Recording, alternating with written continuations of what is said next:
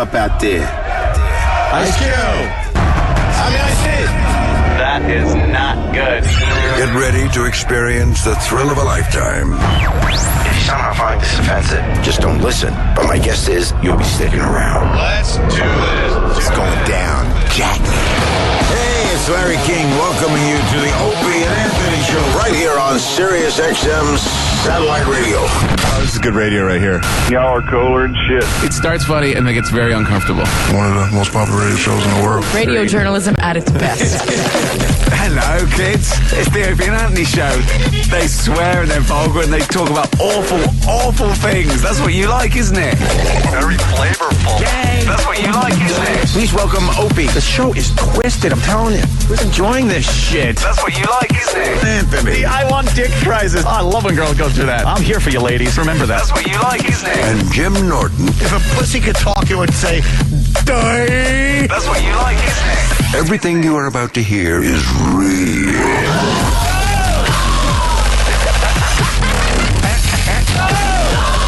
My nipples are kind of hard. Kind of hard. Good morning. Welcome aboard. But enough of this palaver. Let's get the show on the road. Morning. Good morning. Good Morning. yeah, those Mondays. We're rough. We're rough to get up in the morning, you know? Yeah. Get into weekend mode. We all sleep late. I guess. I do. That would be nice. Yeah. Well, hi. Last time we saw you guys, we're all at a wedding. I know, on the heels of the Roberts wedding. Ooh, the Sam Roberts wedding. Where were we? I guess we could say now, huh? Yes. Shithouse, Connecticut. Yes, Middletown, Connecticut. What a weird fucking Main Street they got. Anybody walk around? Oh, no, you guys kind of came in and... That way we just winged in and winged out. I had to be there Friday for a rehearsal dinner. Oh. And so I had some time to kill. Yeah. And that Main Street is a weird place. Yeah, and not It's really. like they're trying to go for a hip vibe, like almost hippie-ish. Oh, please. Like a Good little luck there. little chic-ish. Yeah. And then you got fucking crackheads walking around. Oh, yeah? I missed And those. they're mingling with each other. Really strange. I didn't see much of anything. No, because you guys came in. Yeah, we had a... You're up there for what? Maybe a total of 5 hours? Yeah, probably What around time there. did we get in? We got in at literally not 5, but 4:30. 4:30. Wedding started at 5. Left at 10. 5.5 hours. Or 10:30. Take Yeah, about 10. that's about it. About 10. Yeah. And then... You did it. And then out. And Get out. the fuck out. Back to New York. It was before we, make fun of some elements. I do want to say it was one of the nicer weddings I've been to. Oh, it was. I don't really like going to weddings. I don't know if I've said this on the air because they're all the same fucking wedding. Well, they are. I like those weddings where they just have a little twist, something a little different. Yeah. And they had a reception in a barn, so you didn't feel like you were in a wedding hall. I liked that. It was a barn. I liked it, though. A place called the Barn. Although the AC was out of fucking control. They had apparently one unit upstairs, like up in the second level of the barn. Right. And in the rafters. Yeah, in the rafters. No, this was a real barn. Right. Just blowing as hard as it could. On our table. If you were in the way of that stream, it was getting a little chilly. Well, we were. Our table was. Yeah. And Kenny was raising holy hell trying to get them to turn that AC. It was unit freezing. down. It was fucking freezing. I felt like a little girl. Of course I couldn't handle it. I couldn't handle the fucking AC. The women from the table kept getting up and going to the bathroom because they said it was warmer there because you walked in under the ledge. Yeah. Right. So that you didn't have that fucking thing blowing on you. We were all taking off our fucking suit jackets to warm up the ladies. Suit jackets. To warm up the ladies. And the dais for the bride and groom was right behind us, so they must have been getting hit with the same thing. But they weren't even sitting there, really. No, they were mingling. They were mingling about. The new Roberts couple. Right. Yes, the brand new Mr. and Mrs. Sam Roberts. That's Boy, right. did she settle. Oh, man. Oh, my God. What a fucking talk about out of his league. She was beautiful. Yeah, absolutely beautiful. Really, really fucking unbelievably attractive in her wedding dress. Yes, and she read off her vows up there, and she did an amazing job. Yeah, Sam does it for a living, and she kicked his ass. She blew him away. I can't wait to tell Sam that when he gets back. She kicked his ass. Kicked his ass. He did okay. Yeah, he did okay. But she had a thing. Yeah, she had like it was a ticker tape. Yeah, a little scroll. Ticker tape. That was white, so she was kind of reading off that or referring to that. Yeah. Referencing that, I should say. It wasn't distracting like she's holding a piece of paper. Right, and then it kind of was falling to the floor, but it looked like it was kind of part of her dress. Right, yeah, it was pretty cool. And she made up all those words herself. Words. Stupid getting fucking teary-eyed balled at that thing. I really did. I'll fucking admit it. God, she fucking hit it out of the park with her vows. Well, Kenny's great with the emotion and stuff, because when Jess's best friend got up and she gave a speech, right from the get-go, Kenny goes, "How long is this going to take?" But he said it loud enough where at least 3 tables heard. Oh, I know. Yeah. Yeah, I got a little choked up when Jess. Yeah, because it was nice. Sam said I was like, "You're about to cry." What? He goes, "Yeah," because I didn't know she came out to some song he really liked, some dumb Beach Boys song, but I didn't know the song. This was the song he came. What's the song, Eric? God only knows what I'd do without you. She walked up the aisle to this. Oh, Instead of the famous wedding song we've all heard a million fucking times. Very groovy. And who knew that Sam liked this song? I know this song, of course. But long as there are stars above. Look, I feel like I'm sitting there again. You never need. Know who we need to talk to? Stinky has no emotion. Oh, yeah. Well, the vows are pretty intense. I mean, a lot of people getting teared up and shit. Yeah. Or others just sat there like, whatever, this has nothing to do with me. Yeah. But the one emotion that wasn't around, except for a couple people, was out and out laughter. And one of those people was Stinky in the back row. He was just laughing. He was laughing, that fucking pothead. Yeah, he was probably stoned. He was just cracking up. He couldn't handle it. He couldn't handle that there might be some deep emotion going on for a few minutes. Yeah. That cracked me up, though. Oh, this is the song she walked up to. And then, of course, Mr. Roberts, the senior Mr. Roberts, the father, entertainer himself. The entertainer. He likes being up on the stage. Oh, does he love attention, that guy? Holy shit. Yeah. He has such good hair, I thought he had a wig. I thought it was a rug. Yeah. He has such a thick, good head of hair. He just has those genes. He has way too much hair. Yeah. And he's an older gentleman because he had his kids later in life. He's an older gentleman with all his hair still. Way too much fucking hair. Yeah. But he did the ceremony. Yeah, he did the whole ceremony right there. Apparently anybody can do that as long as there's a justice of the peace at the end of the whole thing to sign off on it. Really? Yeah. Where was that guy? He just had to be sitting somewhere. Was he there? I guess. And then he signed all the paperwork afterwards. What, he just has to be a witness? Yeah, I guess so. And that's how that works. And then Sam's dad has to pull out the fact that 44 years ago, his father married him. Well, it must be nice to be part of a family tradition. Like Are you where part shit of any just family goes tradition? on and on. Yes, drinking. There you go. Yeah, sleep apnea. My father has it, and I have it. He goes, 44 years ago, my father married me and my lovely bride. With that and I'm honored to do the same here today. Doesn't he feel really like he should have left on a hot air balloon after the ceremony? You know what I mean? He's just like an old school coming to town entertainer. Very oldie time. Yeah. Yeah. Sam's dad is very oldie time. Really nice guy, though. He was very good, though. He didn't overtalk. No. Talked very briefly. Did a great ceremony. I thought he did a I great like job. a quick fucking ceremony. Yes. Don't piss me off with a long mask churchy thing. Right. Oh my God! I'll show up for the reception if I know that's happening. And all the assholes on Twitter were really happy that it was raining all day because they knew like they were trying to get married outside.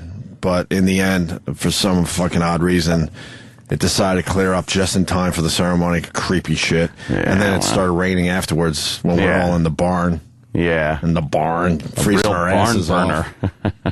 With a DJ that might be a fan of our show. Oh, and yes. I'm sure he's listening right now. Yes. I appreciate that you like the show, but let's relax a little bit. We don't need to hear show references all day long. I went up to the, I was going up to the bathroom, and you got to pass by him when you go to the bathroom. Yeah. And he goes, I just wanted to ask you, have I done anything that is giving you douche chills tonight? And I just looked at him like, this fucking very moment. Yeah. Asking that question. He was very excited because I had to borrow a tie from him.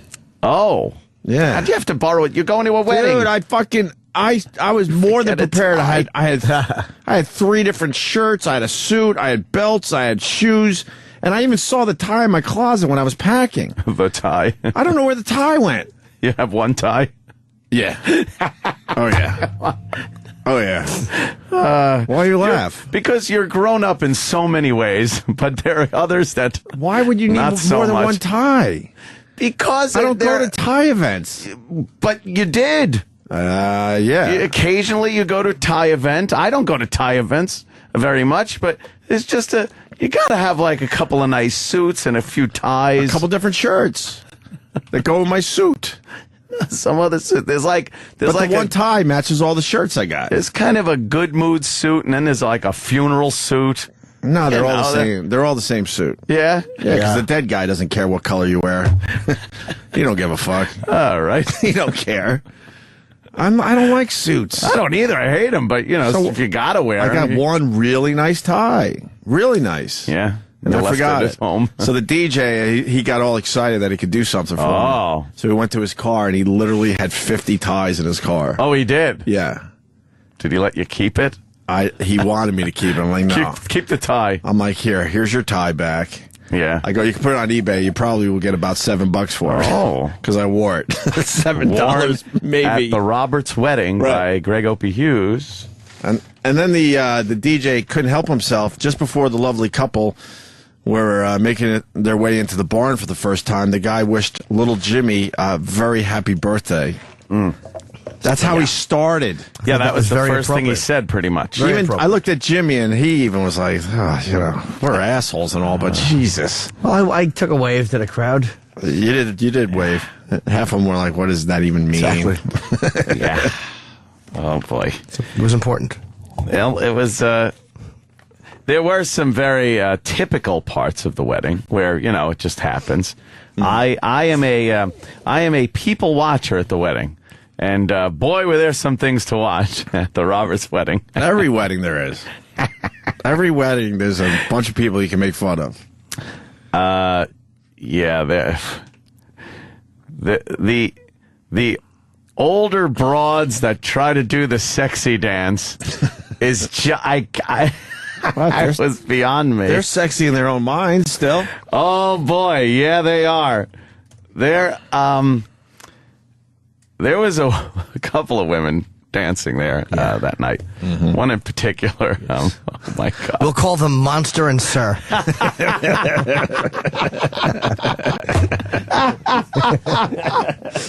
Oh God. This show got too popular. They're all listening right now. I remember the days we could do this break and, no one fucking listened to our show after going to a wedding. They're all listening right now. I just think Danny's got a video rolling of some horrendous dancer at a wedding, girl dancing at a wedding. She'll be going down soon. Oh, she takes a fucking dive? Oh, I'm sure. Assuming. She falls. She's got to fall, yeah. Oh, she's all hammered. Yeah. Oh, there she goes. Right on her ass. She wearing panties? Barely. I don't know what the fuck's going on Barely. there. Yeah, well, this woman was dancing and doing her sexy dance and making sexy faces while she's dancing.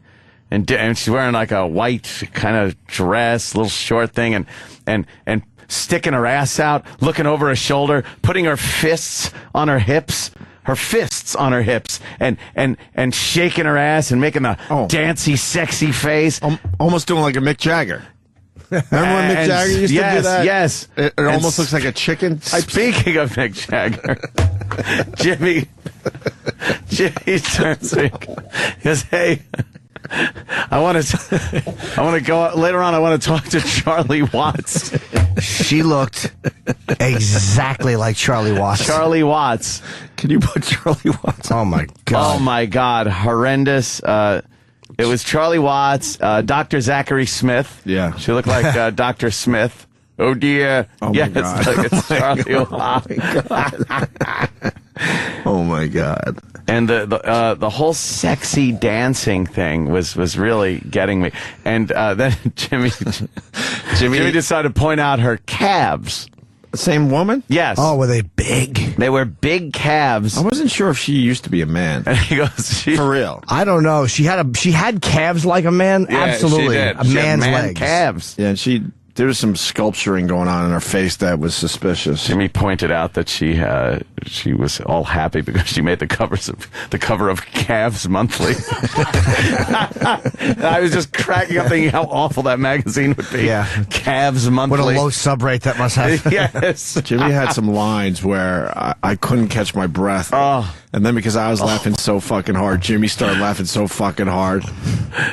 Yeah, she had those Like that. that upside down calf V It thing. looks like a heart, the upside down Yeah. Valentine's Day heart. Yes, Right. yes. That's a lot of working out. It really is, right? I think so. I think that's a lot of running. No, wait. Biking. No, what? Anything with the legs. Running, I think. Running, that biking, is. walking. Biking makes your fucking crazy. thighs Yeah. big. Oh my God! Look at those.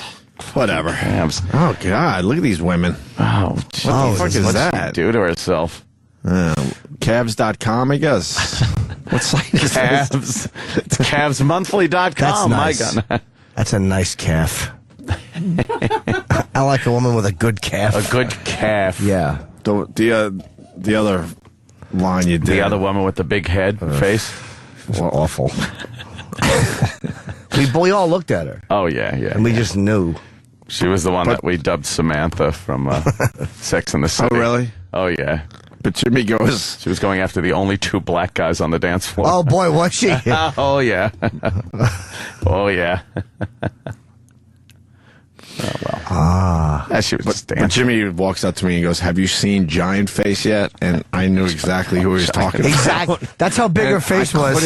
I couldn't catch my breath. I started laughing so fucking hard. When you say who's giant face and everybody knows, oh yeah, that's the one. Exactly who you're you talking mean. about. And then Jimmy was giving me giant face scenarios. They was because she was dancing on the dance floor. Yes. I'm not going to be able to do it justice. It was something about that her face gives a forced perspective, so she had to keep telling her dance partners, like, no, I'm not, you don't have to keep back. I'm not getting closer. It's just the illusion my face gives. Like she would lean in and whisper that because she had that giant head, so it looked like everyone danced with it backed up a little. But she was a classic, that lady. Everyone thought she was getting right in their face, Yeah. but it's like, no, it just looks that way. It's It's like an that illusion. trick in your rearview mirror. That's all it is. Yeah, I'm here. I'm okay. She was a big lady. God, I was dying to tweet and make videos, but we had to show some respect, unfortunately. Yeah, 'Cause I there tweeted was- a couple of things, but little things we were able to do. Eastside Dave, obviously, but oh God, yeah, it was a lot of fun. and though. you guys met Bobby for the first time. Yes, I didn't realize it was the first time I met her, though. Who's a star on this radio show, Sam's mom. I really thought mommy. I had met her before. I would have sworn to you that I had met Sam's mother. I'm like, I knew what she looked like. I'm like, yeah, I've met her before. She's really nice. Yeah. First time I met her was this weekend. Yeah. But what a nice woman though. She comes up. Oh, thank you. Oh, thank you so much for coming. It's like, well, what? Fucking wing in, I wing out. Right. Yeah. What else? Skin off my ass. Oh God, it was fun. Though. It was a good time. It was a good Definitely. wedding. It was all right. Yeah, that fucking bartender pissed me off. Why? I go up there and I ask for a couple of drinks, and you're only allowed 2 drinks, which is fine, But then at the last minute, Jimmy kind of leans over and he's like, "Anthony, could you get me a Diet Coke?" And I didn't realize there was a line and he was in the front line. I already had 2 drinks, and it was a long line at that point. So I was like, "Oh, can I get a Diet Coke also?" And he's looking over my head, not even acknowledging me, going, "Yeah, you come here, come up here." Like don't even bother talking to me. I was like, "Hello, Diet Coke." It's not like I'm getting 3 drinks. Jimmy's right there and stuff. So the other guy got it, though. Yeah, the other guy. Really?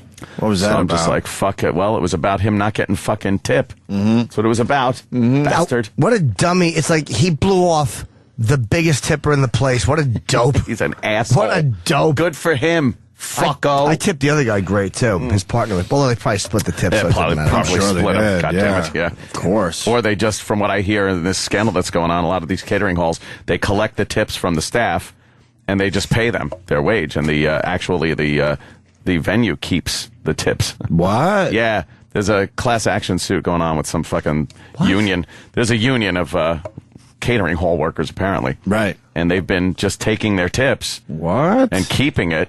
And then they just pay the fucking staff what they pay them. How do they do that? God. I know, it's amazing, right? I don't know. I would assume that's not happening at all. Wedding halls. Not at all of them. But there's a few that are doing that, huh? Shysters out there. Wow. Shysters. How do you allow that? Like, why wouldn't you just keep reaching in and grabbing your tips? And why would you? I know, right? Yeah. They'd probably fire you. Catering hall tips are a little different. It's not like people leave money on the tables. I think it might be something that's like built into a bill. Included in the bill. You know what right? I mean? And then and then the workers never see that. Right. I think that's probably more of the scam. Oh, okay. Yeah, it's like I'm just talking that makes sense. But they're not just grabbing their jars off the thing. makes sense. Well, that's the thing. I mean, I've never been to a wedding where I left a 20 on the table. You know? Right. Yeah. Hey, good service. That was great. Okay. I've done that. Or I find a guy. I find the one guy that was good to us. Find a guy. I didn't this weekend because there was no real guy. No, there wasn't. Right? I like when there's a guy you could just, hey, get me drinks. Yeah. I had to keep getting up and getting drinks. But, Food was awesome. Yeah, really good. Usually wedding food sucks. Wedding food. It was awesome. Yeah. Did you have the salmon? I did, and I hadn't eaten all day. That corn relish thing? Yeah, the corn was very. Oh, the corn relish was talking great. about corn relish. But it was good. Holy fuck, that was a nice combination. Sam's mother's cookie was fucking phenomenal. She didn't fucking cook them. She said I heard you bake that. I thought she did. There's controversy. She goes, everyone's asking me, but I didn't. Last thing I want to do is cook 200, cookies the night before the wedding. Because in her mind, she has to do it right before the wedding so they stay fresh. Because I felt the cookie was a little lackluster. I was just being polite. I didn't think the cookie was that great. Yeah. She would have done a much better job. It's going to drive her nuts that she didn't cook that now. Yeah. Roland, you have a good time at the wedding? Yeah. What was your highlight, sir? The cake was delicious. The cake was delicious? Yeah. Drank, ate. I just woke up. It sounds it. I'm tired. What's with the... Would you do something last night? What happened? No, I went home and passed out. He was hanging out at the party table. I don't know what the fuck was going on at that table, but... You drank a lot. It seemed to be other things going on at that table. I know what you're talking about, sir. Troy seemed to be trying to get everybody high. Troy was working the table. Yeah, he's trying to get me high at 12:30, 1 o'clock in the morning at the hotel bar. I'm like, wow. I do want to maybe, toke a little bit here and there eventually, but I'm not going to start with Troy Kwan and his misfits at 1 in the morning and at the misfits. hotel bar. I picture a different scenario, to be honest with you. Yeah. If I go down that road again. He was, Jesus. He was, somebody said he was dressed like Ace Ventura. He had a very colorful jacket on. Did anyone get a picture of his sneakers and you got a picture of his outfit? You should tweet that. Oh, yeah. He has it up on his Instagram. Oh, he's got it up on Instagram. Okay. He does? Where's, what is he on Instagram? I don't know. Troy Kwan on Instagram. Troy Kwan. Good luck trying to spell that. Yeah, but something was going on. You guys had a good party going on at that table. Yeah, lasted till like 3, 4. Huh? Lasted till like 3 a.m., 4 a.m. Really? Where'd you go after the wedding? There was nowhere to really go. The lobby. Because the bar closed, right? The hotel bar closed at 2. Mm-hmm. Yeah, we bolted out about an hour, I guess, before everything just pretty much wrapped up. We made it for the cake. Yeah, you definitely fucking for did the cake. It wasn't just a come in and come out really quickly. But we had a good time. Mm-hmm. Ace Ventura, there he is. What color is that? I don't even know. Salmon.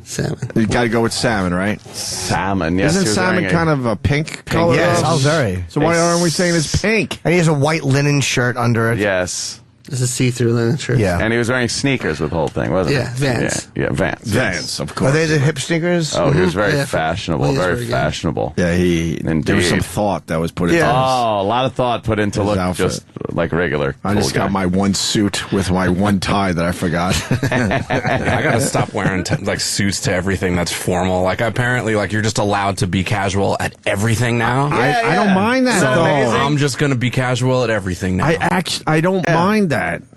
You know, I would never wear a salmon jacket, but a casual jacket I'm with done no wearing tie. suits to weddings. Yes, You are just allowed to just wear whatever the fuck you want. I think that's it. Amazing. I think I'm done too. I think you're right, Yeah? Danny. Fucking Yeah, had it. fuck that. I'm throwing my one tie away. Your one tie. And really, how long is it on at the wedding? Like you put it on just for the second, like the second you get your first drink, it's off. And So I can't why wait are to we still wearing these And I things? can't wait to take the suit jacket off usually too. Yeah. Unless you're freezing. Well, I was freezing, so I didn't take my suit Yeah. jacket off the entire night. Well, no, I had to cover up some ladies, but besides that, it was cold in there, right, Roland? No, I was fine. Oh, Roland's Oh, that's fine. right. I forgot. Roland wanted to wear shorts. to Yeah, the he was wedding. comfortable. Yeah, yeah. But Roland was almost dressed. I know. It was strange Weird. to see you almost dressed. It's Almost. strange to wear that. He came close. Almost dressed. There was actually a collared shirt, which was really creepy to see. Yeah, yeah. On Roland. Yeah, it was weird. It was weird. Any other highlights, Roland? That's it. Well, we went to Pepe's Pizza afterwards. Oh. In New Haven? Yeah, How was it? phenomenal. How many you have? How far were we from New Haven? Pretty close. Really? I had no idea where we were. How'd you get there? Are you Are you just lying? No, he we said the drove. night before that he was going to We Pepe's drove. Pizza. Yeah, we went from after the wedding. The next day, we went to Pepe's on the way home. He Oh, said the he was next looking forward to day. it, yeah. I thought you meant after the wedding. I'm Oh, like, no. that's- The next day. I think that's impossible. There were huge buses getting people back and forth. The morning mashup was there and getting a little buzzed. Oh, boy. Wow, Nicole could give you a run for your money. You do know that, right? Nicole can drink. You know she could give you a run for your money. Oh, yeah. She's yeah. out of her fucking mind. Yeah. Oh, yes, Mr. Ira. Oh, well. I forgot E-Rock was at the wedding. Yeah, yeah. What was your highlight, E-Rock? Any thoughts on the wedding? I had two. One was during the ceremony when they're saying "I do." A bird shit on East Side Dave. Oh, yeah. And he just goes, "Oh!" Oh, right. Was it a nice shit? Oh, it was all over his shoes. That's awesome. And he was trying to clean it. He didn't have a napkin, so he's trying to scrape it off with the wedding program, and his wife's yelling him not to do that. He was trying to be on his best behavior. Yeah, yeah. As best as he could be. He did all right. That was true. All he really did was fling himself onto the dance floor at one point. Mm-hmm. Literally throwing himself onto the floor. Yeah. And screaming like, ow, ow. Yeah, I don't really know what that means. I don't either, but that's what he does. I don't really understand it. It's his gimmick. It's his thing. He falls down and yells how much it hurt him. Then he would get up and kind of walk off like James Brown, and like Sam's kind of consoling him, and then Yeah. he'd push Sam away and run and jump and fall back down on the dance floor. And throw himself back on the floor again. It's the weirdest thing to watch. I think I get like 20 seconds of it. Maybe I'll post it. Yeah. It's just really, I don't know what to do with He's it. a It's so weirdo. strange. He's a great guy, though, man. Oh, I love him. I fucking love East Side Dave. Fun. I think he's really talented, and this company really fucked him over. Although he's kind of doing a little, a couple hours on the weekend, right? On Saturdays, yeah. When is the show? 7 p.m. on Saturdays. Davy Mac Sports Program. Oh. He should be full-time, though. There's a nice plug. Another good portion of the wedding was during one of the speeches where there was an emotional pause, and Kenny just goes, "He lost his place." Yeah, right. And once again, Everyone heard it. Easily heard that. his place. Yeah. Yeah. Kenny's hard to figure out. Did he have a good he's time? not. He's Aspergery and an ass. That's Kenny summed up. Does he have a good time? Yeah. It was very nice. He acknowledges what a good time looks like and knows how to say that's what it was. It was a fun time. His text to me was like, it was good hanging with you. You are good people.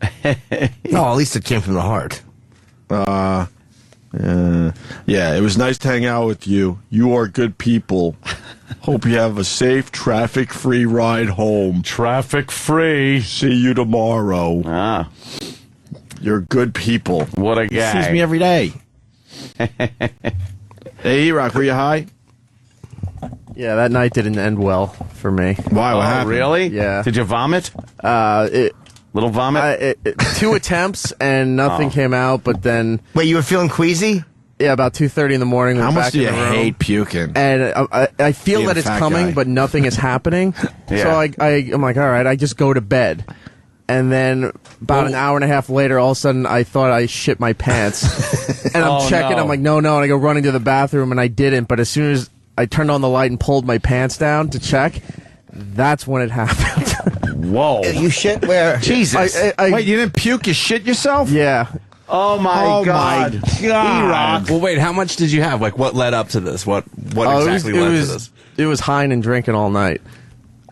And then You just openly admitted you got high? The You buffet at 2 a.m. didn't help either. The buffet. At what? There was the after party. I they heard had there was a breakfast buffet. Yeah, it was a They breakfast give them the buffet eggs. Where was it? Eggs, at the tavern that was in the hotel. bacon. Maple sausage. Ooh. Maple sausage. How was bacon. it? Oh, it was great. Ross. It hit the spot. Oh, it went right through me. So how bad did you shit yourself? As soon as I got into the bathroom, I turned the light on. I pulled my shorts down to see, and I bend down to look, and that's when it happened. So I got most of it right into the toilet, but Oh, God. Damn.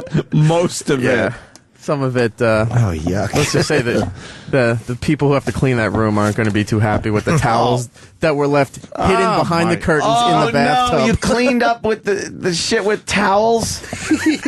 I didn't know what else to do. You just my left the towels God. there? See, Oh, Yeah, my you got to throw the towels away by the absolutely. Yeah. Danny's talking like a pro. I know how to clean up fucking shit towels in a hotel room, mister. Well, I know for next time now. That so. dumb little garbage pail in between the elevator doors, the 2 elevator doors. Shove it in there. Shove it in the big, the tall ashtray, what I standing mean. ashtray thing. Yeah. The small one. Yeah. Oh, God. Oh, fuck. That's your highlights from the wedding? You shitting yourself? No, that. Oh, and Eastside Dave getting shit on. Dave. Oh, with the sparklers too. There were sparklers Yeah. for photo Oh, we ops. missed the sparklers. Yeah. And Dave shot a nice little video with sparklers. That's all right. I posted that. Is it on the Facebook page? It's on the Facebook page. Yeah. All in all, a very nice affair. I thought very nice, very unique to be in the barn, and the food was fucking great. I was starving because I had woken up late, and Aunt said, "Why don't you come up? Because I got to stop in the city." Yeah, all right.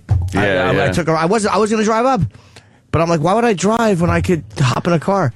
Take the old limo up. And I'm glad I did that because I was tired, not feeling like driving after. Yeah. I didn't eat. I didn't have time to eat. That sounds like a good time, man. Oh, it was fucking nothing better than not having to drive back from a wedding. Because I know I'm going to be tipping a few back. And, you just want to fucking be You driving. didn't seem like you were tipping too many, though. No, I was actually in pretty good shape. I don't know. It was just such a pain in the ass to get a drink. Oh, really? I had to keep getting up and going to the bar. It was in another room. Yeah. So I just was like, And then, they give you the little fucking shot glass of drink instead of a nice big fucking burly glass. Instead of a man's drink. Yeah, it was all right. Yeah. And I got, when we got home later on, Jimmy actually came by the house and, I was like, I'm going to make a drink. And then I was like, I can't even drink. Just didn't feel like it. Didn't have it in me Saturday night for some reason. That's a late night. Yeah. You went back out to Aunt's after getting home from the wedding? Not that I got home by get back to the city by 12, late or not even at 12. Oh, all right. Yeah, it on was a pretty Saturday, early. It's like it was. But those I don't are like your going, hours. I don't like going to bed early on a weekend. Like I like feel like you're missing something. Yeah, I like being up nice and late and going to bed late on a late Saturday night. And it's something that's for me. It's a healthy thing to do. It's like you go going out, hang with a friend, nothing deviant, nothing terrible, Because I tend to left to my own devices on a Saturday night. Well, I start shoving doing those hot dogs up your ass was not. Yeah, but at least I didn't eat them. Shoving them in my ass was one thing. Eating them is unhealthy. I was hungry. Yeah, but believe me, if I was riding around by myself, I'd be shoving other hot dogs up my ass. So it was bad. I don't have any ketchup, Daddy. Daddy. So it was fun. Yeah. Congratulations. By the way, do you know Sam and Jess? They had chicken fingers at the fucking for Sam. No, and also at the little reception, the cocktail hour. Oh, right. There was chicken fingers, and little there was fries, little fries. Fucking but that's way cheese better and some crackers. dumb mushroom thing. Would you like a dumb mushroom thing? It was great. They don't even know what it is at some of these weddings. Oh yeah. But they had a tiny little thing where it was like 4 or 5 French fries in a little like Dixie cup type, little paper cone thingy. I thought that was great. Yes, I was all in as far as that goes. 3 French fries. Well, you had to go back a few different times. 3 French fries. During the cocktail hour, Kenny kept every now and then a different waiter or waitress would come by, and Kenny would interrogate as to why they were carrying that particular dish or what they were doing here. Kenny. He's like, "What are you doing with that?" He's like, "Do you want one?" And he had to make them explain what was in each item, and then he would say no. Of course. That's the lovely and talented Kenny. Yes. He's unique. Yeah. All right. We should break, man. We got other things to talk about. We got a busy show today. Very busy. Oh, many guests. We have a Paul Williams controversy. I at least want to talk about it. It's all good. Paul's coming in, and we're going to treat him like a rock star. But he never forgot something that was done on this show many years ago. That I forgot. I didn't even know happened, honestly. I was just hoping it wasn't going to come up.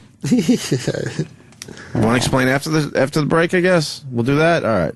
Paul Williams is coming in. Do most people know who Paul Williams is? I think so. He's a fucking legend, man. Yeah, his documentary was called Still Alive. Yeah. And it's what he's promoting. And everyone knows him from the late night talk. He was the short guy with like long blonde hair. He almost looked like a taller version of Cousin Oliver from the Brady Bunch, and he had glasses. Yeah.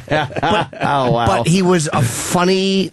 Like, he did 50 Tonight shows with Carson. Yeah. He did 50 Carsons. Wow. He was that guy. And he was in Smokey and the Bandit.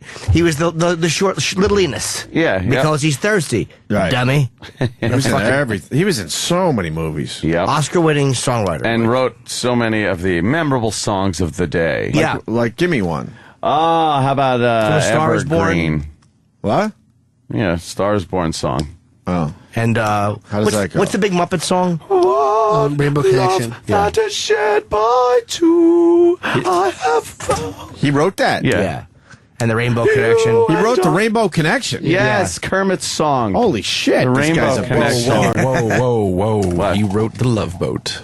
Oh, Did he really? Love boat. soon you'll be making. And he wrote just an old-fashioned love song. Oh, yeah. Playing on the radio. But he would walk out in his little suit.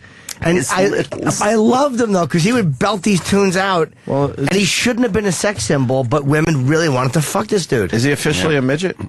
I don't know. No. I don't know. 5'2", maybe. He might be even shorter. Well, how tall is he? Can you say? But he was an unlikely sex symbol. There's a few clips in that documentary where he's playing a kid, and it said he's 24 years old or something, and he looked like a child. Really? Yeah. Can I see that picture, Danny? Because he actually looks younger now, or as young. That's him, like now. Right. And he's 71. No, he was on a Yo Gabba Gabba recently. Oh, was he? That's how I know him. Remember The Odd Now Couple? that I watch children's programs. We'll cover this later, too, but The Odd Couple. 5'2", you're right. Oh, yeah, The Odd Couple. When Felix's daughter loved him. Yeah. Paul Williams. Felix's daughter was following Paul Williams around, and I believe he was going to be playing in Albany. Well, we should tell the people what happened then. Who got the email over the weekend? I didn't even know until Jimmy brought it up at the wedding. I'm like, no, he remembers. I got a phone call. You got a phone call, and what did they say? There's a little problem. He remembers, I think 10 or 11 years ago, not naming names, somebody hung up on him. It said something rude. Who do you think? It said something rude. Who do you think? I said, what have you done in 10 years or something like that? Or lately? Yeah, he said nothing, and then it's irrelevant, and he hung up on him. Oh, boy. Yeah, that was the quote. Yeah. You got it close, yes. So we never officially did the interview? No. Oh, boy. So Roland emailed me and said, Paul Williams problem. Like, he goes, you don't have to email. If you email the publicist and kind of talk to him. So he gave me the publicist's email. So I emailed him. I told him truthfully, I don't remember the incident. I'm like, I may not have been in that day, But I'm like, I can't explain why. Sometimes we just do dumb stuff on the radio show. It's like it doesn't mean anything. Right. But we're looking forward to meeting Paul. We're not having him in to be ironic. I just told the truth. We saw the documentary. It was great, and it's real. We really want to talk to Paul Williams. And he emailed me back. Very nice. Very nice. Okay, cool. And then I checked my other email a day later, and Paul had emailed me. Really? And yeah, very friendly. Nice. He went, hey man, that was nice. Thanks for addressing my concern. And he wasn't being a baby about it. He was just a concern. He was very, very nice. He really is a guy that knows where he is now, accepts everything. He's very happy with where he is. From what I saw with in the documentary, you know. So you get kind of an impression of him from the old days, but it's not really who he is. Yeah, it was a very, very interesting documentary just about what his life is now. Because he was he was on, if you said Paul Williams now, some people go, who? Like, you know, a lot of younger people don't know him, but, you know. He was a TV and movie icon. Everywhere. He never turned down a gig. Jesus. Oh, yeah, he was in there. They showed all these old clips. They got archive footage from everything in this. Yeah. And they showed clips of fucking a really awful scene with Angie Dickinson shooting him in Policewoman. Yeah. He played a bad guy in Policewoman. Really? And she goes, you're under arrest for murder. And he's looking like shocked. And then he pushes her against the wall, pulls a gun out. It's like Paul Williams playing the heavy. Yeah. It didn't quite pan out. I'm trying to. I want to know the circumstances of us hanging up on him back in the day. It was probably just a dumb moment. What he was promoting and all that. I don't know. Yeah, we don't know. Our listeners do. There are listeners that know way more about this show than we do.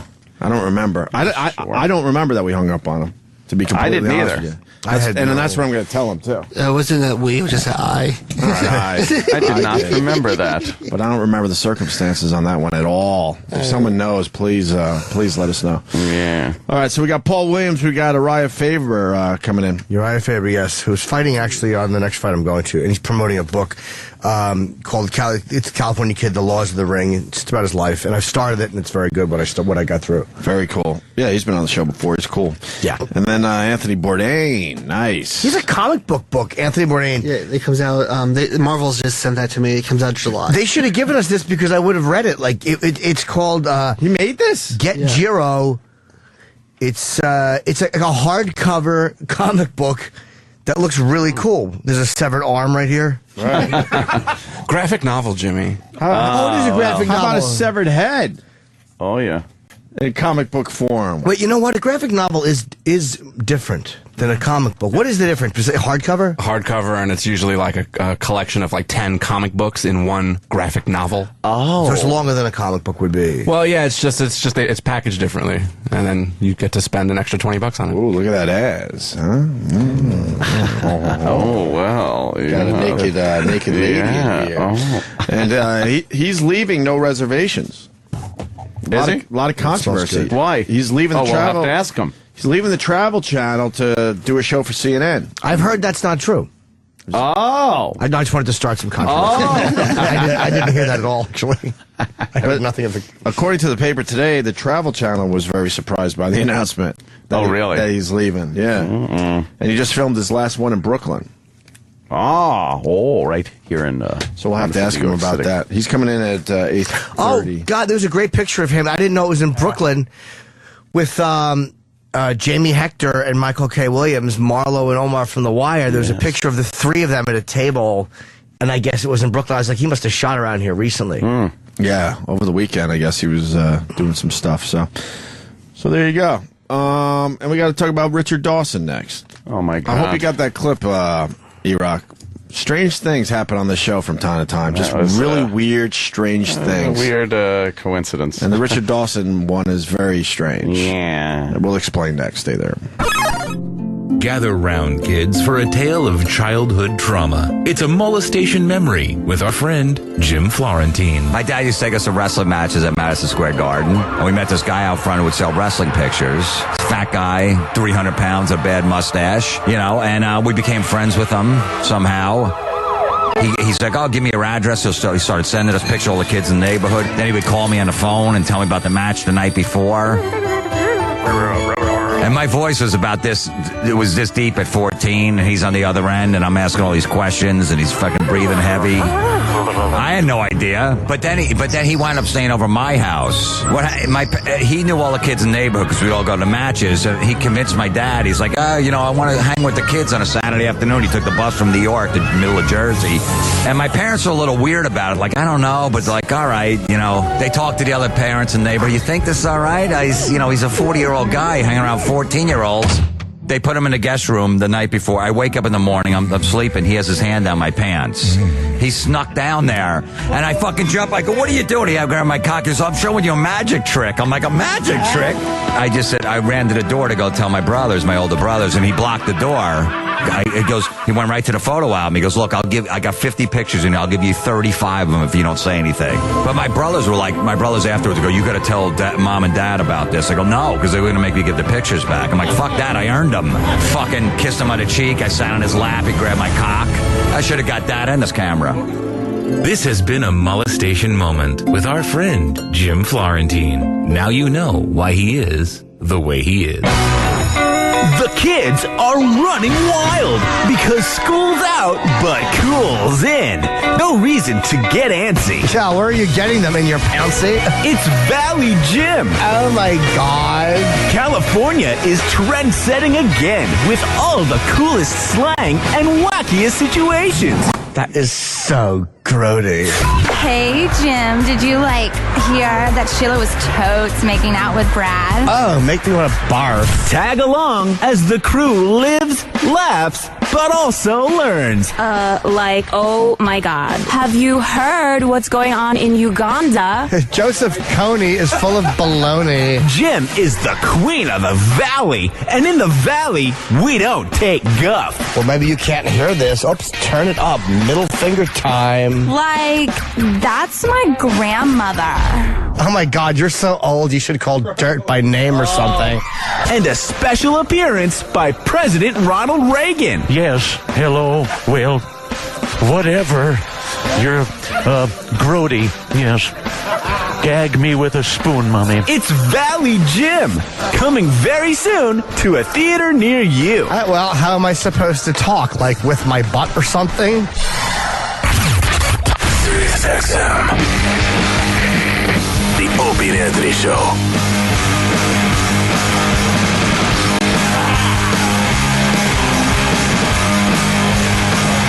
We're back. Anyone else see Russell Brand on the MTV Movie Awards? Holy fuck, this guy sucks. It was terrible. From what I saw, I watched Game of Thrones, of course. Yeah. Right. But, right. Nice. Nice. Did you get shocked? No. Oh, your earpiece thing fell off. I'm trying to do this one-handed so I can finish my breakfast, and my fucking thing fell off. I hate that the little pad things fall off of the headphones so easily. What are they, Sony headphones? Yeah, these are good headphones, usually. No, that's like their one fucking downfall. Does it fall off? Yeah. Russell Brand, I don't know, man. Yeah, he was really fucking annoying, and the whole not show that sucks. funny. And not in that it's cool to say that MTV Awards show sucks. Yeah, it just really sucks. It was terrible. It might have passed us by. I think it's made for 15-year-old girls. Is it because they were dragging people out, and talking about things that I don't know. I didn't get it. I think they've lost touch with everything, though. I don't know. It's just fucking. It was odd. Russell Brand thinks he's really fucking cool. He's in that Jack Black category of annoyance. Who's in that fucking category? Jack Black and Russell Brand. It's cool to just come out and look unshowered and fucking riff. Right. Just riffing. But he is showered. Yeah, of course. Everything on that guy's body was thought about. Very calculated. It was pretty much just a commercial for movies. Right. And a star fucking event where celebrities came out, plugged their latest blockbuster, and didn't want to be there and left. Christian Bale comes out for the new Batman movie, which I don't think is going to need any real publicity on MTV. And he just, you could tell he doesn't want to be there. The MTV Movie Awards. Or is that the thing? To look like you don't want to be there? Maybe that's it. Because some of the people were doing that, too. So you don't know what's real and what's Not. I was just like, this is fucking awful. That new Spider-Man movie, though. Oh, I didn't see that part. You didn't see the trailer? No, I didn't see that. Does it look good? I think it looks good. Going a little darker with the whole thing. Yeah? Yeah, I think so. I didn't... a reboot of a movie that isn't that old. That they rebooted. Yeah. A 10-year reboot? Yeah, 10 years. Is it 10 years? We're doing a 10-year reboot. I mean, I think, I'm probably wrong, but I think Spider-Man was 2001? Yeah, somewhere in there, right? Wow. Yeah, it looks good, though, man. I'm looking forward to seeing that. You want to at least try to listen to 1 minute of Russell Brand from last night? We don't have to. Oh, Spider-Man. You want to go for a minute? Sure. All right, see if you can last a minute. Welcome to the MTV Movie Awards 2012.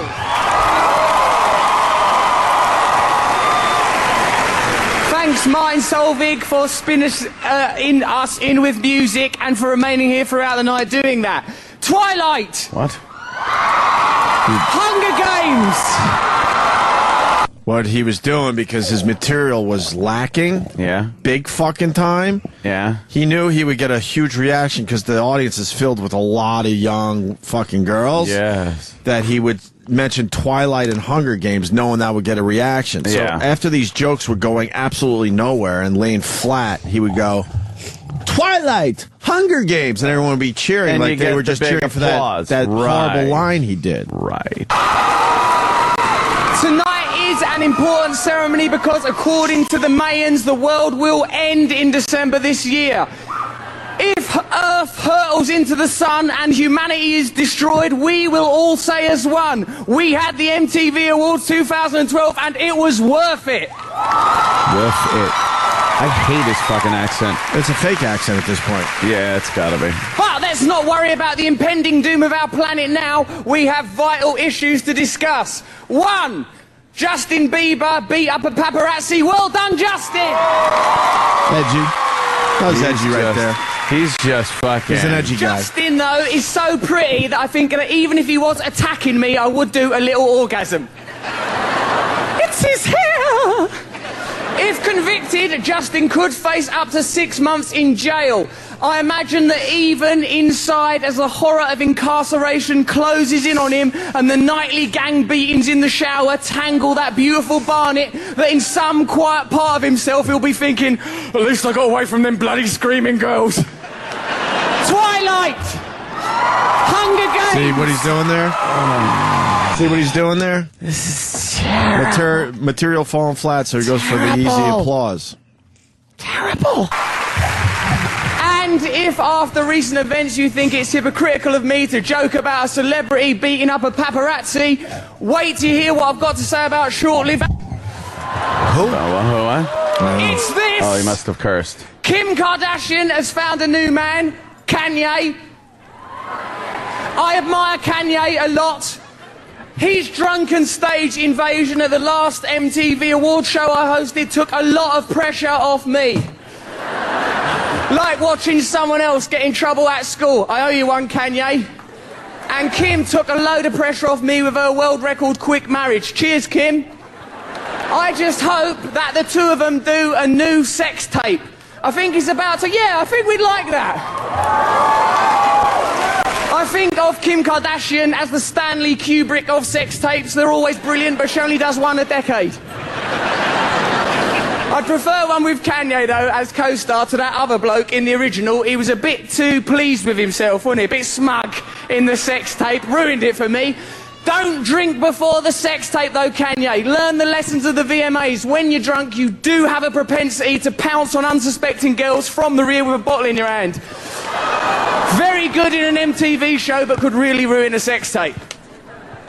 Now, since we ain't got Kanye here tonight, I need someone in this audience more unstable. Are you done? Wow. More unstable. I want to hear one more joke. I'm going. And reckless than me to do something crazy if I say something stupid and start jeopardising my green card. That someone is obviously Charlie Sheen, everyone. Charlie! Really? Oh, yeah. Charlie, you do look well and relatively sober. So what I've done is I've taped a bottle of Hennessy and a gram of Coke under your chair. In case I start going crazy, just neck it, do a couple of lines. Release the Tiger Blood hero. Twilight, Hunger Games. Chip liked it. That was good. I would have said that too. This guy's good. That was good, right? It's just some of that. We don't have to do the rest we're of that. so outrageous. He's so crazy. Look at him going. He's. I don't know. I'm not feeling it. Wow. Then yeah, every segment it was another promotion for a movie, which whatever. But don't try to present it under the guise of an award show. Right. That was just terrible. And what was some of the awards? They're trying to be cool and fucking edgy with the best awards. Best dirtbag. That was pretty much the only one I saw. I saw the Russell Brand opening, then I saw Dirtbag. I don't know. Best dirtbag. Best Dirtbag was given to Jennifer Aniston.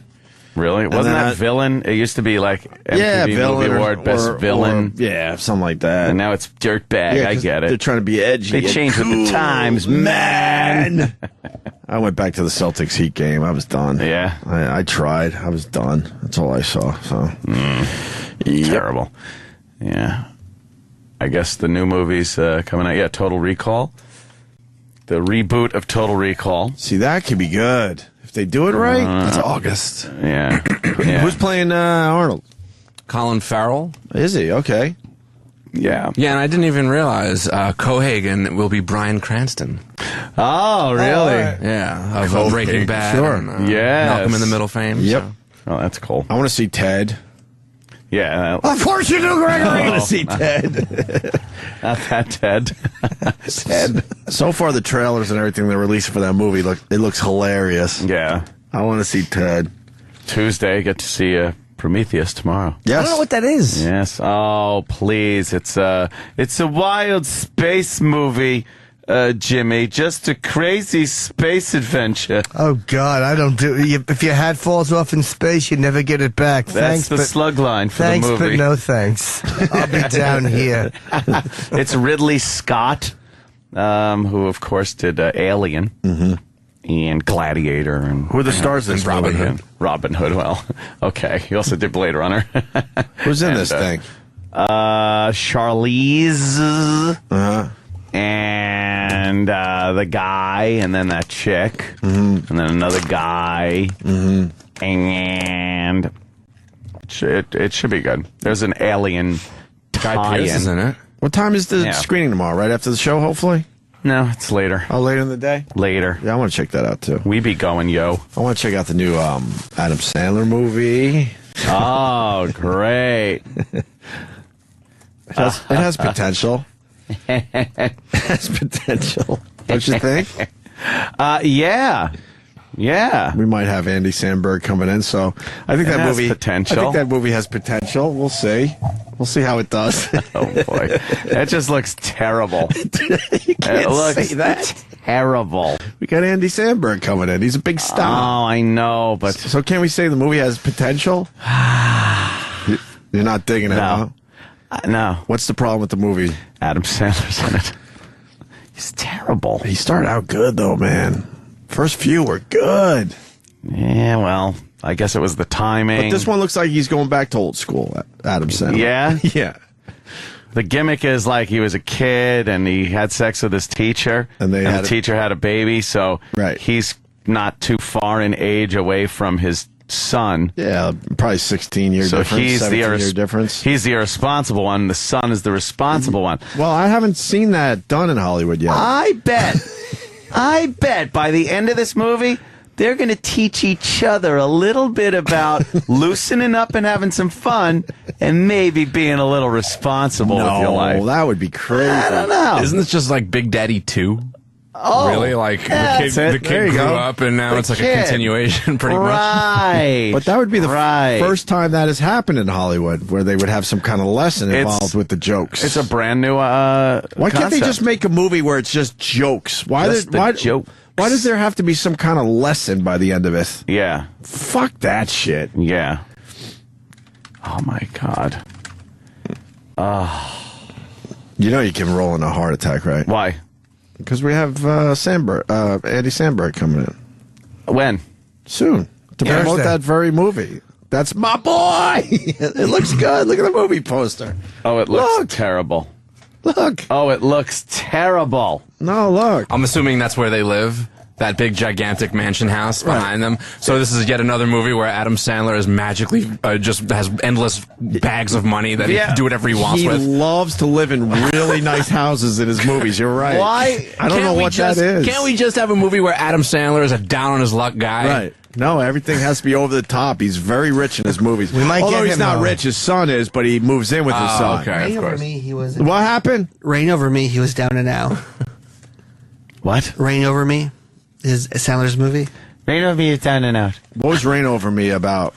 Because no one saw it. I mean, literally Was it no about one saw it. Some rich, semi-retarded guy running around getting into antics. No, his family died in 9/11, and then he was struggling with it. Don Cheadle was in there. Yeah. Oh, yeah. Sounds hilarious. That was a drama. But no one saw it. Oh, literal Roland. No one saw it, though, Roland. But we here see Ted. Roland's a huge Adam Sandler movie fan. Yes. You love I don't know Adam why. Sandler movies. He's I funny. don't know why. That's Super my nice. boy. When we got Andy Samberg coming in? Friday. All right. So And next week we can see Ted. so make sure. I'm right here, Roland. Oh. Wait, we get to see Ted next Yes, week? you do, Gregory. Nice. Oh, Well, here's that's the deal, Roland. This is what we need from you. Yes. Make sure we don't have a chance of seeing That's My Boy before Andy Samberg comes in. Oh, that's a good idea. I took care of Do that. not give us screener copies. Don't offer us anything. There's beer cans on the floor. I didn't see Oh, that. see? Oh, they're on the grass. crazy. Crazy. In It's like front a of the trail. nice house. It's like a trail coming out of his house. Are you trying to say that Adam Sandler's turning this into kind of a frat house? Well, that's the big house. I think Andy plays his son, and the big house is probably Andy's through his diligence it and is. hard work. Yes. And Adam probably moves in. Oh, He's the crazy dad. So That's it's like it. National Lampoon. I love how Vacation. in the poster he's wearing work boots with a leisure suit, but the pants have to be short. Crazy. That's crazy. That's crazy. That says crazy right And there. beer cans. He's holding a beer can. Of course, no name, but he's still holding a beer can like it's Laverne and Shirley. There's no name on the fucking beer cans. No, I don't think so. Is there? No, They're just I blue. think it's trying to be like Miller Lite. I think. Yeah. I know my light beer cans. Yeah, with a touch of maybe Bud. That's all you need is for him to show up and wreck everything. You think he's gonna wreck a few Oh, things? God. Things are Oh, going look. good till Dad shows up. Like he's spilling the beer on his tux. shit, he is. God. Oh boy, can we see the trailer? We should really look at the trailer. Roland, you're gonna have a fucking Roland's heart shaking attack. his head. No. Roland just opened his eyes wide. He's like, no. Andy Samberg is No. a very funny guy. I like Andy. Yeah, we like Andy. But Adam is a Just good make dude. sure we He don't, Right. make sure we don't came see in, this but- movie before Yeah. Friday. Fuck Adam Sandler. Yeah. Let's at least have some laughs here. Jesus, enough of this guy. Let's have some laughs. Oh no, I got to put my birthday. Oh, Dan, happy birthday. You have to put your birthday in for well, what there's reason? graphic content. Yeah, make sure. Oh, my God. Wait a minute. Oh, man. It's they're all wait. I didn't even hit play yet. I know. It's a Candlestick bowling alley. That's Candlestick Candlestick bowling. Bowling. That's what they do up there in the Massachusetts area. But why are they laying there like Did they're you guys bowling have balls? Richard Dawson audio? Or? What? Is it Richard Dawson audio? Wait, why are they all laying there like they got bowled down there? Oh boy, They Dad. must have run down the lanes and smashed their bodies into the candlepin pins. You're not supposed to do that. No, you're not. Someone say we Crazy. got to play Adam Sandler from the VMAs or the movie awards last night. Yeah, Al? was he in there? I don't know. Maybe we could take a listen and see what that was missed about. that. Maybe we need to play that today too. You want to play the trailer, All right, Jimmy? let's hear it. Sure. Roland, you want to leave? Johnny Berger. You were like a god to me and my friends growing up. You fucked your teacher in the 7th grade. You are a hero. Dirty boy. How are you so naughty? I'm just a regular guy who did a wicked fucking awesome thing. Were you thinking that when you were doing whippets with strippers in our kitchen, or when you passed out going down on my pediatrician in my bed? Oh, man. We were friends until you banged my mother. Were you on crack? You suck. You are an imbecilic, immature, obnoxious, uneducated, ignorant asshole who I would like to fuck hard and long! So I'm gonna go put a dent in that. Did you pause that?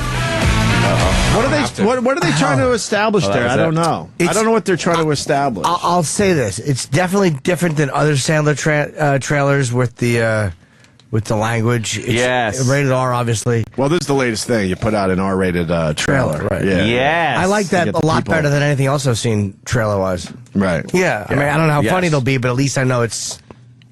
Edgy? Yeah, I mean, for an Adam Sandler movie, definitely. I just hope that candlestick bowling thing. Roll and tell me no one got hurt. And that's a quick trailer. I like that. Yeah, that didn't look bad. That was 40 seconds. Well, I'm sure there's 8 different cuts. Oh, I know. Yeah. 20-minute trailer. When they just kind of go in for the big joke. Did we ruin And our... it gets quiet. We're good? Yeah, I was saying the trailer looked a lot better than we thought it would. Yeah. Fucking see, we turned it around, Roll. Hey, they have stills that describe all the characters. Really? Let's Would see you that. like to know about Adam's character? Sure. His name is Donnie, and he's interested in beer, mixtapes, helping ladies achieve maximum pleasure. Beer, titties, listening to classical music, and then in parentheses, that means Zeppelin, Rush, Van Halen. See, they twisted that. About me. Wait, Jimmy, what's wrong? Jimmy. Jimmy's looking down. My head itches. My forehead itches. You don't like these Don't you want to bios? I don't know. Don't you want to know about Donnie? It just seems to me he's wild. Crazy guy, right? Why don't they just say that? Like with Donnie, for his whole bio should just be, he's wild. This is like a morning show bio. Remember we used to read the morning show bios? Oh, yes. Beer and titties. He's wild. He likes beer and titties. Uh-oh, who's coming? Guy over there likes beer and titties. Oh, God. Lock up. Lock the doors. Wild guy coming. Well, about Donnie, one of Morton Downey Jr.'s 10 most intriguing people of 1985. That's about him. Wicked good hair. He's a giver. Just a reminder for the ladies. He sang Shout at the Devil online with Motley Crue at the Boston Garden. And his personal quote, "I didn't spill my beer, fucker." What does that even mean? I didn't spill my beer, fucker. Yeah. It's the type of quote that just a crazy guy would give. I mean, come on. What'd he say? I didn't spill my beer, fucker. Oh, God, trouble. Trouble brewing. Where'd Roland go? He left. Oh, he left the studio. Hopefully he's fucking nosediving down an elevator shaft. Roland left the studio. He knows how to leave. Trouble. Oh, you're all right. Beer and titties. Uh-oh. Trouble brewing. I didn't see anything in the about me about his mental retardation because I'm wondering what his affliction is because of his voice. Yeah, that's not a normal person. No. There's Normal gotta be face, cleft palate voice. Titty and beer. Uh-oh. Well, let's get the bio of his son. Oh, okay. I'm going to guess Andy it's more Samberg's stable. character. You think it's more stable, Jimmy? Yeah, like likes, books, laughter with friends, and hammocks. It'll be something healthier. All right. We got that. Well, his interests are his fiancée, keeping a low profile, having a normal life. That seems like the complete opposite. Dude, how could you put these two together? It's going to be an explosion. We got a movie here. You got complete opposites. Something's going to have to happen now. Going back to Ant's point. Well, it's going to be all wild, and then they'll have a falling out, and then they'll realize they kind of need each other. Yeah. They kind of need each other. I was really ready to shit all over this thing, but I didn't realize that Vanilla Ice is in it as himself. So that's really got me turned around now. Oh, wow. Okay. As himself? Was there anything else with Andy Samberg? That was it for his bio? Well, no. If you want to know about him, let's see. People call him the human calculator. It says his parents died in an explosion. I'm assuming that he's trying to hide Adam Sandler. Oh, right. And there's a quote that says, I guess he says this in the movie, folks. "So what, Donnie? You're just going to get a hand job in front of all of us?" Oh, I hope that's not in the movie. Oh, that would be crazy. Why would that be a quote? That's like a line from the movie. Well, that's a quote. Oh, boy. This is terrible. So he calls his father Donnie, it's great. Look at all these funny characters. Look, James Caan. James Caan's in it? Yeah. Oh, boy. Yeah, and the tie yellow ribbon guy is, too. Tony Orlando? I think he's in this, too, yeah. And my boy Rex Ryan's in it. Yep. Rex Ryan. Yep. Like, there he is. Jokes. There's the tie, the yellow ribbon guy, right? That's him. Tony Orlando is in it. I can't. Here's that funny picture that you like. Yeah. I guess we'll just wait and see. Jimmy loves the funny pictures. What? You gotta think about What? But see, they're all on the floor like they're bowling balls or something. But they're finally all having fun together. Oh, that's See? good. That's how I can stop it. What is that? You got Adam Sandler in one lane knocking down the pins, and his son in the other lane knocking down the pins. And don't forget, and Vanilla Ice. And Vanilla Ice. That guy. They're all on the same page. You know, I bet that's after they all realize, you know, a little fun is okay. Yeah, a little unpredictable, spontaneous, a little dangerous fun. It's all right. You think they teach each other something else? Oh, absolutely. You know, but still, you got to get up for work the next day. We could probably play a game and try to guess what's on the soundtrack. Oh, yeah. Oh, well. By the way, Roland, I would like to do that. I'm sorry, I got distracted because remember Roland said that Adam Sandler was not rich and reigning over me? He ended up becoming really rich from the insurance money. Oh, really? Yeah, so he's rich in that movie, too. Why does he always have to be rich? You're right. He's loaded. Because it's just a great excuse to set up the rest of the screenplay, I guess. Like, it just takes care of so many things for you. Well, what's about his character? Well, he's rich, so that way he could just have like a flying car and buy everything that he needs to, all throughout the movie. Yeah. Just, I don't know why. Wasn't Mr. Deeds? Wasn't that plot line revolving around him inheriting like a ton of money? A shitload of money. Yeah, he's been rich in just about every one of his movies. Well, I'm looking forward to this. That's my boy in theaters June 15th, and we're going to have Andy Samberg come in at the end of the week. Friday. Yeah. But not Adam Sandler. Well, he's too big of a star for us. If you take Andy Samberg, we can make it. We're going to take it Adam Sandler. Oh, really? One of those situations? You can Samberg. Speaking of movies, The Avengers is now the number 3 movie of all time. What's 1 and 2? I would think. Yeah, I know. It's got to be. Yeah. Avatar? Yeah. And Titanic. Yep, it's got to be. Titanic? Easily. Still? It's got to be. Are you kidding? Plus, they just re-released it, and I'm sure they're attacking on the gross of all the Titanic 3D ticket sales. Did anyone go and see the 3D version of Titanic? I did. Around really here? Good. Yeah? You're kidding? Oh, yeah. Yeah, all right. You scared me for a second. The only 3D movie I've ever seen so far to this day, because I feel it's the only movie that really can take 3D to where it needs to be, is Jackass 3D. When the fucking dildos flying at your face? Yeah, when there's dildos flying at you and 3D duty shooting into the air. Yes. I mean, that's what 3D is for. It was pretty good. I'm not going to lie. I didn't mind the Avatar. I know it's not a popular opinion on this show, but I didn't mind that movie in 3D. Then you see it on TV. They should not show it on TV at all. It looks ridiculous. It's all about the 3D? Yeah, absolutely. Abso-fucking-lutely. Richard Dawson. This is weird, man. I'm going to go back in time a few days. Oh, you got the clip? Out of nowhere, we're talking about Richard Dawson on our show. Yeah. Why would we talk about Richard Dawson? But we did. Well, it came up in conversation. This is from, I believe, 3 days ago. 4 days, maybe. But then he got off the hook. Game of the Hatfield-McCoy Family Feud Special. Ahead, Good find. the McCoy family. Jimmy, Richard. I guess what happened, Ant's watching that Hatfield and McCoy, right? Hatfields and McCoys? I watched it. It's Was it good? 3-part little mini-series. Yeah, it was pretty good. Ended up good? Yeah, I like, Bill Paxton in anything, you can't lose. And it got huge ratings. Hey, Hatfields are coming! His stupid fucking, his stupid delivery. I got a 2-minute clip here. I don't need the whole clip.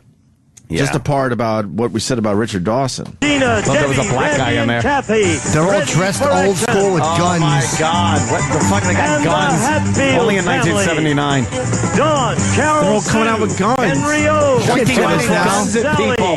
On your mark, let's finish the family Let's finish it. Richard Dawson. It's got to be, right? Come on out, Richard. Family Feud. Richard Dawson. You're just going to start making out with the Hatfield and McCoy women. Put your fucking guns down, you wanker. Wow. Is he dead? Oh, God. He's still alive. Really? Where's the pig? Pretty sure. I would have said he was I'm going to make you feel at home. Ray Combs Green Acres. Wow, huh? Did you hear that? Dead. That was fucking last week. Like, is he dead? Is he dead? I thought he was dead. Well, now he's dead. Kind of random. No one has heard about Richard Dawson in years. We play a fucking clip because of what you were talking about that day. Yeah. And then we asked if he was dead. Now he is dead. Now he is.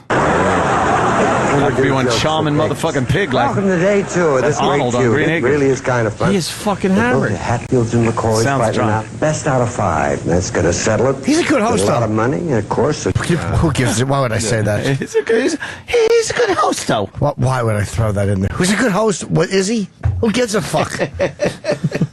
But I was sitting there like, oh, yeah, he is a good host. Oh, look at this. I would think Charles Nelson Riley would be like the last surviving member of the Match Game. Is he still alive? Cast. Uh-oh. Should we say no, it? don't even say it. I believe Charles Nelson Riley's still alive. Oh. I believe he was at the wedding this weekend. Is it? Yeah. I don't know what's going on there. I have terrible news. You know who else just died? I just found this out just right now. Do you guys know the Trololo Man? Who? The Trololo Man. You guys know him. This is a big deal. Oh, that guy. I remember this guy. I heard he was sick on Friday. Oh, boy. And we've lost a great man today. That's the guy that walks into the scene. Oh, we played this shit. Yeah. Who is he? I forget his name. Edward Keel or something. He's scary. What did he die of? Hopefully embarrassed. This got 147 million views? No, almost 15 million. This one has 14 million. Oh, I'm 14. sure there's more with many more millions. Wow. Can you put this on our Facebook page? How old is this? E-Rock's putting it on the Facebook It's from, page. 70s? Late 70s. Okay. We did a whole thing on this guy. I remember now. He's great. Yeah, he is great. He had like a little comeback happening too because this video exploded, and then people kind of half jokingly were like, "Yeah, I'll pay to see Trololo guy sing," and then he tried to put like some comeback thing together. I would love to see him. Well, you can't. He's dead. No, I mean one of the comeback things he did before he died. He would be a lot older than this clip. So we lost Richard Dawson, 79, 70. How old? 79 years young. old. Yeah. Yeah, that's it. I heard upwards of 20,000 women he probably kissed on the Family Feud. Really? He married one of them. Yeah. He married one of the contestants, huh? Yeah, he absolutely did. This is him trying to redo it? Yeah, this is from December. Oh, because that clip is like 37 years ago. It looks like they found him in the middle of Russia somewhere. Yeah. Where the fuck is he? Yeah, it's probably Oh, Russian. it is? Oh, all right. Has that Ruski. Russian look to it. Yes, comrade. So he's dead. Yeah, it's a sad dead. thing. Magnetic tray. Anything Russian just always goes back to Yakov's dumb trays. Jason Alexander in trouble, huh? Not really. What is this about?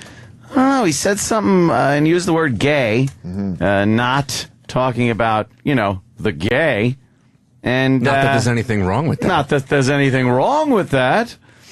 But he decided, I guess, for a preemptive apology before any shenanigans even started. Right. No one knew that he said anything bad. And doesn't he know you could say gay now?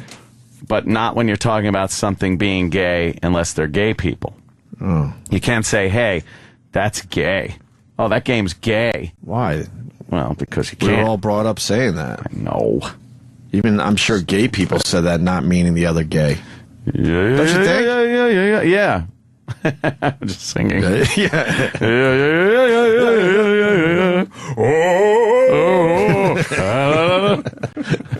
That was a weirdo. Nonsense. That guy was a weirdo. His face was creepy. Yeah. Looked like a burn scary victim. guy. No eyebrows. Famous internet people always have a little creep on them. Oh, yeah. Creepy. They're not staring at anything part in of their particular, right? Yeah. They always have a weird fucking Like, that's why hairpiece or Chocolate Rain something. Guy was so great because he looked fucking crazy too. Yeah. Anything ever happened to that guy? Chocolate Rain Guy? Yeah. He got like an endorsement deal at like Mountain Dew, so he got a nice payday for a minute. And that was it. Yeah. Didn't he have a follow-up song which just wasn't the same? Yeah, I don't even remember. I don't either. Jeez. Here's Jason Alexander. You ever played cricket? I've watched cricket. Cricket's an amazing game. It's a gay game. Should be able to say And it gets a big laugh. Especially on an entertainment show where everyone's just trying to be funny. It gets a big laugh. Of course. There's a lot of people wearing white. People wearing helmets for no discernible reason. People not wearing helmets that look like they should have a helmet. Everybody breaks for tea in the middle, and they come on and they and then you hit it, and you just kind of run back and forth without any rhyme or reason. It's a cross between baseball and Downton Abbey. Yeah. You know how I know it's really kind of a gay game? It's the pitch. It looks like nothing. It's a kind of a. If you slow it in slow motion, it's kind of a. You know, it's the weirdest. It's not like a manly baseball pitch. It's a queer British gay pitch. Did he say queer British gay pitch? Wow, he really went off. Yeah, he did. A little more than almost like a Kramer. Wow. Wow. There's a nigger over there. Yeah, well, there's a faggot over here. All we need now is Jerry and Elaine. Oh, where are these goddamn Jews? I hate the Jews. And, of course, who wouldn't Elaine like? Who would Elaine not like? We've got blacks, Jews, gays. Who else? Oh, the Chinks. Yeah, the Chinks. Probably the Tards. Oh, well, maybe that. Tards. Yeah. You could go with the R word. Wow. So that's all we need is her and Jerry to go. He took he might have taken it a little too far there, maybe. Yeah, you know, in this world, not for us. He was feeling in this PC world of ours. The laugh when he first said "gay game," everyone laughed. So he thought, let me keep going with that. Yeah, that might be a little rough. I'm a funny guy. This dumb fucking PC world we live in. Whoops. You a Mets fan? No, but I'm not. I'm not a hate the Mets guy. I used to be a Mets fan. Got our first no-hitter. Stupid me, I really thought the Mets had a no-hitter. I just assumed. You would have thought, with all the history of the Amazons, that they would have had one. Travis taught me that Mets one of two teams that didn't have a no-hitter. Oh, the other one being... I forgot what team he told me. The Padres, I believe. San Diego Padres, that's right. He did say that. I believe. This is how it went down over the weekend while we were at the wedding. Yeah, well... Johan sweeps a little dirt away from the left of the pitching rubber. Steps behind the rubber. Tugs once at the bill of his cap. Takes a deep breath and steps to the third base side of the rubber. Santana into the windup. The payoff pitch on the way. Swung on and missed. Strike three. He's done it. Johan Santana has pitched a no-hitter in the 8,020th game in the history of the New York Mets. They finally have a no-hitter, and who better to do it? Can you stop that? Because there's a story within the story. The Gary Carter guy rules. He was just let out of jail last night. He's a hardcore Mets fan, and he couldn't help himself, he said. And he ran out on the field in a Gary Carter jersey to join the celebration, and he looked like he was part of the team. Oh, shit. But then quickly you realize he's not part of the team because they're basically beating the shit out of him in front of the mound. See the guy right there that just jumped into the pile? Did you see him? Which guy? No. That guy, right. He was see the wearing guy with shorts, the shorts, too. Yeah, that was the giveaway. Where did he come from? He just came in from the stands. Look, he jumps into the pile. Everyone's cool. And then they separate him from the pile. Yeah, and then they realize, hey, this isn't a... No. That's pretty funny. Oh, yeah. The guy just ran from the fucking... Oh, man, that's funny. He's in the paper today. He said he couldn't help himself. He's been a lifetime Mets fan. How do they get him out of there? They realize, though, they're grabbing him out of there. There he is, right there. And they're going to go to a wide shot where he's getting the shit beat out of him in front of the celebration. What an asshole. Fucking wrestle him to the ground. That's fucking funny. I love it. He couldn't help himself. That's great. Oh, man. And they're pulling him off the fucking field. He got arrested. What is that, like a night or two in jail? Yeah. Especially since you just you didn't do anything. They might give you 2 nights for that. I don't know. And then later on, SNY also aired an unidentified Mets penis in the. Well, they identified it. Unidentified. Oh, Danny, if you go to Deadspin, I we can thought watch you the said video. they no one identified it. No one Let's get to the bottom of this. No one wants to claim responsibility because it's kind of a. It's not. It's just an okay penis. It's an out of the shower. It's lacking a little bit, so that's why no one is claiming responsibility. Oh yeah, well he did just get out of the shower, right? And for the golf fans, Tiger Woods had an amazing fucking day yesterday. As we find the other clip, Deadspin saying it might be Ike Davis. Oh really? But weren't they? Who were they interviewing at the time? Because it just worked out perfectly. Dickie. Who the fuck? It's in the clip. Dickie. I forget. I'm tired today. You got it? Yeah, here it is. Who were they interviewing? Does it say? R.A. Dickey. Yeah. See how it always works out? Jim White. Watch. You'll see the fucking guy walk in. There's his his little dick. Ew. But the showers must have been ice cold. That's horrible. Oh, that's bad. You don't want that one. That's horrible. Wow. What That's a terrible penis. Whose dick is that? You don't want that put out there for the people to see. It's a great screen cap, too, because it looks like he's just staring. Like his eye line is like lined up right with the dick. Oh, is that great? Awful. Fucking hilarious. That is funny, man. It's just walking by in the background. That's sad. Oh, what a little guy. There's absolutely no presentation whatsoever. No, it's literally resting on top of his ball bag. Right. God. The entire penis. That's horrible. With his fucking... Like a Civil War cannon. And his awful Croc shoes. Right. His Crocs. Oh, man, that's a bad dick. Can we throw that on Facebook or no? There's a nudity thing? We can throw the link up. All right, yeah, throw the link up on our Facebook page for the people that haven't seen it yet. Opie and Anthony on Facebook.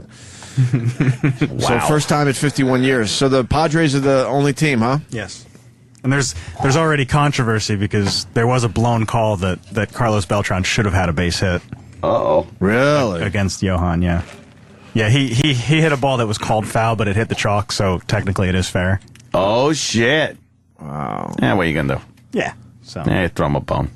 No, man, because it worked the other way for that poor guy that had the perfect game with the blown call at first. Oh, yeah. Remember that guy that no one talks about anymore because he didn't get the perfect game? Because he didn't get the perfect game. You don't know his name. Armando or anything. Galarraga. Oh, look at you. Only hardcore baseball fans know that. You're not gonna he would have been mainstream if he got that perfect game. Stupid umpire blowing that fucking call. Yeah, he really dicked that guy over. That's in first place, too, huh? Yeah, apparently they are. Yeah. Yeah, there's only, You following your Yankees? How many games left? Well, not as much as I should. Yeah. I'll be honest. It's all right. They're not going anywhere. It's not a good fucking. Well, good news for Mets fans. Bill Maher is now a part owner. Well, that's like a minority stake in it. They're trying to get out from under their Bernie Madoff fucking disaster. So they're letting anybody buy shares in the Mets, but they don't have any decision making or they're not allowed to do anything. No, it's just I don't even know if he gets good seats. Do you get good seats if you invest? He's probably got to pay for him still. Yeah, see? Probably. Mets need it. Yeah, they need the money. All right, let's break, and when we get back, we got 911 calls from Miami. The face-eating guy. We got 911 calls. Did you see the 18-minute video that Gawker put up? No, we didn't talk about it last week. The only thing I saw was security cam footage. We could only see like feet sticking out. You couldn't see anything. Yeah, but you know what's going on there. That's what made that creepy. Oh, were the feet kicking? It was Like 18 minutes of eating him just eating his face. Can you see that? Not really. Because like you said, it's a security camera. It's far away. Yeah. I think the big story there is just that now we know that it was 18 minutes. 18 and minutes. Not like, a quick He's a 60 slow seconds. eater, though. Yeah, But what does it take for someone to notice? I'm sure the guy's screaming bloody murder. You'll hear these 911 calls like it's just people saying, these two guys are doing something, On the There's side two of the naked road. guys. It's so weird. Where are they in this shot? Probably right in that green square.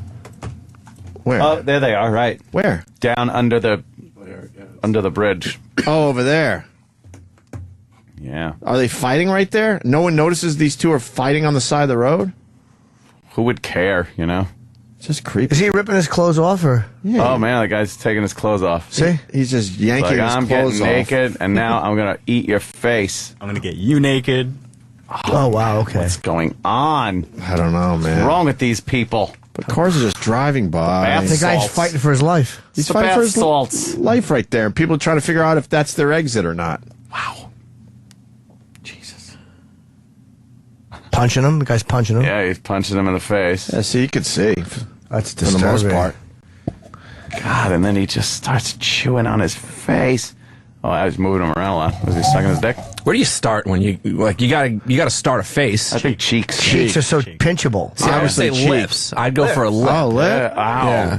Because it's got like a lip. Yeah, you might be right. It's got a lip It's on got it. a lip on it. A lip. It's got a lip. I bet you could bite right through a lip, too. You line up those teeth just Oh, right. yeah. I bet you could fuck it up real good too. Like Fuck you get the lip off completely, and you're like, God Yeah. damn it! I was trying to peel this fucking face off. Oh. Now I gotta go for the other one. Ow. Then what, you go cheek and then chin?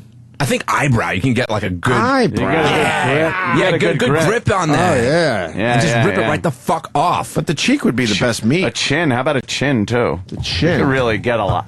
Yeah. You could get your mouth around it. Bite it right You off. leave the nose alone, right? That's gotta be Well, shitty meat. I wouldn't want to like. I know, like when You've thought about that. Well, yeah. Look, if you're gonna eat a face, you got to think about it. I don't like cartilage, and when I bite into some chicken or like you get like a bad piece of fucking like a KFC and you get that cartilage, I hate that. I bet a nose. And the nose is nothing but that. I bet the nose has something in it like the plastic shit in the king crab legs. Like you bite it and you gotta spit out that clear plastic shit. You gotta spit out boogers and fucking hair. Who wants to chomp away on a nose? Yeah, still nose hairs and snot. The eyelid would be like chicken skin. No real meat to it. See, now he's dragging him. Now he's dragging him under the bridge. He's dragging him. Oh, right there. right. Look He's at him. dragging him so he dragging. can eat him. Yeah, that sucks because they sort of move out of the security camera, but you could still see some action. Do you think he left the bottom of his face because he had like a beard? He had a beard. It's probably bad. Yeah, you don't want hair in your mouth. You don't eat bum beard. bum beard. Bum cheeks are bad enough, but bum beard has a lot bugs and shit trapped in it. Yeah, that's why you can't eat the chin because there's hair under the skin always. So you don't want that. You got to go cheeks, lips, lower lip. You hope the guy passed out. You hope the guy was unconscious before he started getting bitten. Yeah, he was. I mean, I think the beating really took him out. I hope so. His face is really bad. Yeah, too, I right? think I read something that he only started coming to when he was being hauled off by the paramedics. Did the guy get his eye? So I saw one of them in the picture. One. I don't know. That doesn't mean that the other one's not there. I just didn't see it. You can eat my face, just leave my eyes alone, so I can still see shit. Because to me, I wouldn't know any different. It's like how do I look? I wouldn't care. I would still see the same. Oof. You know what I mean? Yeah, then you gotta look in the mirror. Oh no, you get rid of the fucking mirrors right away. Get rid of all the mirrors in your house. Yeah, you wouldn't know. No. Look through your eyes right now. You don't know what you look like. No, but you'd know when you see people's faces go, just horrified. That's why the chimp attack or whatever. Yeah. What's really depressing about that is that the damn thing took her eyes. Yeah. Because she would have still, seen the same. Been able to see. Yeah. But does she want to? Yes, you'd want to still be able to see shit. Of course you would. Could at least enjoy a movie Terrible. still. All right, we'll do the 911 calls next, and then it's a lot of guests on the show today. Anthony Bourdain at 8:30, Paul Williams at 9 o'clock, and Uriah Faber at 9:30. Stay there. This is the Opie Anthony channel. 对不起，我迷了路，请你帮忙。 On Sirius XM. CBS News' Serene Branson is live at the Staples Center. Serene. Well, a very, very heavy rotation tonight. We had a very Darrison, let's go to Terrace Trace English for the bit, the head of the pit. We had a very, very heavy rotation.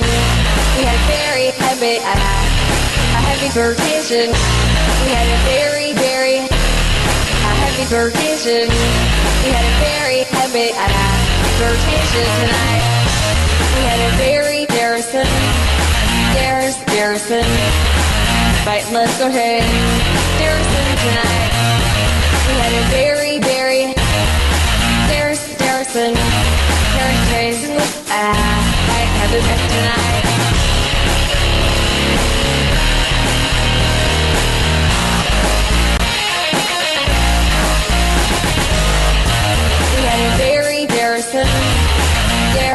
Darrison. Right, let's go ahead. Darrison tonight. We had a very, very Darrison. Right, have the best tonight. We had a very, very happy birthday. We had a very happy birthday. We had a very, very happy birthday. We had a very happy birthday tonight. Oh yeah, it's time for a little story about two fellas broing down. Sam is my bro. I mean, technically, I'm on vacation. And Troy, you said yourself, if you're not in Cleveland to party, you shouldn't be in Cleveland. And when the party is broing down in Cleveland, you know what's popping off. If you're sitting here naked with your dick out, you're cool, all right? Yeah, whatever. All right, cool. We on vacation, baby. And boys will be boys. Sam, go ahead and stick your finger in my butthole. But all foreplay, all the time, makes Jack a dull boy. Feel me? Slow that shit down for a second. I'm 34 years old, man. I know how to pace myself. Dude, you're fucking awesome at this.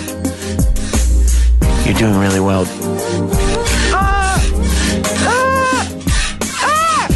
Oh, yeah.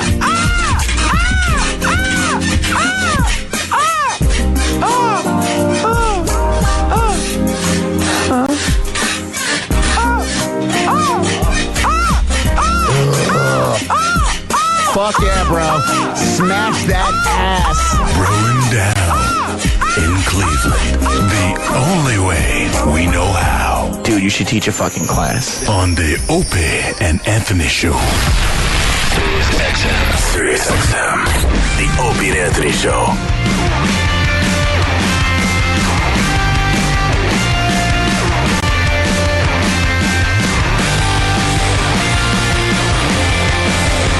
The guy is still getting his face eaten. Yeah. Danny pointed out. Danny goes, by the way, you know, we went to break with the video of the guy getting his face eaten, and I never put it on pause. So that whole time where you were doing whatever, since the last time we were talking live, yeah, that entire time the guy's been eating that homeless man's face. Oh, the guy's face. Just to give you an idea how long 18 minutes is. Of and getting it's your still face going, eaten. especially Right. if your face is getting eaten. That's that's a long 18. Do you think that time goes faster or slower when you're having your face? It's got to be so slow. Doesn't zip by. Yeah, it's got to be real slow. Would you go forehead meat? Well, there's nothing there. You got to tear at it. Yeah. That's like working. Yeah. That's like working a wingette. A wingette? Yeah. Or a winglet. What did I fuck that up? A winglet, yeah, a wingette. I got it, though, and it made me laugh. Anthony Bourdain is coming down the hall. We should ask him about the tasty part of the face. All right, yes. He would know. This Anthony Bourdain is going to be a fucking star. Yep. He already is on the Travel Channel, but he's going to turn this CNN around. And one of the we have a Marine watching outside. Very nice guy I met in D.C. You want to bring them in? I don't care. We don't have time. Maybe at the end. We don't have time at the moment because No, I mean so they can see better. Is there room? Anthony Bourdain back on the show. How you doing, man? What's up, brother? There he is. Thanks. How you doing, man? Good. Real good. Get you with your graphic novel. This is the first copy. I haven't even seen it. I haven't seen it fully, bound and fully colored, and really. So it's a good morning. I quickly I want to say you filmed your last No Reservations Just the other day. Because you're in the paper today. You were in Brooklyn. Yeah, last episode. Last ever? Ever. Wow. And the last scene, actually one of the last scenes was. We were shooting with Michael K. White. Yeah, I know. We love The Wire guys. Michael K. Williams. Michael K. Williams. Super. I'm like a total super geeky fan of The Wire. And we're sitting there, middle of the scene, shooting with him. And Jamie Hector, who plays Marlo, walks by. just a sort of geek inferno right there. Geek apocalypse. Yeah, right? I loved it. We've had all those guys on the show. They're so nice, so cool. His charity is actually this week, Jamie Hector. Jamie Hector, that's right. This Saturday. They do like this paintball thing for kids, and I forget the name of the charity. We'll plug it later in the week. But I saw that photo of you with Omar and Marlo. I was like, that's Moving a great Mountains, shot. it's called. Oh, Moving Mountains, very right. good. And actually, I'm not able to make it this weekend, but I'm hoping to organize a crew of celebrity chefs to join up next year. I think the idea of the cast of The Wire chasing a bunch of overweight chefs around would be really good. Paintballs would be really fun. We went last year. Was great. it last year? Or Last year. Tell the year before? What? Yeah. No, last year we went. No, it was a lot of fun. Cool. It was really a lot of fun. And it's funny, Michael K. Williams, as tough as Omar was, I see him 6 months after that, and he's like, that welt lasted for so long. Complaining about a paintball welt. You know that show's 10 years old already? Yeah. It's just 10th anniversary just passed. Yep. Jesus. Before we move on to your newer projects, so what are we going to see on the last No Reservations? I hear you're just eating corned beef. That's easy. That's easy stuff. Brooklyn, which is in a lot of ways a foreign country for me. I mean, I spent the last, I don't know, since I'm 17 in Manhattan, born there. Since I got out of I mean, my whole world was about the size of this room for most of my working life. I never got out much at all, working in kitchens. And then when things changed for me, I was all everywhere else in the world but my hometown. So I thought it only right to good way in a lot to of ways end the look at it whole like thing, right? another country. Yeah. I had an amazing time. What are the circumstances of the end here? Your decision? I'm moving to CNN. Yeah. But the papers say today that the Travel Channel was surprised by this announcement. That they were a little surprised, too. Well, you know, what can I tell you? I met a nicer guy. It's not. It happens. Are you kidding me? We would leave for a nicer guy. Yeah, please. If someone called us, our contract's up soon. If someone's calling and they're a nicer guy, we're out of here. It was a real surprise to me. I mean, CNN, they're a news organization. I didn't expect to get a call from them. I definitely didn't expect them to.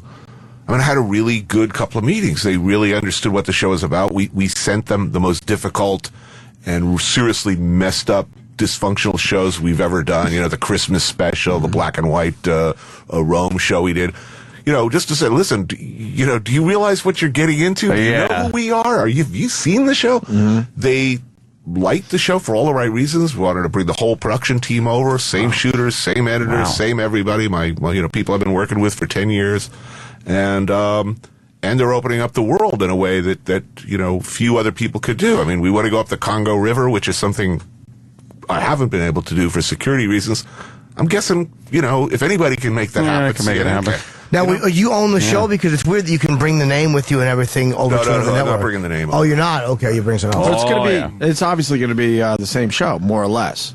I mean, I'm or an thinking extension of the show you've been morphing doing. into Wolf Blitzer. That's not no what I do. situation room. And my audience wouldn't like it. Video screens. Yeah. Well, you know what? But a lot of people were confused. They're like, "Wait, Anthony Bourdain's going over there to do a talk show or something and just interview people?" It's like now we're learning. No, that's not the case. I'm not going to go over and do some ballless version of the show. But by the same token, I'm not going to. I'm not morphing into a political pundit either. Gotcha. Very cool. Do you know when it's going to air?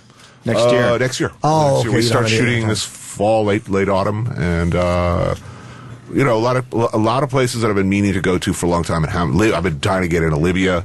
Wow, really? Yeah. There are a lot of things that who would want to go to Libya?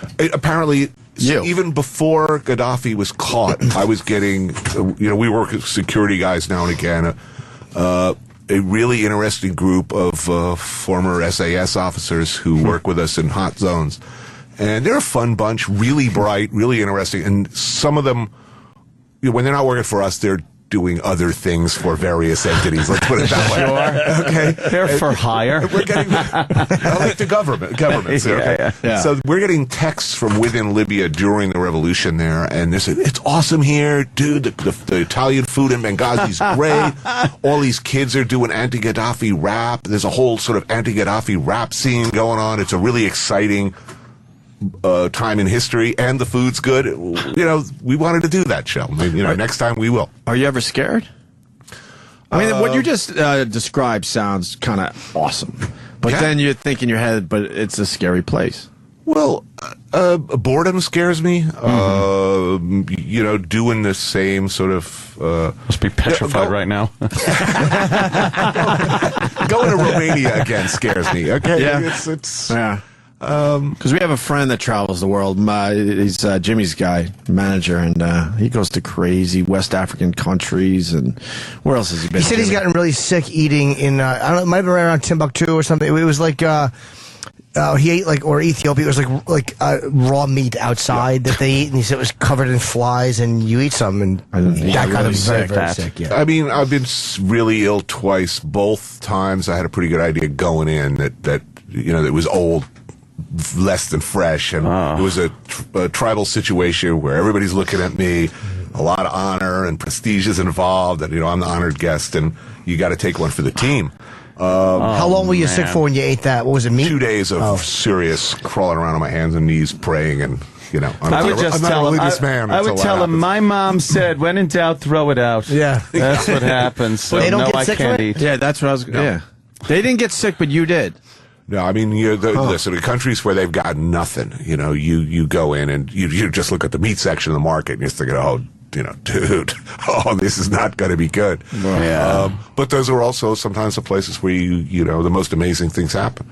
And then again, you never know. I've eaten in places where I thought the food was going to be really bad and it ended up being really great. Yeah.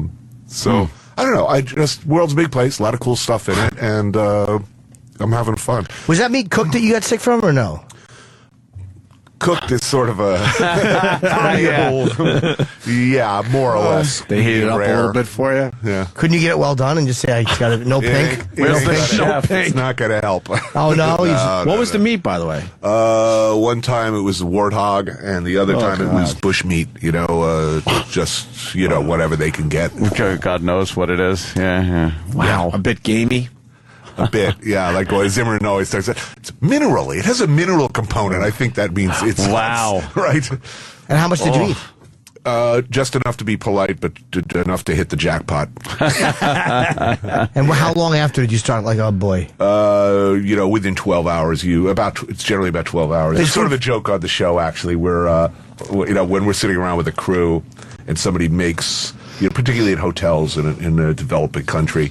Somebody will order like the egg salad off the room service menu, or we're sitting by the pool, and in interior of Ghana, and someone's ordering like paella, and all the rest of the crew will all look at our watches and go, "Mark time." Yeah. Check back in 12 hours and see if he's shitting himself. Bets down. Oh yeah. Do you travel with anything in case you get sick? You have to have something with you, like. Yeah. But there's only so much you could do. Sometimes you just got to puke and shit it out until you. That's pretty much the program. Yeah. But everyone wants his. You got the greatest job. I honestly, it's the best. Yeah, it's the best job in the world. We have a lot of fun, and there are a lot of moments. Even if it's a tough shoot, there are almost all the time. There's at least one day on the shoot where me and the crew, we finish shooting for the day. You're out in the Sahara someplace. You're hanging out with some Berber dudes or something, and you climb up. At the end of the day, you climb up a dune, smoke a joint, look out at the Sahara, the moon dropping into the dunes, and you're thinking, this does not suck. Who gets to do this, Well, and I'm psyched that you're continuing with CNN, because I honestly didn't know what type of show you were going to do for them. So that's great. They've been very, very, very that's cool. Awesome. And there are a lot of, I'm obsessed with Heart of Darkness and Apocalypse Now, and so they're going up the Congo River and retracing that whole history while we see the country is, that's the big component for me. The big get. Are you going to have to relocate or anything? Move to Atlanta? No, I could live anywhere to make That's this true, show. yeah. And, I think also they're going to be asking me on regularly for commentary, but, I'm not going to be talking election results here.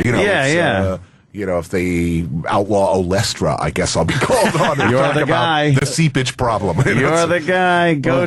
Well, we got a mayor outlawing large sugary drinks. Yeah, how do you feel about that? It's the dumbest thing ever. Really? You like it? I'm a libertarian by instinct. I really think it's horrifying to me on a cellular level, the idea that the government would have to step in and tell you can't eat that, you can't eat that. But I mean, look at us, I was having this argument with Ted Nugent. It's like, it's a military readiness issue at this point, move away from the drink. I mean, I think it's a readiness issue. I mean, these giant gulps of they did it. They had no problem. When I smoked, they had no problem, taxing me up to $13 a pack, of which like 95% was taxed. They had no problem shoving me out of my favorite bar, restaurant, place every place that I could possibly smoke, and then moving me down the street and demonizing me and ghettoizing me in every possible way. Now you got to go underground, I think. Yeah, pretty much. So, as far as health insurance, all the rest, I was, smokers were whacked. Well, obesity is a much more destructive, provably much more expensive to the country and physically destructive.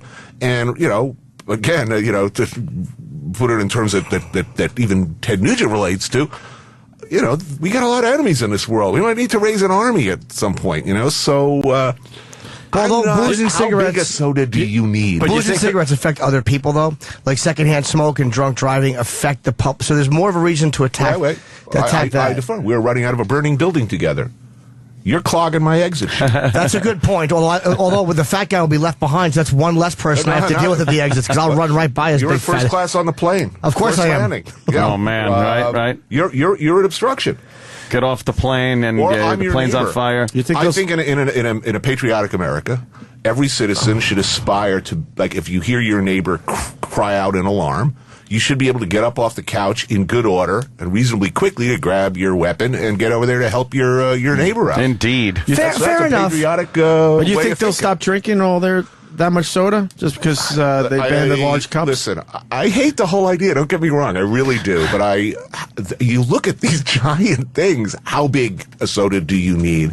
And something's got to be done. And we've clearly proven with smoking that the more difficult and expensive you make for people, the less they're going to smoke. I mean, eventually it became It became harder for me to smoke than to quit, which is pretty hard. I mean, I found myself crouched, on the 20th floor of my building in the service area, sneaking a cigarette because I couldn't smoke around my kid. And I was caught by the building manager.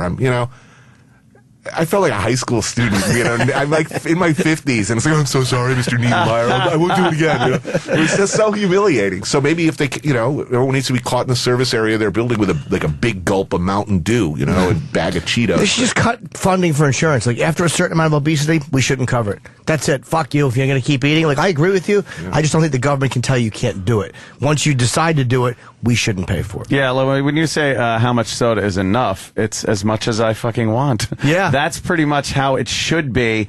But it should. But exactly. there's got to be personal responsibility. You're taking up 2 seats on the subway. Now it's beyond a personal liberty problem, really. I mean, I'm not talking about a world where everybody should aspire to be thin by any means. Yeah. But I think there's some middle ground here where your crap is floating downstream on somebody else's property. I do agree with you in some respects, but that whole thing with the government stepping in and saying you can't do something, it really does get me. And especially when it's something like that. It's not something like, okay, I really would like to own automatic weapons, but they've told me I cannot. Right. I'll say all right for that for now. But like soda, please, could you just get out of my fucking ass? I listen. Like I said, I really hate it. But look at us. I mean, diabetes type 2 diabetes is at like epidemic levels. It's like 4 or 5 times what it was just 20 years ago. 1 in 7 kids is going to have it. Yeah. We're talking a country that in 20 years is going to be predominantly obese, according to the current thinking. This is no joke. We're fat, sick, and weak. The commies will be all over us. There'll be Canadians pouring across the border and raping our families on our living room floors, and we're going to be too big to do anything about it. You think they'll go after restaurants also with some of the things they serve? Yeah, that's no, funny. some of the plates here's where I get totally hypocritical. Well, because they're banning the large cups in some of these restaurants, but you could buy an entree that's over 2,000 calories for one. Bloomberg has already talked about limiting salt and making restaurants. He's raised the possibility of telling chefs how much salt they can use. Obviously, I hate salt on my food, by the way. That's where I turn around on a dime and become a complete hypocrite. Because you're not going to say you can't order 2 steaks or you can't order 2 cream puffs or whatever it is for dessert. Like you can't. Once you start regulating what people do, as much as I hate obesity, and it really does, I agree with you. Theoretically, I hate it. It annoys me, and your shit's floating downstream. I completely agree. The government just can't fucking tell you you can only have so much soda. The portions are like 4 times what they were 20, 30 years ago. We're eating like 5 times as much chicken. Our idea of what a normal meal is so completely distorted from what it used to be and from what they eat in the rest of the world. I mean, they look at us and the rest of the world like we're out of our minds. We're slobs. And we really are. You know, I like eating. I do it for a living. I eat to excess for a living. Yeah. But I believe there is a point that I think a lot of people, you know, who are heavy would agree with you. There's a point at which you're not actually enjoying your food anymore. You're eating for other reasons. Mm-hmm. How do you keep the weight off? Yeah. With all the eating. Clean living. I don't snack. I mean, if I know I'm eating a big, huge meal tonight, I'm not sitting around with a bag of Cheetos. Right. You know, you're saving your calories. I'm just saving the real estate for something that's going to give me what I'm pretty sure is going to make me, you know, happy for the maximum period of time. You know, right. I'm not like I don't go to the gym. I'm not like working out. I'm not jogging. I would hate to live in a world where that was obligatory. But you know, if it's taking you a long time, I think the line is if it's taking you an unreasonable amount of time to get out of your car, you know, this is not an alternate lifestyle choice. This is a health problem, and we should help you with it. I wonder if there's demonize you for it, but we should help you. I wonder if there's another way to do that, though, instead of just banning the large cups. I just think people are going to find their soft drinks. It's a weird thing. It's almost like saying you can't have Miller Lite. Because there's so many things. You can have Bud Light, you can have Schlitz or any other beer or Old English, but you can't have Miller Lite. It's such a minor thing that is not going to do much good. Yeah, it is kind of. But we do that already. You can have Miller Lite, but you can't have Four Loko. Yeah, but do you think that people drinking to excess is way worse than people drinking sugary drinks? But we're not gonna like take that on because that's a whole fucking can of worms. Telling people they're drinking too much. I think that causes way more problems than. Yeah. No, I think you just make it. I mean, right now, where do you get big, giant drinks? In convenience stores. I think he's trying to make it less convenient. Yeah. But what about the movie theater? Because I think that's the one place where this really pisses me off. Because it's just like, look, if I want to go to a movie theater to see a movie, I'm going to have a big old thing of popcorn, and I'm going to have a 16-ounce soda that's going to last me for 2 hours and 20 minutes while I'm eating this big salty thing of popcorn. Now I got to miss part of the movie to get another drink. Go back up and get another drink. That's where I'm at. That's where you draw the line. That's a really big issue because actually they don't make money on movies. They make money on concessions. The only way they make the money, and it's probably not so much on the hot dogs. It's on those giant supersized beverages, which cost them around 3 cents a piece. So that's hitting the theater owners. Sure, and I commiserate with the theater owners because I understand how the process works and where the money goes, and it really sucks to have a movie theater in this world. It sucks because you got to play by the rules, and when you're taking, nickels and dimes out of the owners' pockets over some soda, I mean it stinks, and it's really affecting economies, personal economies. I have to say I really resent paying like $22 for an overpriced, for a big soda. I do, but you know what? It's not the movie theater's fault, though. You should blame George Lucas and blame Universal Pictures. No problem so far, because those are the ones that are taking 100% of an opening weekend box office for Transformers 7. Exactly. Yeah. So what's the problem here? Maybe they'll be forced to make movies that we like, and I haven't seen a movie I liked in a while. It's been a while. I'm scared because I'm thinking now we're going to reach a point where foodies are going to start sneaking food into theaters, and that's really the worst case scenario. Oh man! Some motherfucker sitting next to you, like making cheese fondue, and chowing down on something that stinks, eating something like pita sandwich, loaded with something either really good or really bad. Either one would be. I sneak in healthy snacks when I take in a movie. Really? Oh yeah. I don't like.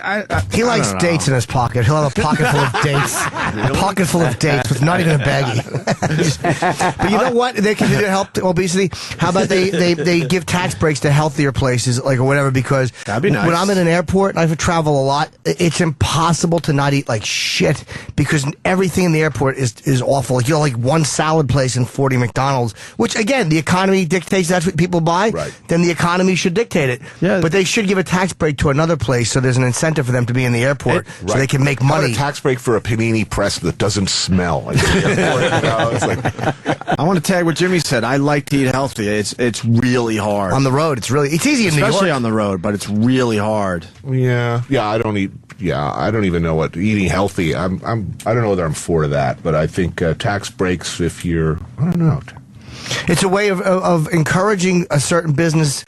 And again, they're going to lose money to McDonald's and Burger King every time, but it gives them a way to stay above water, and you're not forcing the public to do anything. And since we do pay for it financially in insurance, Well, it's going to come out financially anyway, so that tax break. See, I don't think that works. I don't think positive reinforcement works. I think negative reinforcement works. You pass false rumors that there's rat feces. That would work.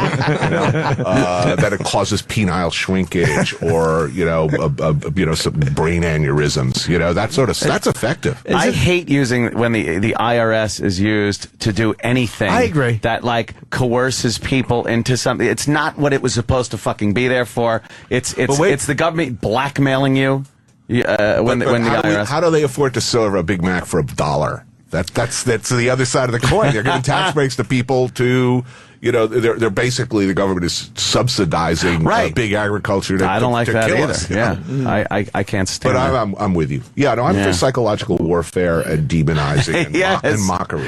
Making people feel that it's uncool to do something is good too. I want to go to the back to the rat thing for a second, and then I want to talk about your book here. The government allows certain stuff to end up in our food, right? You know a little bit about that? Yeah, like rat feces and cockroach always parts and forever. A certain, it's if you're cranking out, tons of ground meat a day out of any facility, there is going to be a small amount of stuff you don't want in there. So there are federal standards. Because they know they can't totally keep it out. Yeah. So they'll allow a mouse that will get ground up or something. Well, they just try to spread them. If they find too much mouse in one burger, they try to spread it out among many burgers until it's an acceptable level.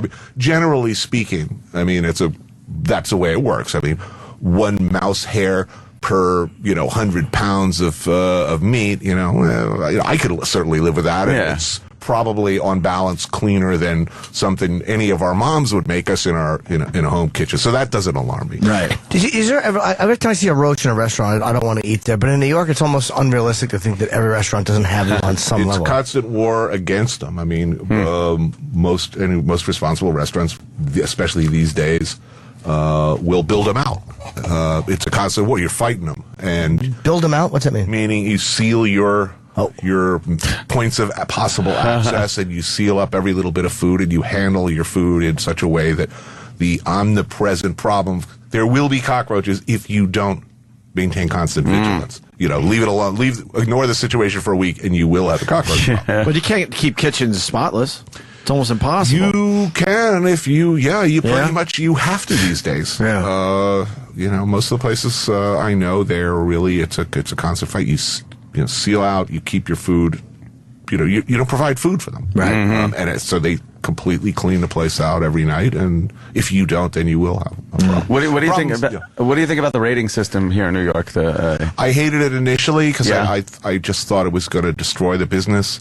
It's hypocritical, meaning you're not allowed to have room temperature food that's not at certain high temperatures or low temperatures. If you're at a good restaurant, if you're a 3-star restaurant, they'll come in and they'll whack you hard and put you in the newspaper for leaving a block of cheese out for longer than an hour. But cheese is going to take days to go bad. Okay, so it's not a threat. Pizzerias everywhere in the city, they got pizza sitting out in the open, at room temperature for hours. Right. They don't apply the law. Of course, if they did apply the law evenly, there would be no pizza in New York. But I'm not suggesting they do. But on balance, I hate I don't want to know if a place is an A, B, or a C. Some of the best meals of my life have been in, probably a D restaurant. I find myself searching out the A's. I don't know why. Really? I don't know. Yeah. I'll say this. Restaurants are cleaner and cooks are better educated about handling food. Yeah. So I guess, again, on balance, I'm coming around to liking it. But I don't want to think about that when I go in. Yeah, is the food good? I don't care if there's a sleeping dog on the floor. I don't care. I got you. I kind of agree with you on that. Is the food good? In fact, the dirtier looking the dining room, the more confident they must be about the food, I think, sometimes. I like one thing Bloomberg did that I really like, though, is like in chain restaurants, they have to list calories next to everything. Like in Starbucks, they have to next to like those little cakes, and I'm like, 400 for that. So it actually has helped me stop eating a lot of shit. I used to eat all the Starbucks cakes. I don't eat them anymore. I would see low fat and go, oh, this is healthy. Oh, yeah, low fat, still 800 calories or whatever it is. So, yeah, that I kind of like. It's affected the way people eat, apparently, like zero. I mean, all of that calorie and ingredient I've noticed has changed habits. Zero. Well, that's what I'm thinking. I think is to make you feel better about yourself. But that's what I'm thinking with the soda. I really think that it's not going to affect a lot of people. You got to walk an extra 2 blocks for your soda, or buy an extra, haul an extra Yeah. It's 2 small bottles, slightly. But the mayor does it, and then the next day he promotes donuts. And he's eating a BLT. We thought it was hilarious. Yeah. It was donut day the next day after he came out with the big. That's some bad timing. Let's talk about the book. Get Hero? Jiro. Get Jiro. It's a comic book, man. It looks cool. I flipped open, and the first page I had landed on before, there was a guy holding like a severed arm. It's a pretty violent, and I say that in a positive way. A graphic novel, I guess. I called it a comic book, but no. And there's a severed head a little later on in the book as well. Bloody. I mean, the first thing, when Joel Rose, my co-author, and I got together a few years ago, we started talking about it. We're both former comic collectors and comic nerds. I used to collect as a kid. Joel used to edit graphic novels a few years back. So we started talking about, wouldn't it be cool? And then what if we could do anything we wanted in a graphic novel, what would we do? And I thought, well, it's got to be super food nerdly. I mean, food's got to be really correct, even for the most nerdliest of food nerds. No one is going to say that is not the way you make pot au feu. But on the other hand, it's got to be really cool. There's got to be a lot of violence in it because, when I read comic books, I like the bloody ones. And so I thought if it's really, really violent, funny, and with a lot of really great food in it. Wow, I haven't seen that in color. That's a great picture. Right? We're looking at a picture of it's a boardroom, and there's probably about 12 people around the table. Every one of them is decapitated, and there's blood all over. And in blood on the table, it says, "Flesh eaters, go vegan or go fuck yourselves. Meat is murder." It's really great. And there's a guy lopping heads off with a knife. This is really not something you would expect Anthony Bourdain to put out. This is fantastic. I mean, in a bloody That's comic funny. book. You wouldn't expect Anthony Bourdain to put this out. It's fantastic. I should have put it. No. I didn't mean that as a semicolon. I meant that as a period. I meant that as a new sentence. It's a mix of a lot of things I love. I love spaghetti westerns. I've always loved those. I love Japanese samurai films, especially with good fire hose spurting when somebody gets. The blood squirts out. So I just thought put a lot of my sort of obsessions all in one graphic novel, and we were really, really lucky. When we sat down with Vertigo initially, they gave us a choice of format, full color, which is a big expensive deal. But most importantly, they let us pick the artist, and Langdon Foss, who did worked with heavy metal, he spent a lot of time and a lot of work on this. And I mean, I'd get constant mail from him. Should the knife be this or this? I've been researching 15th century Japanese blades, for these 2 panels. Would you prefer this or this? Is this correct? That sort of thing. He really worked hard on this. How long does it take to illustrate one of these? Because it's almost 2 years, I think. Wow. Shit. How many pages is it? It seems like a pretty... 100 and something. Yeah. That's nice, man. It's like a real book. Basically 5, what would be 5 separate individual, paper bound, all bound. And they're beautiful illustrations. It take forever. What was the best comic? I collected 2 at one point, and then I sold them all to drink when I was a teenager. What was your best comic book when you were collecting? I collected early 60s Spider-Mans, the really old ones, Doctor Strange, the original Conans. I liked EC, I collected old ECs, but for me, where my head really exploded was when the first Undergrounds came out, early R. Crumb, S. Clay Wilson, Spain Rodriguez, these guys. I wanted to be a comic artist really badly and do, this was both the most violent and pornographic stuff a 12-year-old could get his hands on at the time, and it was also beautiful. I mean, these were works of art, and are they worth a lot? Those countercultural. I don't know. Not as much as they could and should be. I mean, the Golden Age stuff is still much more expensive and often less good. I was a huge fan of Will Eisner's The Spirit, also, which had a very cinematic storytelling style, like early film noir. And I was really serious about the stuff. And then, of course, I sold my collection for crack. And everyone sells their shit for I really did. I sold a lot of... That was a... That's always the punchline of the great comic collection story. Yeah, my grandmother burned them all, or, sold for crack. Or They just found a collection somewhere. It was like in somebody's closet in the back, like years after the grandfather had died, and they had like Action Comics #1, which was the first Superman, the first Batman. I mean, he had was like a $3.5 million collection. So I never cared about those because the artwork wasn't very good. I cared about if there were four issues, in 1965, where one particular artist worked on them, that was the one I wanted to, hold and sniff. When do you like to smell the new thing? It is the best smell, right? Yeah, totally. I won't smell this too deep, so I don't want to put nose grease on the inside. There's nothing worse than when you put nose grease on a fucking page. I hate that. But when you do something like this, do you write the story out first? Because you're going in panels, and what is the story process with this? You write it like a screenplay, essentially. And then the artist breaks it down into panel layout, and as he runs into problems, gets back to you and says, here's the suggestion, as he roughs out the visual storytelling.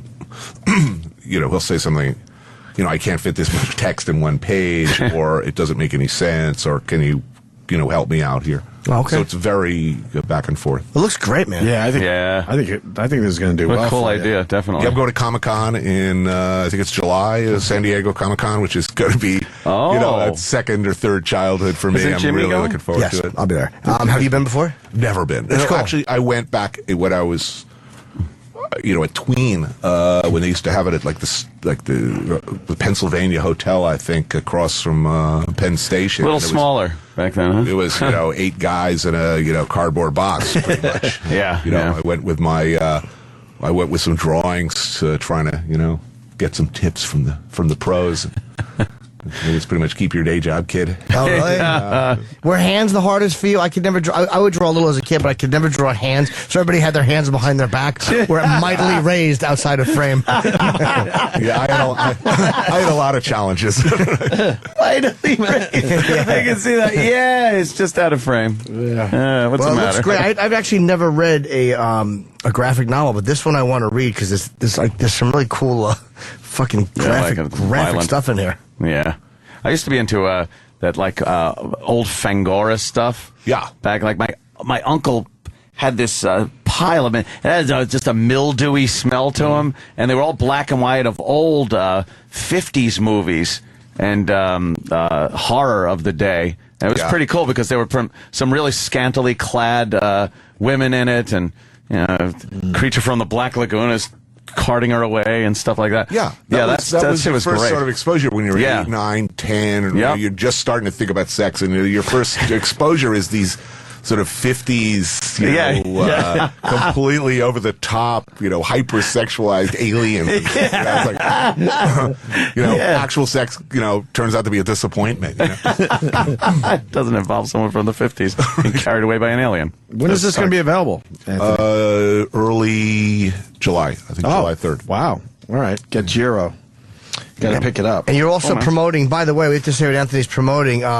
It's an evening with Anthony Bourdain. It's this Saturday, June 9th. It's 7:30. It's here in New York. It's BAM, in capital letters, Howard Gilman Opera House. It's in Brooklyn. You can go to Ticketmaster to get tickets. This comes out, like you said, in July, and at No Reservations on Twitter. This is called Get Jiro. But this Saturday, 7:30 p.m., at the Howard Gilman Opera House in Brooklyn, you can actually go and watch Anthony. What are you actually doing on your An Evening with Anthony Bourdain? It's basically stand-up. It's very much like stand-up. Oh, really?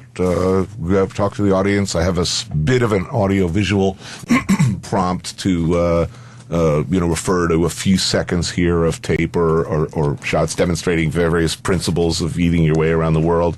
But basically, it's stand-up and then an extended Q&A with the audience. Oh, that's cool. But in this case, this is going to be a very special one because I'm taking a prosecutorial attitude, shall we say. I'm making the case for something, so it's a little unusual. Cool, that's a nice tease. Yeah. Be funny if it was for something really awful. Genocide and gentrification.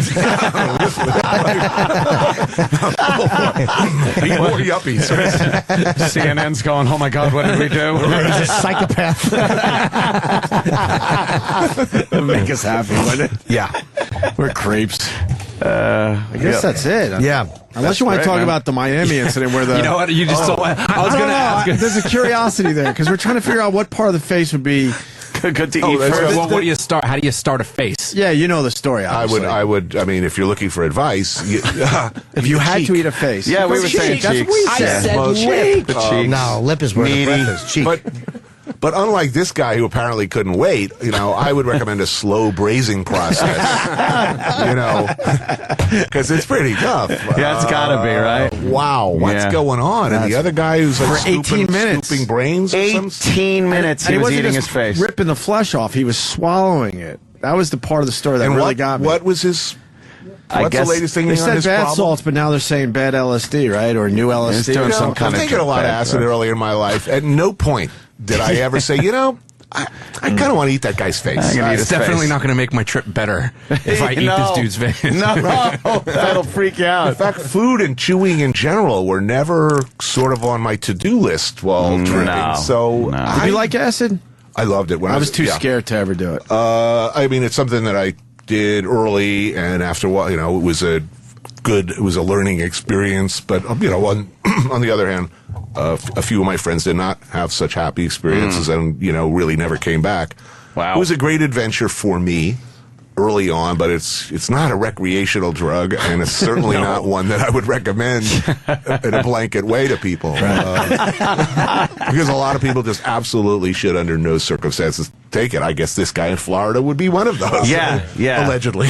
Right. It really is something. I think you really need to not have much anxiety in your life. You need to kind of be a mellow guy, somebody that won't freak out. You do LSD? No. Yeah, I was too fucking scared. No, I did like mescaline years ago. I did which was kind of, LSD light. Mescaline for me too, never LSD. Shrooms. Yeah, never LSD though. Shrooms and a cheese sandwich.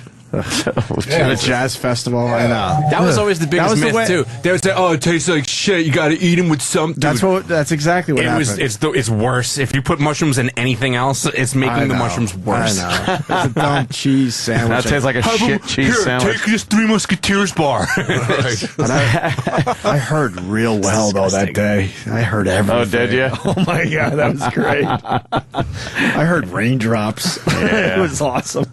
But acid, too scared. No. I remember one time I was, we were me and two friends were on a trip, and we had to stop off and get dry clothes or something at the friend's house, and it was sort of an overbearing, right out of the movies, Italian-American family, and the mother catches us. She goes, "You've got to stay for dinner." She sits us down at the table, and it's a big steak dinner, and the level of denial that some families are capable of is quite extraordinary, because we're sitting there with our eyes rolling around in our head, all staring at our food like it's, I see my steak is breathing, like up and down, and I'm looking at it with this look of mute horror on my face, and like nobody notices. The three kids are acting they're nice a little boys. strangely. Yeah. Oh, wow. Wow is right. That's great. With that, we should let Anthony go. He had a busy day, man. I'm glad you came back. We like Anthony Bourdain. Thank you, guys. Well, and thanks for I scored a copy of this off you. I hadn't seen it. You haven't seen it yet. Yeah, so great. It's called Ticketmaster. Oh, sorry. No, go. Ticketmaster for this Saturday, June 9th, at the Howard Gilman Opera House in Brooklyn. If you want to see Anthony live, right? And the book is Get Jiro, and also CNN next year. So you're going to take a few months off, obviously. Well, you're taping, but we won't see any live shows till next year. So thank you, guys. I'm sure you'll come back for that. Man. Oh, I'd love to. Oh, great. Anthony Bourdain, everyone. Thank you. This is the Opie and Anthony channel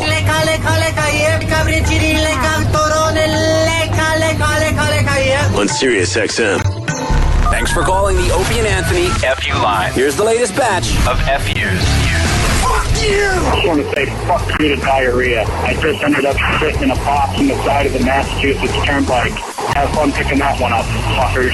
Fuck you! Alright, this FU goes out to all the fucking assholes who want to give Jimmy Norton shit about his characters. Jimmy, I love your characters. I wish you could come up with more to annoy the idiots of America. Fuck you to all the rest of the idiots out there giving Jim shit. Fuck you! I want to give a big fuck you to Instagram. Wow, I get to upload this high-res photo to this website, and it comes out all crappy and square.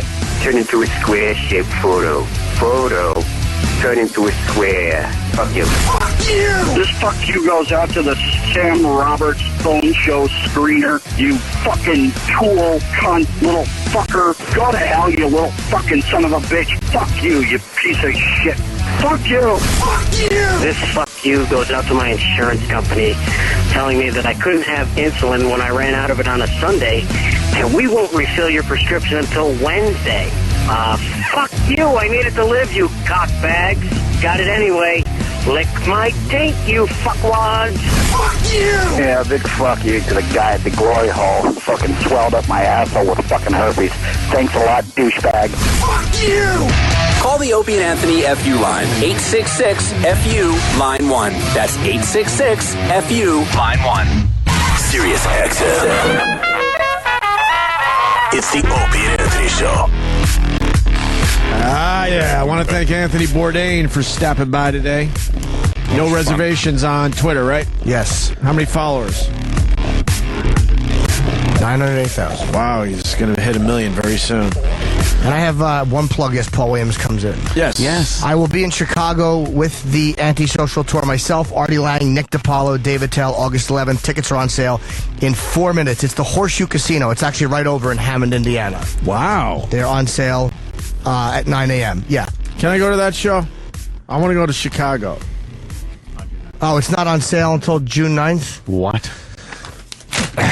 Why am I all right, it's my fault. No, it's okay. It's okay, My Jimmy. fault. Let's just bring in Paul. My fault. It's okay. It's okay. It happens. Saturday on sale. That's fucking stupid.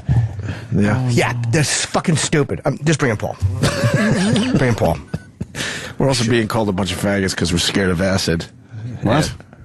Yeah, call me that. Paul Williams. Oh, that's not. I don't care. No, that's not Paul That's Williams. not Paul. Where's Paul Williams? He ran away? Oh, he's doing liners? He's talking? Oh, he's talking? That's Okay. what he Let's bring does. him He talks to a lot of people. He likes to talk. Yeah. He's it. Maybe he's walking in. Here he is. Wow, There he Paul is. Williams. Paul, how you doing? Take a seat, my friend. Thank you. Wow. Man. How are you, Paul? Finally made it in. I know, right? How are you? Jim. Hey, Jim, how Pleasure. are you? Anthony, hi. Thank you. Thank you. Pleasure to meet That's you. Anthony. And that's Ope over saw the there. documentary last night. Did you see it? Fantastic. What did we think? I thought it was great. Paul, pleasure to meet you, sir. Lovely to meet you, my friend. All right, good. Well, you know, it's Pull up a chair. Yeah. All the Paul Williams story. Yeah. I just think it's it's about you, obviously. And What's the name of the It's called Still Alive. Still Alive. Still alive, and I am LP. Living proof. Living proof. It's such a great, different type of documentary because somebody could have just done a documentary on you and grabbed a bunch of clips and Where are they now? run through that. Here he is. Yeah, right. Living in a trailer behind a junkyard, doing a sock puppet show at the Red Lion, and that's not who what he found. And It was really a great showing the relationship that built between you guys and kind of a building of trust. a buddy movie, from stalker to family. It really kind of is because he does come off a little stalkerish. Yeah, it was frightening. Especially at the beginning. But I almost could relate to what he was saying because I guess I remember being 12, 13 years old, watching you on television like that, and just the family gathered around the television because you really didn't have DVRs or anything. You watched what was on at that time. Exactly. And you were apparently on everything. If you had a couch and put a camera in front of it, I magically appeared. Yes, you were there. I became better at showing off than showing up. You got amazing clips from this too. Like the archive footage. You seem to have access to everything. I didn't realize you had done fucking 50 Tonight shows. Yeah, I did 48. I remember 6. That's amazing. You remember? Oh, man. Wait, were you ever under the influence when you went on? Always under the influence. I mean, I thought everybody had a glass of vodka in the morning in the shower. It's wow. Ed McMahon introduced me to his new wife right before he died, and he said, Paul had a problem with alcohol, and it was one of those great moments. I just got my 5th star as an alcoholic. To have Ed McMahon say this guy had a problem. It was like, Ed McMahon. Are you kidding? Yeah, who was world renowned for his drinking. One of the great drunks ever. Yeah. What did you do in Planet of the Apes? I didn't realize you were in that until I saw the clip of you on Carson in your Planet of the Apes outfit. Yeah. I played a wise orangutan. The thing I remember the most from being on the set is the fact that I'm standing with 40 orangutans, and John Huston walked by. We're getting ready to shoot something, and as he walked by the 40 orangutans, he walked by me. He went, "Hi, Paul," and I went, "Oh, wait a minute! I still look like me and an orangutan." You know? You were a very interesting guy on TV, though. It's like, I was born in '68, so you're a part of my childhood and growing up, and it was just, of course, Smokey and the Bandit. Still, my favorite line in the movie, probably, because he's thirsty. Yeah, dummy. What a great line. Kick his ass just once. Oh, in the South, they think of Billy Bob Thornton said in the South they consider Smokey and the Bandit a documentary.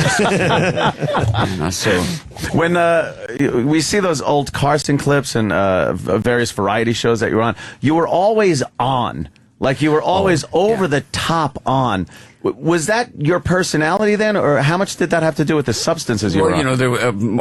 I survived a 30-year chemistry experiment, so that was, the fact is that alcoholism and addiction is a progressive disease. So at one point, I was just loving being there. I went from being the run of the litter, this weird little guy who could run under coffee tables when he was in the 5th grade, to getting all this attention. So that's fantastic. You're special. Yeah. You're loving that. So there's a lot of energy to that, and defensively, I'm pretty funny sometimes to keep from getting whacked. You make them laugh, whatever.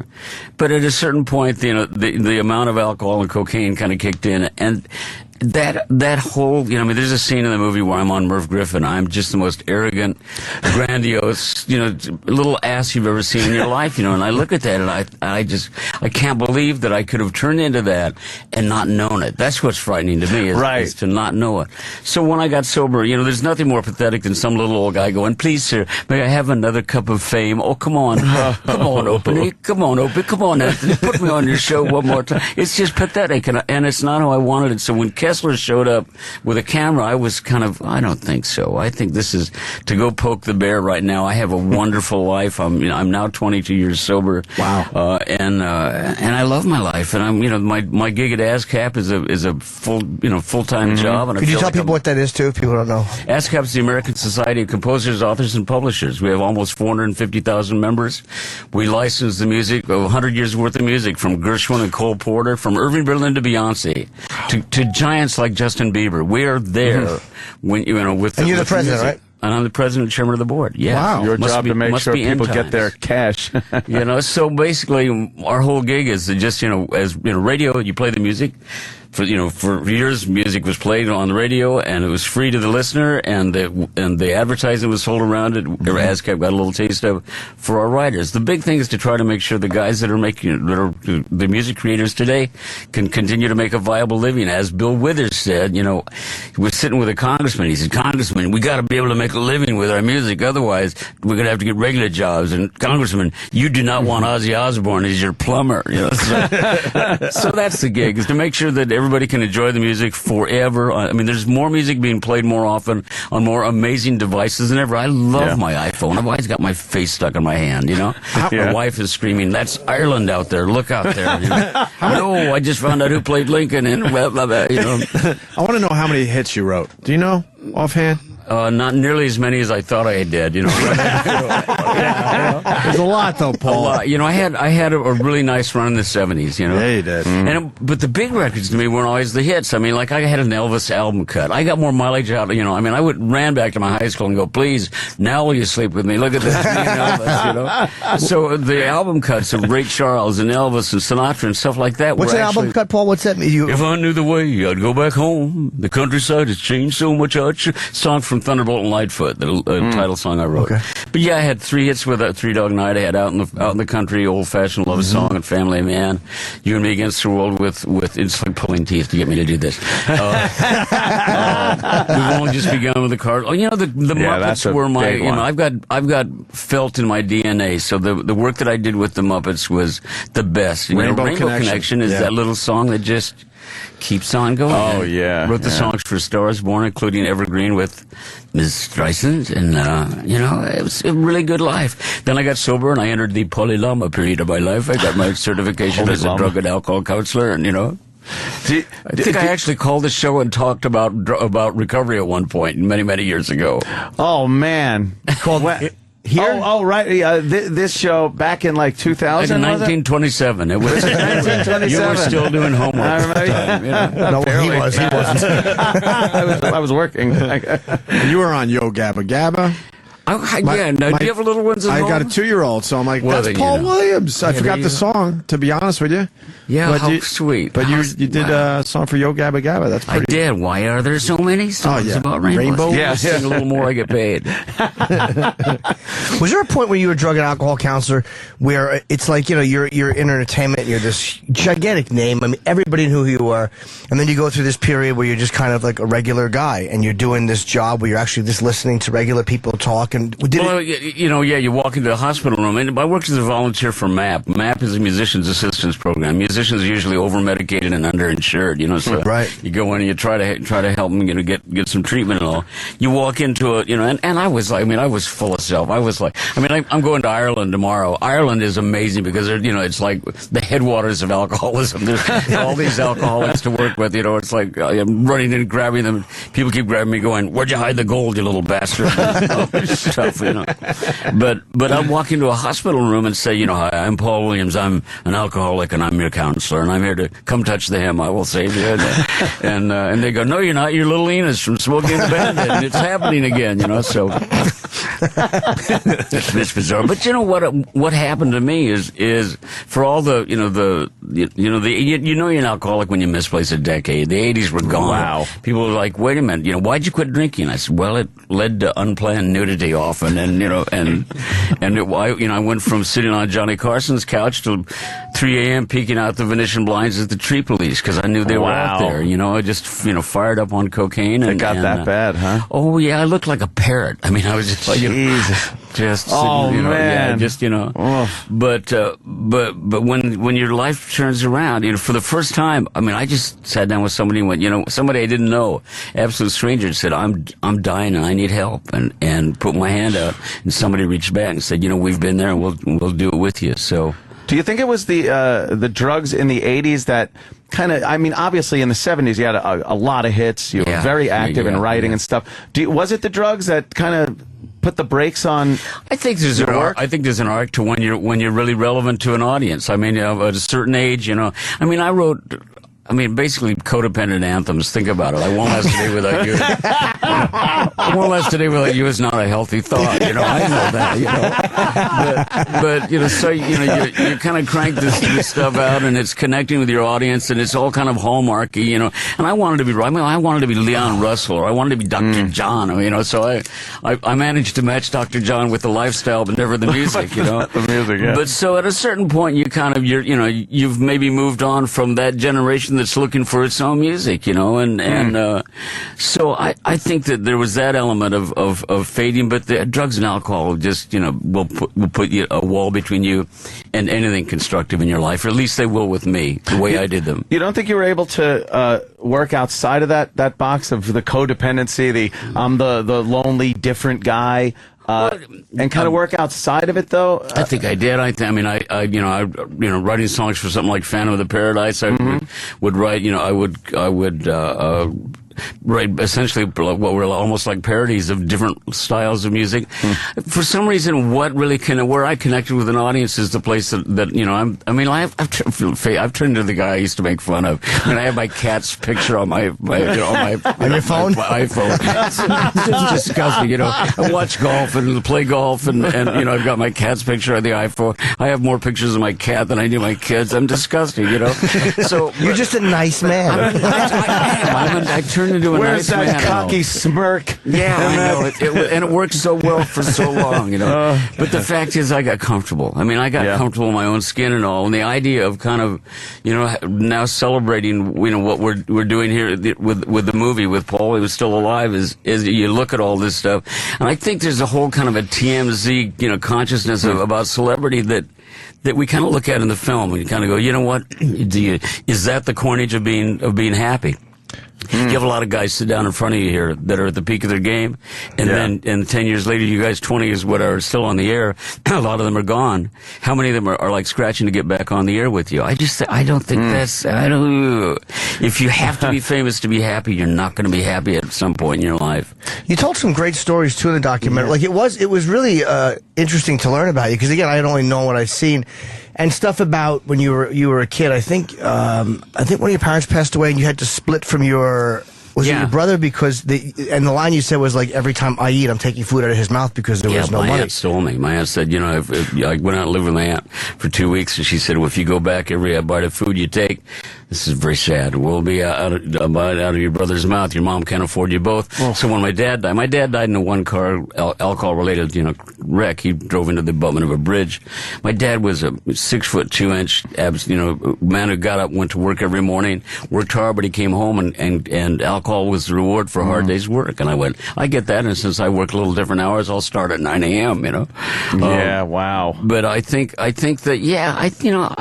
think that my becoming an entertainer had a lot to do with just being 13 years old and winding up at school looking like I was in the third grade. I looked like a kid till you put me next to a real kid. Then I looked like a kid with a hangover in my 20s, So, I think that some of that, you either fight or you make people laugh. And I think that's part of how I became who I became. And you lived with your aunt. I lived with an aunt and uncle, yeah.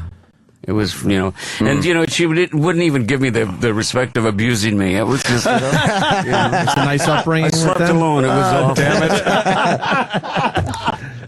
But you took it. I just wanted to finish with that. Sure. Are you in touch with your brother now, or my brother? You know who my brother is? My brother's a wonderful songwriter. He wrote "Give Me the Beat, Boys, Free My Soul." I wanna get lost in your rock and roll and drift. How does that happen? Dobie Gray, brothers. Dobie Gray, exactly. You know what? My brother and I are really close. But Dobie Gray made that a hit, and then someone recently made it a hit too.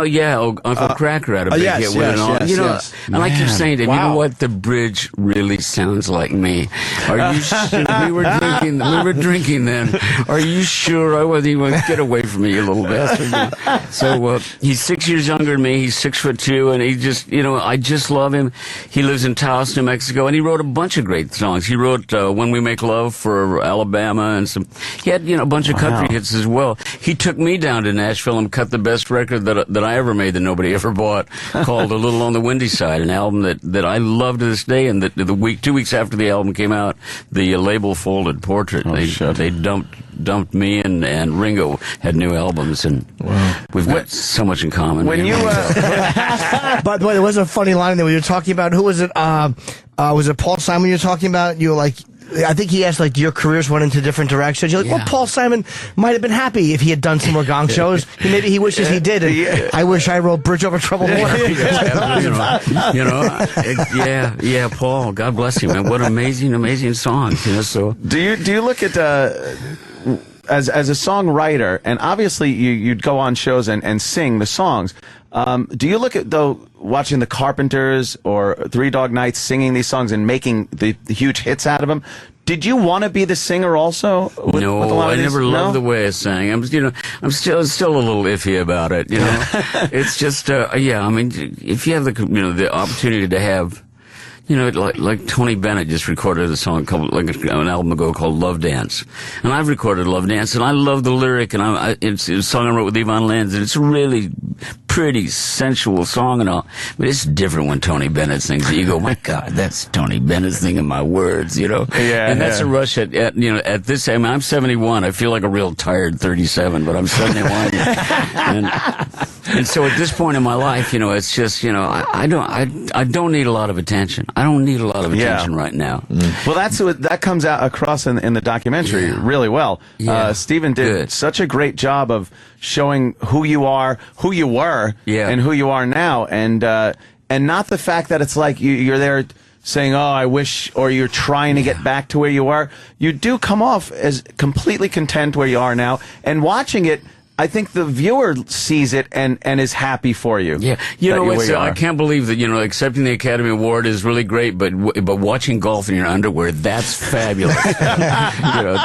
Did you watch Tiger yesterday? You see his shot yesterday? God, that shot. I was trying to explain it to Anthony. And to have Jack Nicklaus say that's the best golf shot I've ever seen in my life, and it was flat out. And he's seen a couple of shots, I bet. The other thing that was different about him yesterday is his level of comfort. I don't think this is a one-time thing, and he's going to slip back. You think he's back now? I think that his next time out, you'll see the same game. Yeah, he's creeping right back to where he was. I was wrong. I said I thought he was done. Did you? I really did. I said he'd win a few tournaments, but as far as making a run for that record of the majors, he's done. But what we saw yesterday, I think I'm wrong. Is like that was, and you know what he said. It's interesting, but what he said about this shot, he said that's not the best shot of the perfect golf shot. He said he made is the one over the green to there.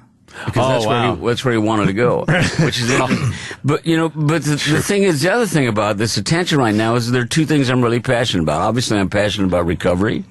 That this has been an amazing gift, and anything I can do to pass it on is great. But also because I'm president of ASCAP, I can talk about the fact that to the kids that are listening to to the music and all, is that we're not trying to shut down the internet. That's not what we're doing. We just want the servers, the people that are giving you the music, to pay a little part of that advertising, as they always have. So that right now there's some little lady with the headphones on and an electric keyboard writing a wonderful song, and she's got the headphones on because she doesn't want to wake the baby in the next room.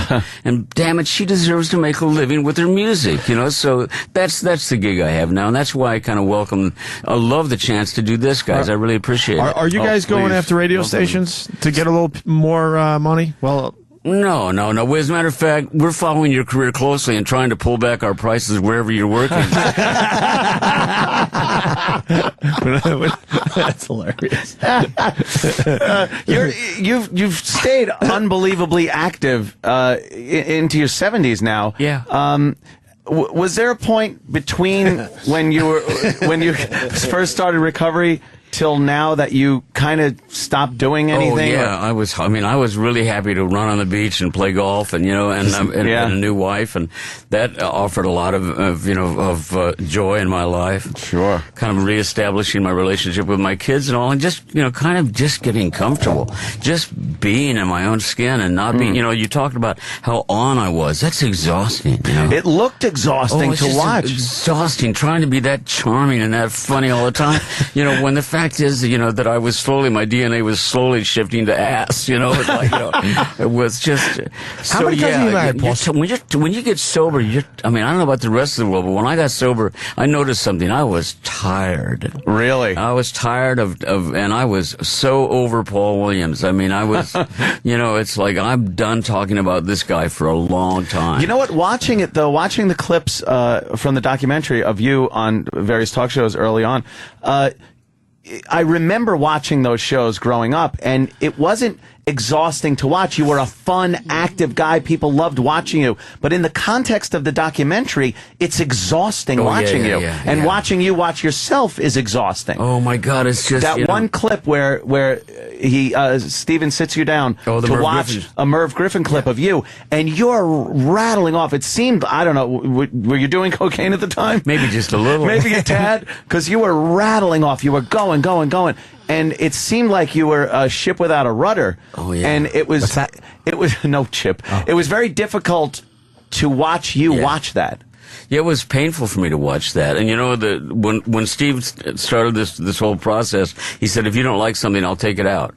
And so I'm sitting there and he's filming me watch me at my absolute worst. And again, how unlikable can you get? How arrogant, how grandiose, how shallow can you get? And I'm joking about marital infidelity, talking about I'm a devoted husband until I buy that plane ticket. And I'm going, oh my God, what kind of an ass would say such, and So I said, you cannot use that. You cannot put that. I don't want my daughter to see that. Yeah. I think about my daughter and her mother sitting in a theater and seeing that footage. And I did wonder how he talked you into. No, he didn't talk me into it. Oh, he didn't. No, he just put it in. You know what? He put it in a rough cut, and I saw it, and I went, you know what? You have to use it.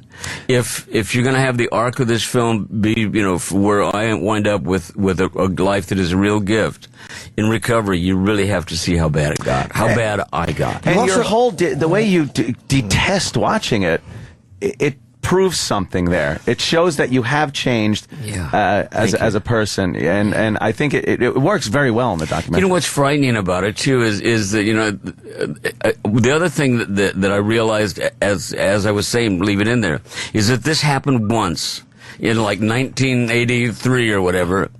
And nobody remembers it, and it's gone. But you've now converted it to zeros and ones, and fed it into the big internet gobbledygook, where it thrives and grows forever. And versions of this now will reappear and the like. So I have to live with this for the rest of my life now. And this went from being part of something I had to check off and that I was ashamed of, or maybe had no idea how bad it was.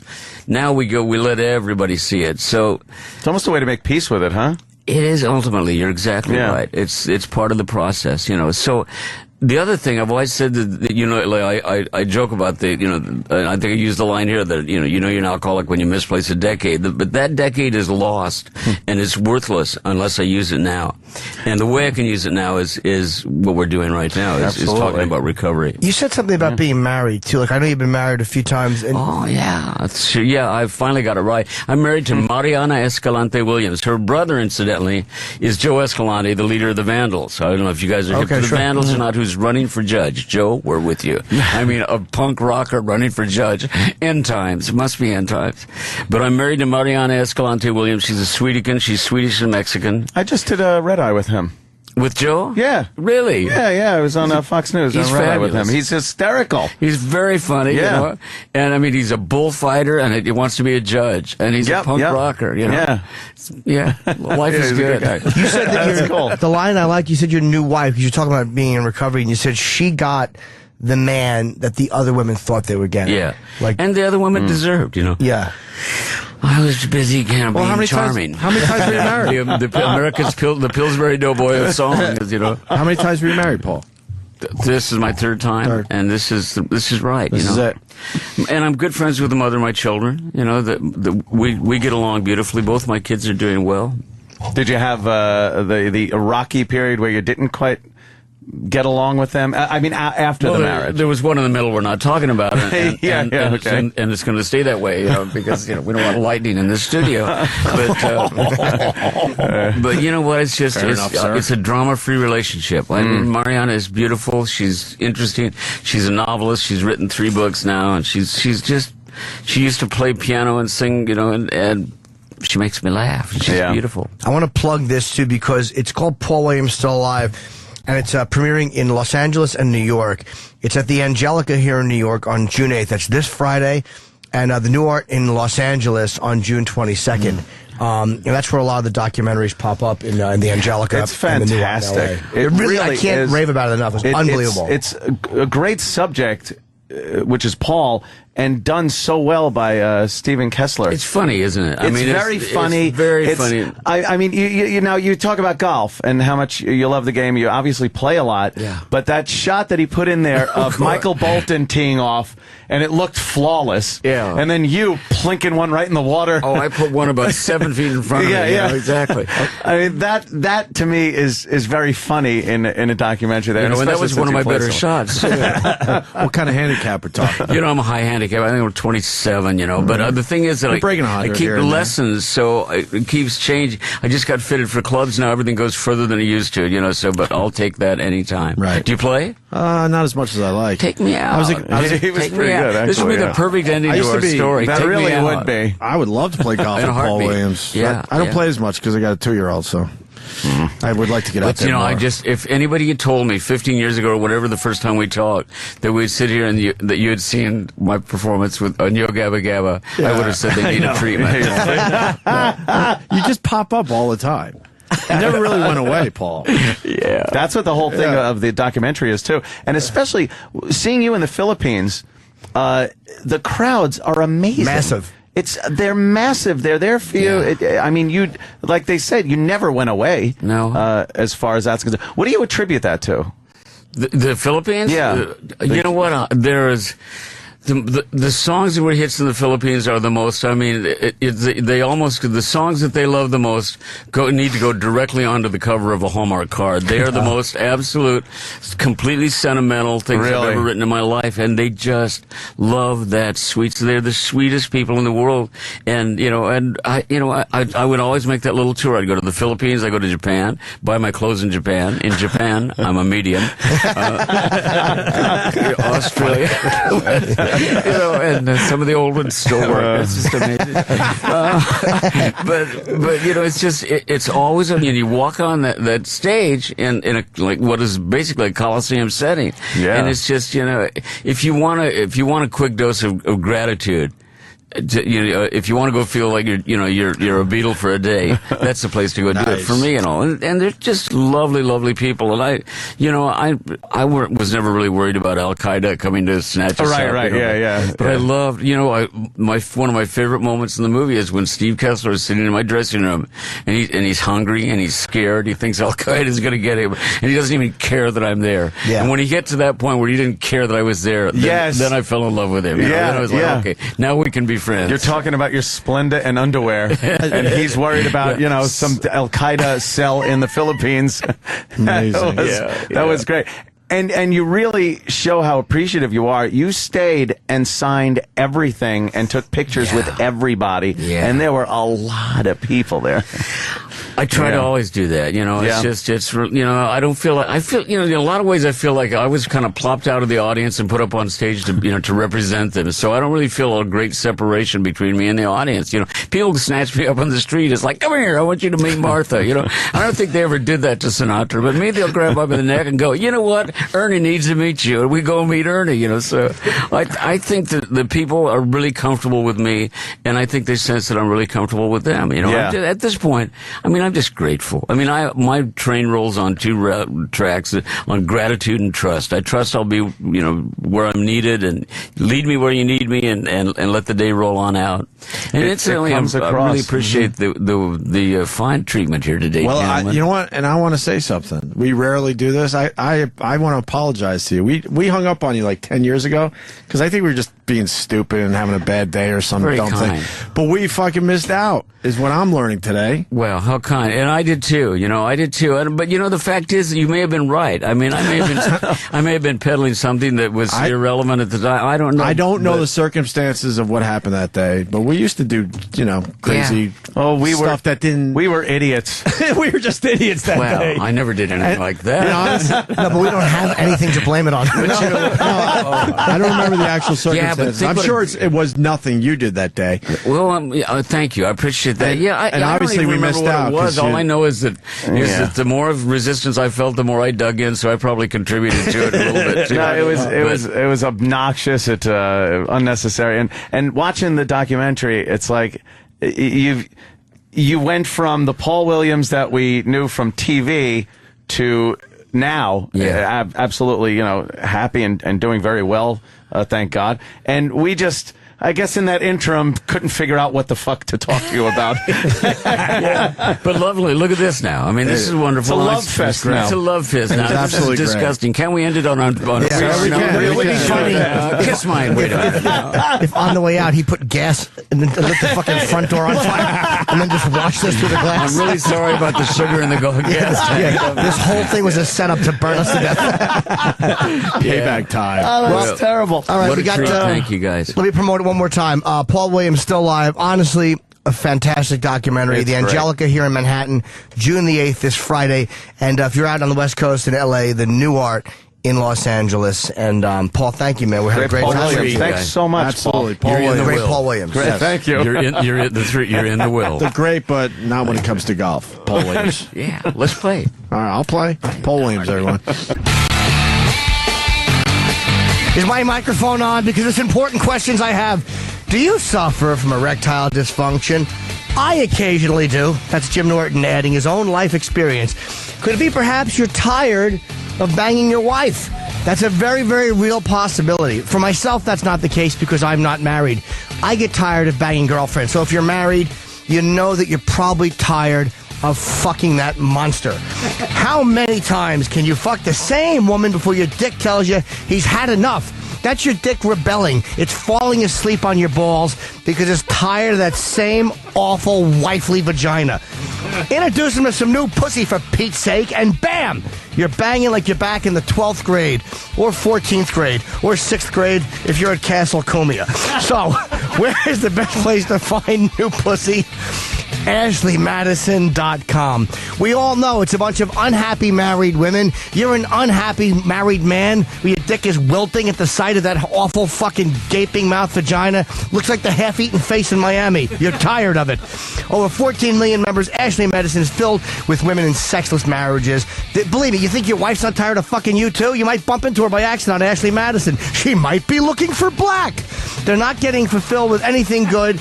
They're not getting laid properly, so they're looking for somebody too. Sound too good to be true? They guarantee it. Even if you don't find some sex-deprived wife whose husband probably has ED, erectile dysfunction. I thought it was Ed. They have a horse. A talking horse who fucks your wife. Ashley Madison, they'll give you your money back. How many money-back guarantees do you get that you're going to get laid? You just don't. So if you don't find some sex-crazed whore, you're getting your money back. What's better? Popping a blue pill to bang your wife for the 1,000th time, or listening to your dick, because that is what an erection problem is. Your dick is yelling out, help! Find someone new, hot, and horny, and then take a blue pill, because you're probably a horrible fuck to begin with. So why would you waste your horrible fuck skills on a new girl? Go in there with your new blue pill dick on.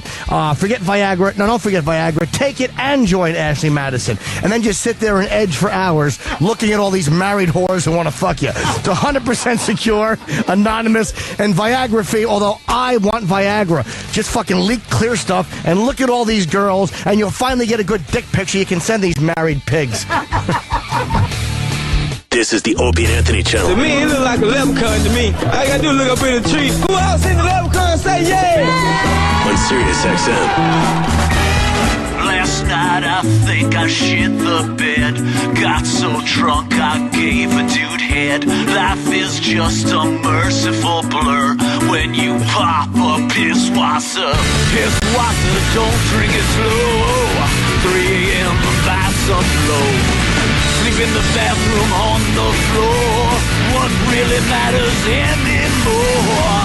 All the crap you do all day. Who fucking cares? Anyway, piss wasser, this is beer. Drive drunk off of beer. Piss wasser, drink all day. It helps your troubles go away. Yeah, yeah. Pisswasser, cheap German lager for export only. Sirius XM. This is the Opie and Anthony Show.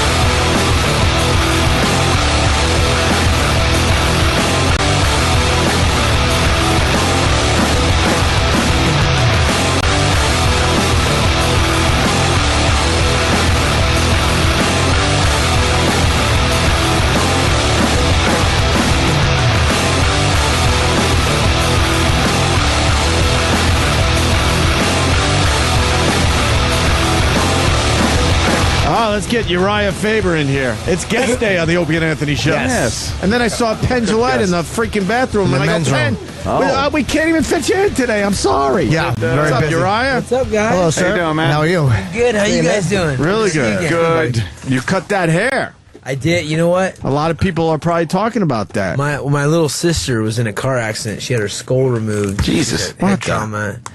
Yeah, it was like she had her head shaved, and so. What do you mean she had her skull removed to get the swelling down? Yeah.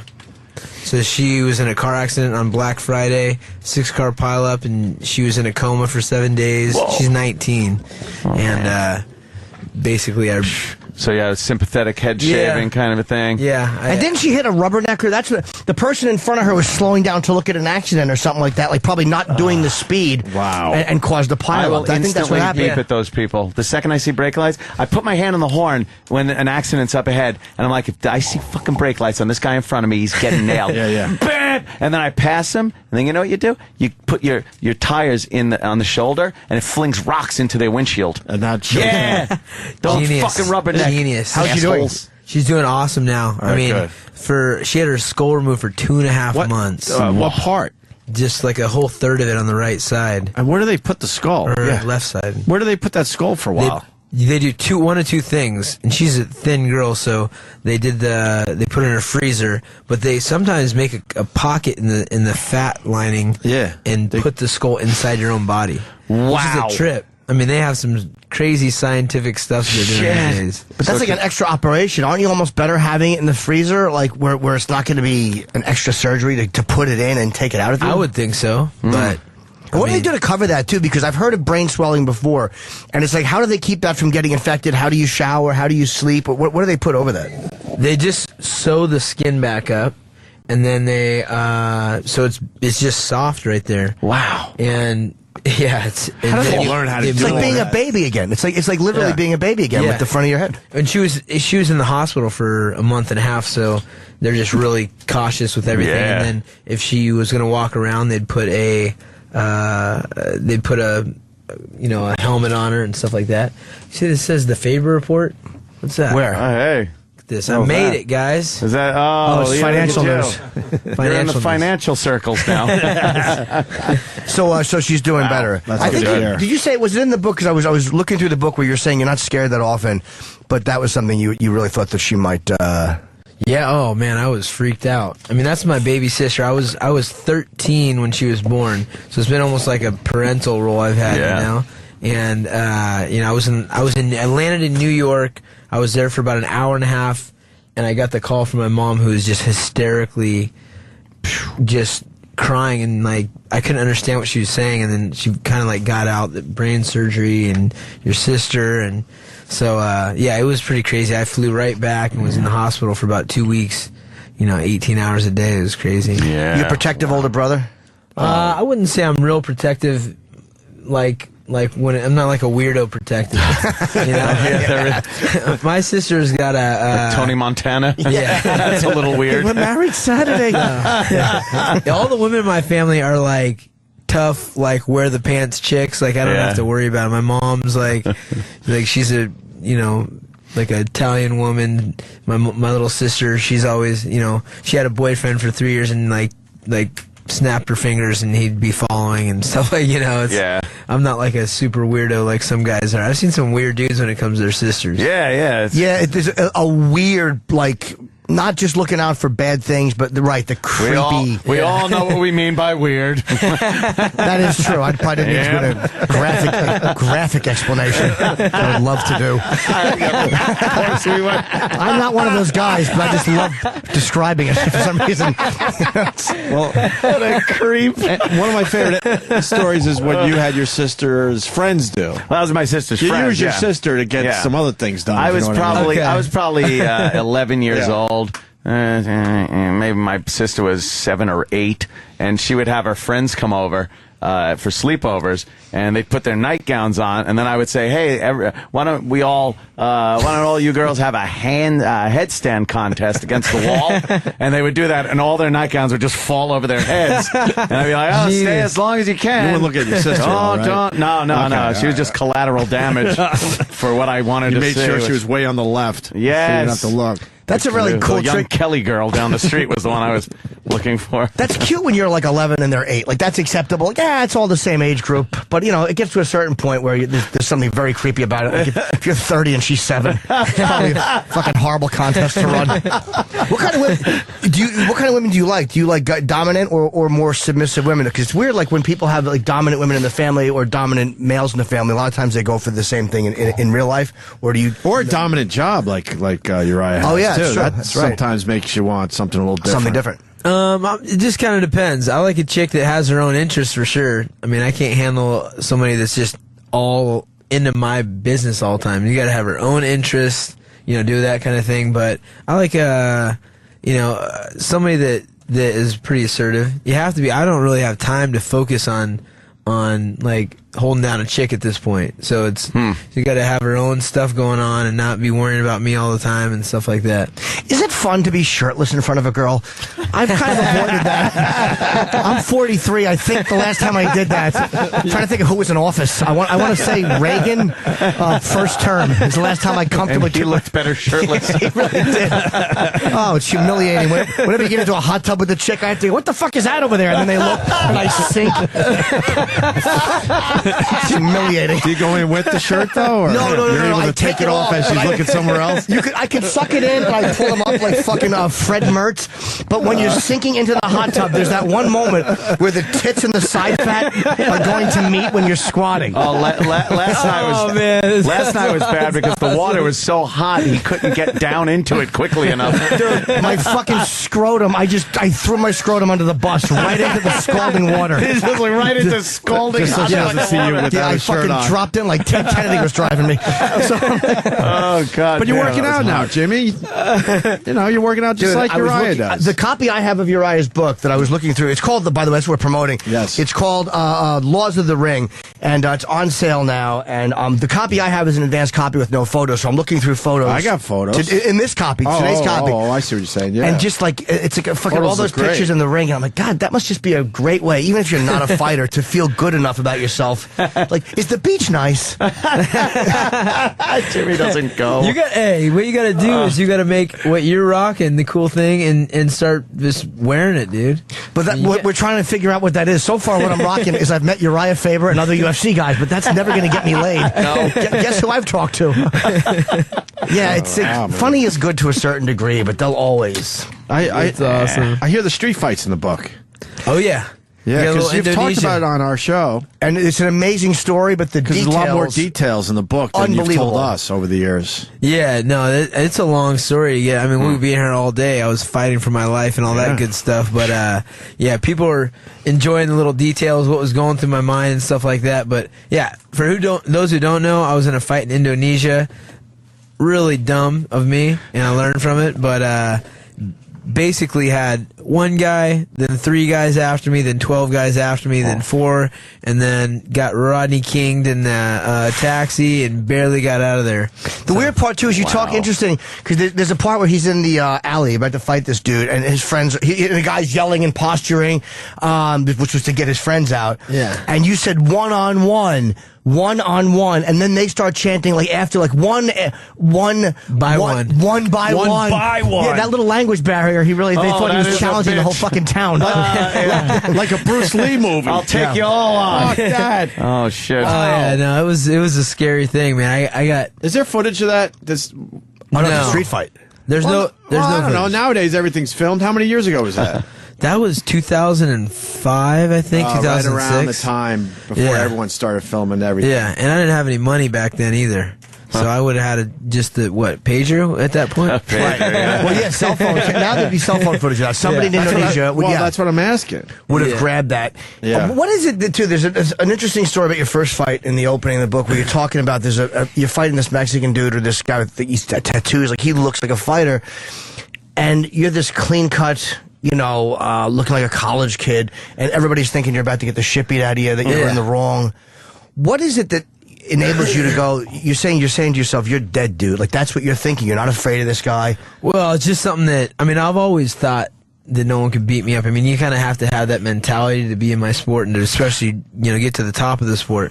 But I do remember, taking the first fight. And I remember, if I'm going to get nervous with this whole process, I'm not going to do it again. I don't want to be, anybody that's had a fight as a little kid, like, the anticipation of the fight is the bad thing. So I was like, okay, I find out a month before I'm fighting this dude, and I was like, if I'm going to be stressing about it, I'm not going to do it again. But it wasn't stressful until I got to the arena, and I was like, all right, I've always thought I'm a bad dude, and there's no reason to stress.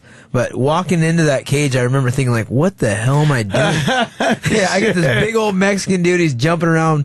He's got pride tattooed on his stomach, and he's bald. And I'm like, what am I don't understand what I'm doing this for. But then once I got in the cage, it was like, all right, now it's it's go time, and I'm not about to let anybody do anything to me. So do you read people like people's bullshit? Because I'm the one who would fall for that. Like if a guy is posturing, if a guy is like, you're dead, I'd be like, oh, he's right, I am. I'm dead.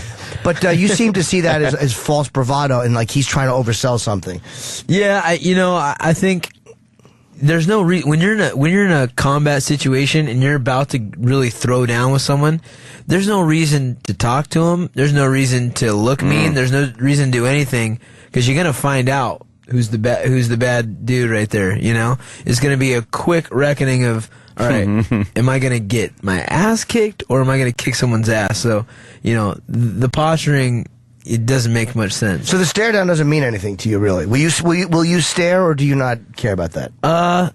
It's usually in the moment. So if I'm in a stare down situation, I'm already in the zone and I'm just looking. Whatever I look like, I don't even know what I'm thinking. It's just like I'm looking at this guy, and it's not because I'm trying to intimidate him. This is really the way I'm looking at him. So you're not worried about like I'm going to try to psych him. I guess you're beyond.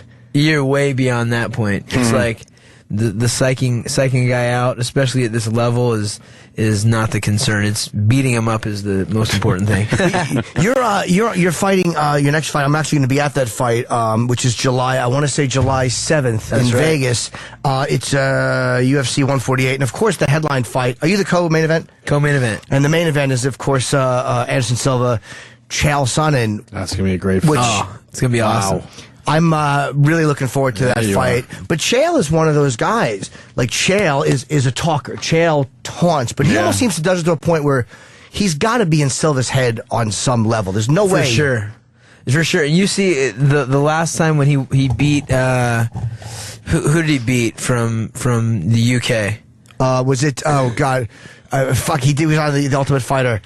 Yeah, he was a coach for the Ultimate Fighter. Anyways, he beats him, and as soon as he wins, Bisping, Michael Bisping. Yes. As soon as he beats Bisping, they hand him the mic, and it shows Anderson Silva, and he like is in his chair, and he's like looking away and looking down, and just like, oh my God, like just bugging him that Chael's gonna get on the mic, and he just gets on the mic and says, Anderson Silva, you absolutely suck.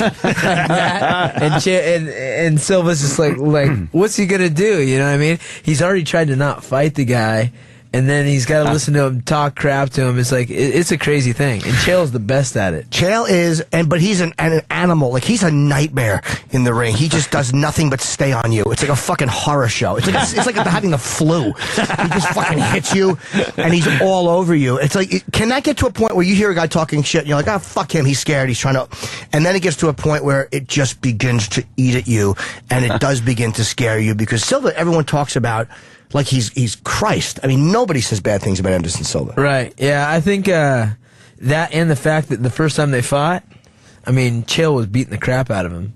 You know? So, I mean, that's got to be sticking in his mind also. Not only is there a lot to risk, because this guy's been running his mouth and calling him a dirtbag and everything, insulting his country. So he's got to go out there and put all the pressure on Anderson, and he already went up against him, and if you guys saw the first fight, Chael just mopped him up and then got caught at the very end. So Anderson's not only risking getting beat up, but he's got to defend his country. He's got to punish this guy for talking crap to him. Chael's doing a good job of getting in his head. Do you think it's also part of it? Because, I mean, they say Chael was on some substance that he got banned for a year after. Is it possible that Silva's like, well, he won't be on that this time, so now I'll have a... Or do you think that doesn't matter?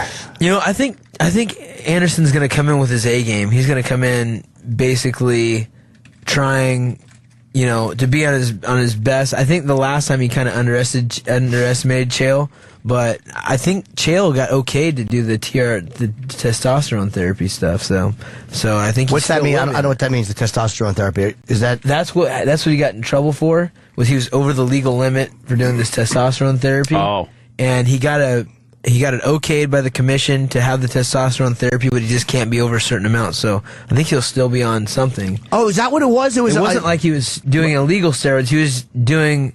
He had an okay about the steroids or whatever he's using, the therapy, and he went too high on the legal limit. Oh, I didn't know that. Okay. Testosterone therapy, what does that help with? Because I have a feeling that really was. That would be a great interview segment. But no, that would be great though if I was hosting my own TV show and Uriah was on, and that was all we did. Like, I just said, "What is that?" And you said testosterone. I will be right back with our next guest. But what does it help with? Because I was drinking soy lattes for a while, and somebody said that kind of gives you tits and estrogen, and I want some more testosterone. I guess helps with everything, right?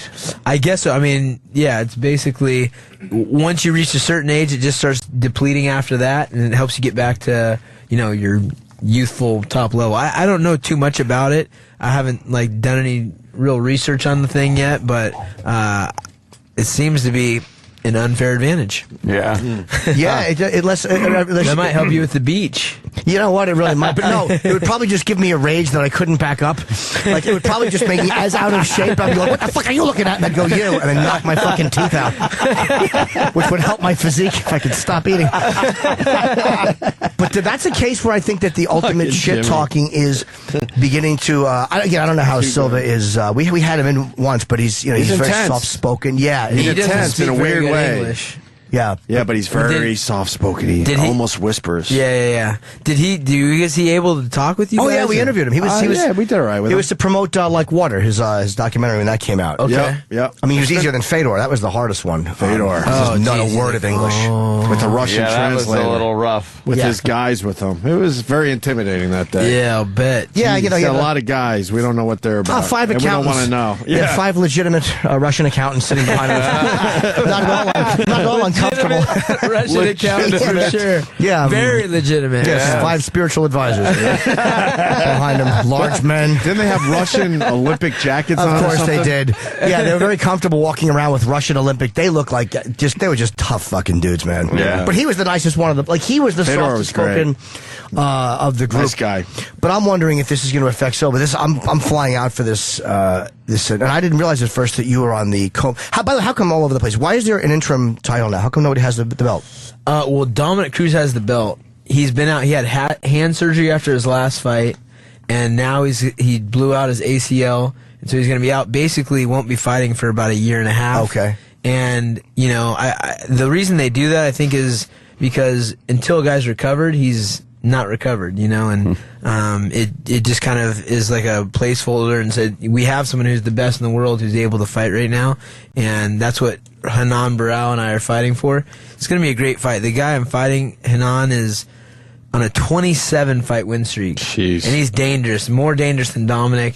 He's not as tricky, not as elusive and stuff like that, so it'll be like a more straightforward fight, but he's been knocking guys out and submitting guys. I mean, he's a dangerous dude. Now, Dominic, do you guys really not like each other? How much of that was for the show? And how much of it was just genuine, like we just don't like each other?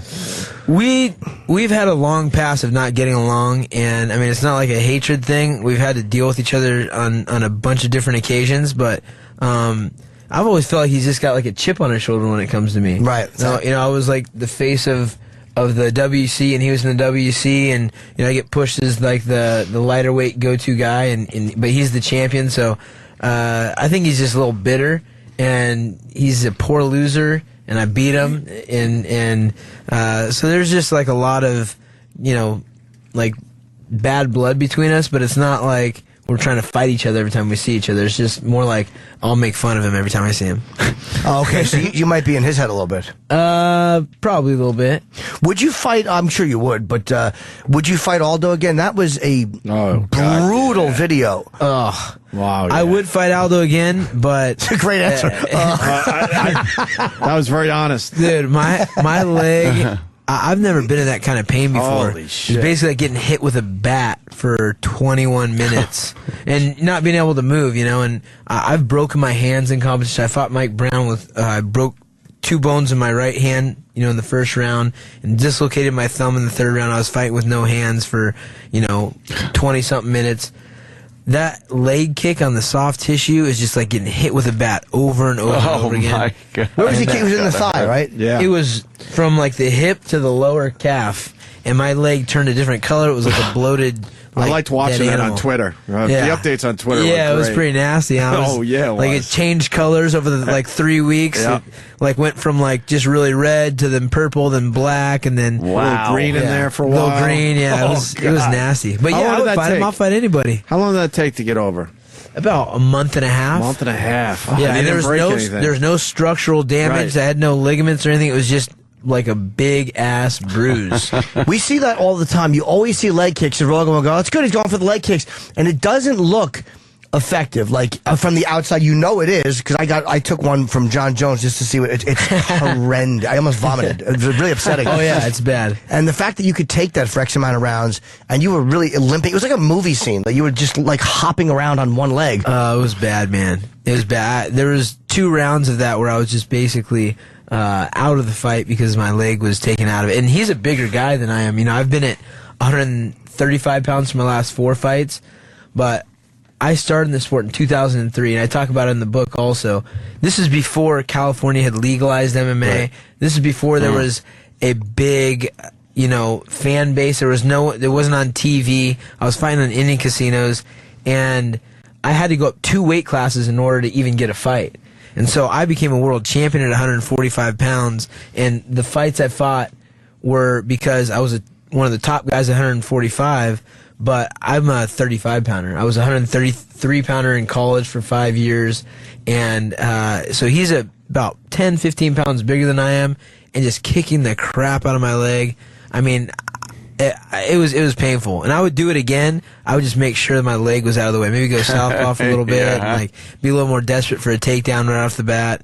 But I'm back at where I should be now, at 135 pounds. Is it possible you could talk to him before the fight and go, look, the leg thing that happened last time was really unpleasant? We did that already. We don't have to do that maybe again. You can make a pact, you avoid my legs and I'll avoid your legs. That's a great idea. It's like linemen will do that sometimes in football. A defensive lineman, offensive lineman will kind of have an unspoken thing, I guess, where they're not going to completely kill each other. Or don't you guys have that with certain foot stomps, up against the cage? It's just you're not stepping on mine, so I'm not going to completely step on yours? I don't know about that. I mean, I think you're not supposed to kick to the front of the knee or something like that. Sometimes it's legal. It's just bad taste to do it. But no, there's no rule about that. I don't think. Oh no, not a rule, but something two guys, an unspoken thing. If when you're up against the pussies cage, making a fucking agreement, but they're not going to fuck each other up. I wasn't going to phrase it like that, but I'd say 2 gentlemen making an agreement not to step on each other's feet while they're fist fighting. I think it's a fair thing because nobody wants a fucking foot stepped on. It stinks. But it really is unpleasant. Oh, it's gotta be. So is that the most unpleasant thing? Just get a foot stomp? Yeah, what is the worst thing? I mean, it obviously all hurts, but what is the one thing that you're like, oh, fuck, not that again? Geez, I get black out during fights when it comes to the pain factor. Oh, really? I think. But what's the one thing you just don't want? I guess it would be maybe just getting hit directly in the nose or eyes water or something like that. Oh, man. That's just uncomfortable a little bit. That's a terrible feeling. Yeah. That whole having your nose makes you all fuzzy. Yeah. Kind of hurts all around your eyes. I'm always amazed that somebody can get kicked in the face or head and continue.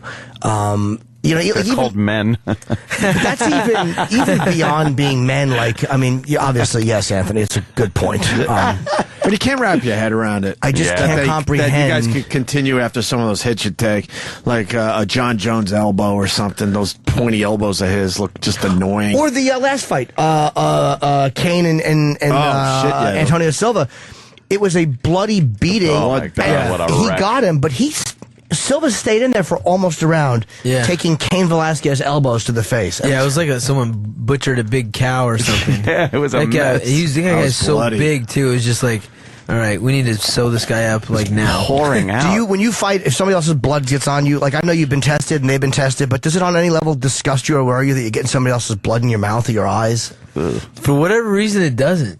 They ever watch BJ Penn? He'll sometimes lick the blood, which that kind of gross. Does he really? Yeah, he's done that before. When he beat Matt Hughes, he lick the blood off his glove, which is kind of crazy, but to each their own. I won't even do that if I'm dating somebody. I'm like, look, for the next 4 days, you sleep on the couch. The old Red Wings? Your Red Wings? Never happened. I can see doing that during the fight psychologically to fucking fuck the other person up. But after the fight, why would you do it? I don't know. I don't know. Just send a message to the people watching. Yeah. Oh, here it is. For the next people. Oh, it's just a photo. What a wreck. First step to recovery. BJ Penn admits blood licking problem. He's got a problem. He's got a problem with it. At least he admit the first step is awareness. Yes, and hopefully you don't pick up any hepatitis or something. Hey, is there something, I think we talked about this last time, but Rogan had talked about, after you, do you worry about picking up something from the mat? Like, he said that there's things like face herpes and all this weird shit that people can get because you're grinding on the mat. Will you use special soap after that to avoid that type of shit? That's not like the main concern in a fight. When they have a fight, it's like a brand new canvas, and we're even training. No, training in the gym somewhere. Yeah, you make sure. Washing the mats and all that kind of stuff is super important. You want to, shower afterwards and stuff. It's like, it's a grimy thing. You're rolling around the ground, fighting other guys and stuff like that. It can be pretty brutal. There's a rumor too that is it true? Is there a gay fighter in the UFC, or is that just a rumor that people were spreading? It's not in the UFC. There was a guy that tried out for the show that I was just on. I was just coaching the Ultimate Fighter, and he had done gay porn. Oh, right. Okay. He had been in a bunch of films, and supposedly was not gay. I don't know how that works exactly, but was in multiple receiving end of male pornography. Oh, not gay, no. though. And then saying he's not gay. You know what, though? Hold on. Devil's advocate here. All right, let's hear your story. Perhaps if you're not gay, you have to be on the receiving end because it's unpleasant, but you're not gay, so you will not be able to be on the giving end because, you might not be able to physically get yourself to be erect to have sex. So you may hate it, but receiving may be your only option. No. Apparently he was on both ends. On many occasions. Well, so, anyways, he tried out for the show and he lost. Oh, wow. So he wasn't on the show and didn't get his opportunity to fight in the UFC. If we were in court right now, do you know how mad my fellow prosecutor would be that I asked a question that I didn't know the answer to? They'd be like, why didn't you research that and know that, stupid? You just made a terrible point. It was like when fucking Darden told OJ to put the glove on. It's like, you should have known. What are you thinking? You don't just do that. Oh, okay, so he lost, and I saw some of the... Because my on-demand is fucked up. I don't know I'm explaining this to you, but the only thing that it tapes right is Game of Thrones. I tried to tape you and Dominic Cruz this year, and it was just taping all these specials, but it didn't tape the episodes, so I didn't get to watch them. I'm really irritated. You blew it. I really did. Now you're in fighting shape. You're ready to fight. Will you still train for the next few weeks, or are you done? No, yeah, I'll be training hard. I'll be back to Sacramento in a couple days and be on it. Hard. I've got this book tour. I'm doing a book signing tonight at Bookends in New Jersey. Oh, right. We don't have the book signing info. That's a great independent store. I've signed there. It's in Ridgewood, and it's got a tremendous amount of room. Like I always tell people that if it rains, you're going to be indoors. That is a great place to go and meet somebody and get your book signed. It's Bookends in Ridgewood. What time? It's 7 o'clock tonight. Okay. Yeah, so I'm doing that, and then I'm here in New York for a little bit longer. Then I go to San Diego, and then LA, and then San Jose. But yeah, so it's we're looking at right now. Bookends is New Jersey? Yes, 211 East Ridgewood Avenue. A lot of people know where that's at because if you don't want to take the trip into Manhattan, it's the best place. It's a great independent store, and everyone from Hillary Clinton to Uriah Faber, obviously, Jim Norton, just to throw myself in the Jim mix, Norton, like the attention whore that I am. Oh, Jim Norton was there. But tonight you're signing at 7 p.m. And are you doing any in New York, or is that the only local one? I'm not sure. I gotta check it out. I gotta double check on that. Okay, who are you? Just Uriah Faber on Twitter. Yeah. Okay. Uriah Faber. All right, so you can check Uriah's Twitter. Hopefully, you'll be twittering information. Yeah, and I hope you guys get a chance to read the book. It's really a good read. I think I sent out a bunch to all my friends and family that were in the book and stuff like that. And everybody's been loving it, and I've been getting a great response on Twitter. So. No one pissed, dude, man, you put that in? no one's really pissed. Is Internet Steve? There's a thing on a guy called Internet Steve who's a real bullshit artist, which was one of my favorite things. But just about one of these fucks that just talks and was lying. And you obviously changed his name, but have you gotten any feedback from that person? No. Actually, since Internet Steve quit, he left Sacramento, moved somewhere else, and changed his last name. He's now starting to change his last name into a more Italian name. So, Do you think he's just embarrassed by his last? No, he just is always changing. He's like changed high schools 4 times, changed gyms. He's just like, he's perpetually changing his stuff. Reinventing himself. I would love to do, you know what, as much as it's easy to knock, I would love to move somewhere and just be the other guy. Really? Yeah. It would be nice. I'm tired of being Jim. I think there's an actual like sickness where guys will do that. They'll just up and leave and just change their whole life and start up again. It's like a condition. I remember studying about it in college. Oh, really? Yeah, where it's like a strange thing where someone will have like a family, everything. They'll up and leave and just start all the way over. Oh, yeah. My ex-wife's father did that. Really? Made Christmas great. Yeah, I'm sure. Yeah.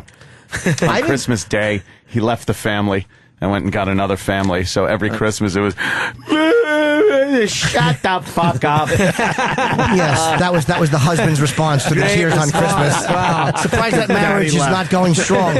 I'm upset about my childhood. Shut the fuck up. It's Christ's birthday, whore. That's very loving. That's awesome. I didn't realize that was a condition because our producer, Travis, his mother, when Travis was 20 or 21, became religious, like an ultra-Jewish Orthodox religion. She met a rabbi and completely left her family, and he has not seen her in 10 years. Like, she's just gone. She disappeared, and it's that like was the end of seriously it. like something goes on. I can't remember. It's been a long time since I was in college, but it was like something that happens fairly, not like often, but it happens in common. Often enough they gave it a name or something. Yeah, right, yeah. Wow, trip, yeah. huh? Would you, we always do something, and I think we're ending the show. Oh, God, we're over. You always do some kind of move, and last time you bent my arm, which hurt a lot. The game maker, remember? Yeah, it was very unpleasant. I didn't care for it. Did it work? Are you gay now? No. It actually straightened me out. Guys out there everywhere. Guys out there everywhere on the beach are sobbing right now. Yeah. But I would like to take. I took the last time we had. I've gotten punched a couple of times, but only in the arm, and believe me, with Frankie Edgar and Rashad. And Jones? Oh boy, did Jones put a fucking hurt on me, but he likes it. He's he's a nice guy, man. He's sadistic. Yeah, he's a little bit sadistic. Yeah, there's a reason he's the champion. Like, you can see, like, how can he be such a nice guy and fight, and then he fucking puts you in a necklock? He's like, oh, this little guy's gonna let me kick him. Oh, here it goes. Yeah, and he goes, I should have kicked you harder. I'm like, that's a good point. And he holds it a little longer after you tap, too. A little longer. He's the one guy that holds it a little longer. Would you hit me not as hard as you can, but in the right arm? But let me just tighten up a little bit. Hold on. Here's what's upsetting. I said, would you, before I got the sentence out, his fist is clenched. He was making a fist like, yeah, I could do this. I fucking hate when these guys are in fight mode, like when they have a fight coming up. Like, you want to get them after a fight when they're bruised and relaxed and feeling peaceful.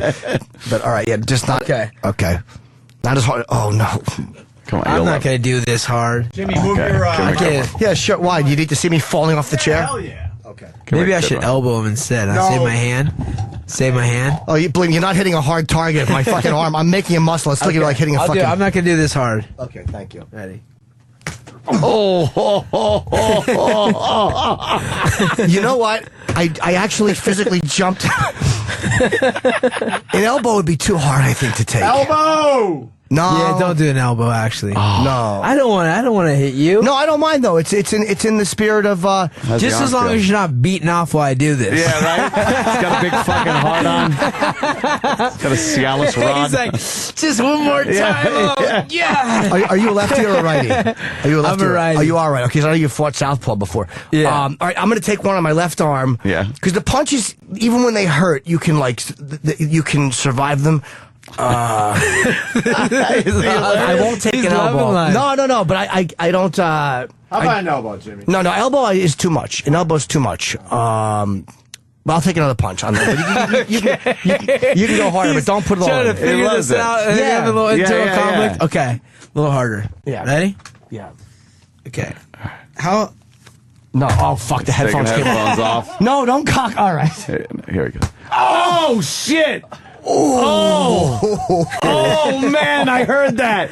That was a good one. Wow. Does that hurt, Jimmy? Does anybody else in here want to get hit? No, I'm fine. Just joking. I'm good. Hope you want to take one? No, man. Dude, that made a thud sound. Yeah, that's fucking... Oh man. Wow. That sounded like a fight. But when you watch these things, and I've said this every time I've done it, it's a new respect because you understand something, even on a minor level. Yeah. Like, he was being friendly and hitting me in the arm. No, not as hard as he could, of course. Well, how many percent there or whatever? That's gonna fucking. Oh man, that's gonna bruise nice. Jimmy, let me see. Pull it up. That was 60-70. I'm thinking it's already started changing color. Yeah. How hard was that? Oh my god. I don't know. Not that hard. 50. It wasn't. No, probably 50%. Oh, and that was in the and I tightened up the arm. That's gonna bruise. Yeah, 'cause you didn't put your whole body I into gotta see it. if you got to tweet a picture of the bruise. If Oh, I will. I do every time. Yeah. E-Rock's got the sound. I want to hear this again. Okay. No. Oh, fuck. The headphones came headphones off. No, don't cock. All right. Here we go. Oh, Yeah. It's that. It's like a pop almost. It sounded like the love scene in Raging Bull. That really fucking hurt. That was but again, to know you're gonna get in and take that on the fucking jaw. Like, how do you? Please imagine that to your face. Fight. No, yeah. I'm amazed that anybody can take that. I don't know if we're allowed to do this, but there is a Marine out there that is a huge fan that wanted to get hit. Oh, I don't want to hit. He's a huge fan. But he's a civilian. Yeah, I don't know if we're people. That's all. Yeah, you don't get in trouble. I just suggested. Look at, he's all excited. He's ready, He's a big guy. He's like, come on, bring it. Yeah. Next thing you know, Uriah's in court. Yeah, right. He flashed back to the war. He's got me. Imagine Look at your arm already. It's already starting. That's gonna be lovely. Imagine getting that in the face. That's the amazing part And then of they it. keep fighting. I don't get it. They keep fucking. Once in a while they fall.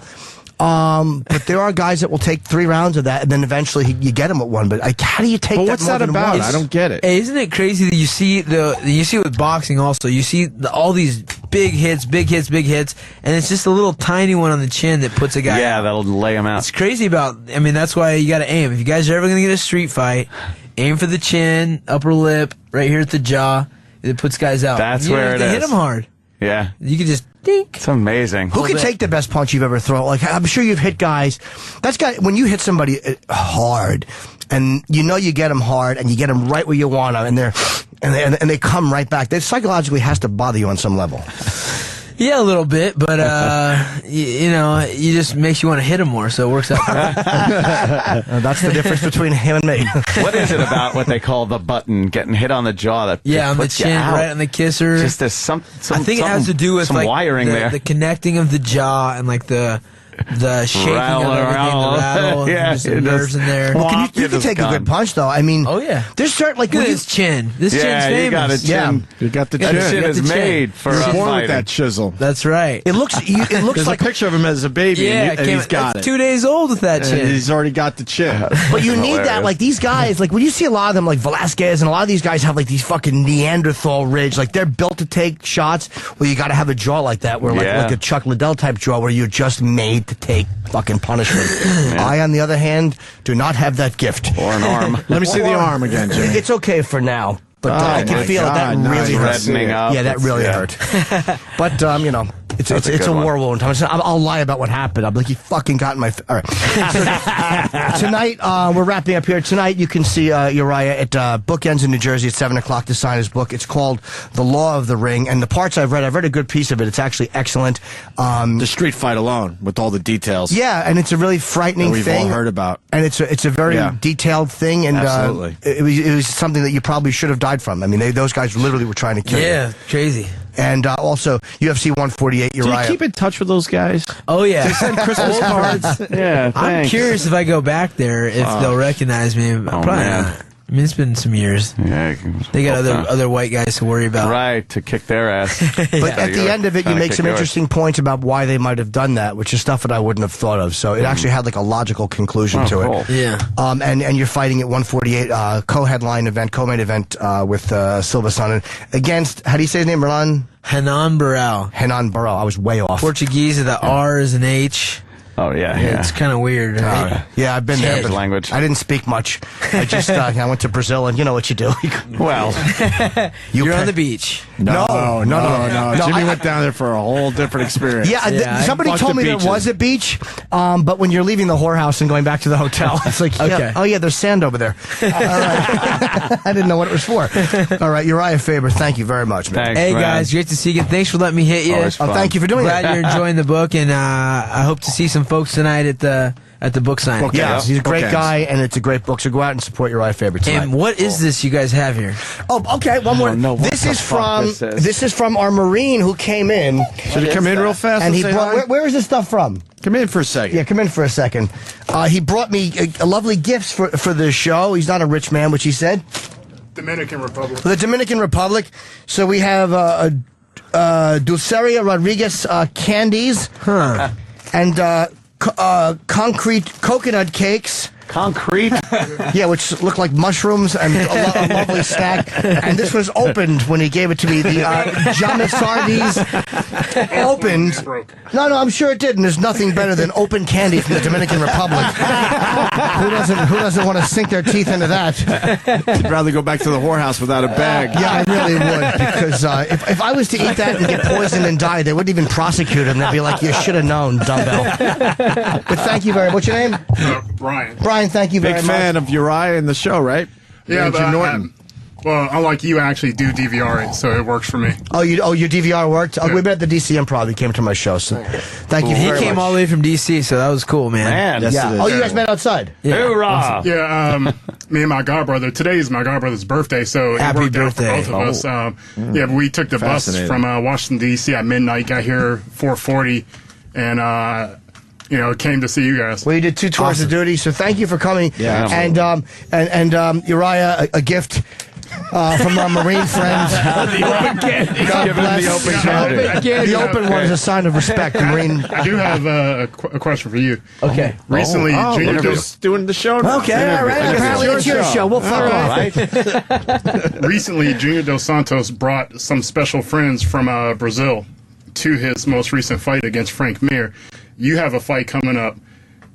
Any chance you can bring myself out to Vegas? Oh, boy. Because I've never seen you fight live. That's a great thing to do, and it's the thing I like about it is you always do it on the radio.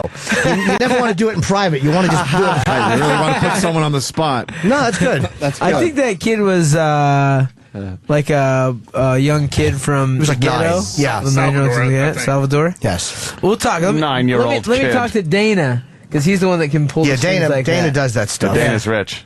But 100. Way to put us in a spot there. Yeah. So. Yeah, oh my exactly. God. I don't know. You might be hard to pick up after I win. I'll pick you up. But not He'll pick me up.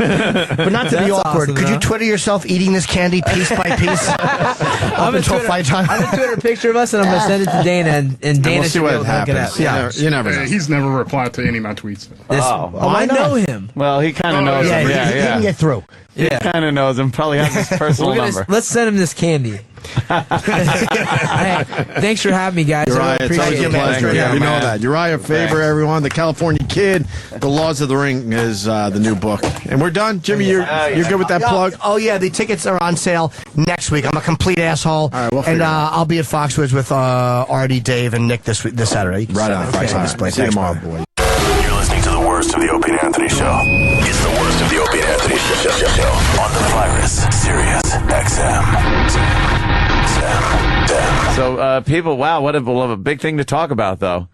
Twitter, woof.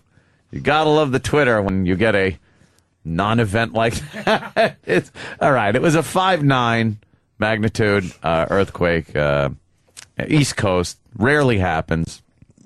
Well, that's what this film that we're working on is going to be all about, the different experiences. I feel like for me, it's sort of the rebuilding process. And my fiance was at work, so thank God she didn't have to see the damage firsthand. I was able to brace her before she came in the door. Yeah, because that's something that stays with you. Yeah. You know, you can't unsee this 2 action figures. I'll bet she knocked them over before she went to work, and there happened to be an earthquake.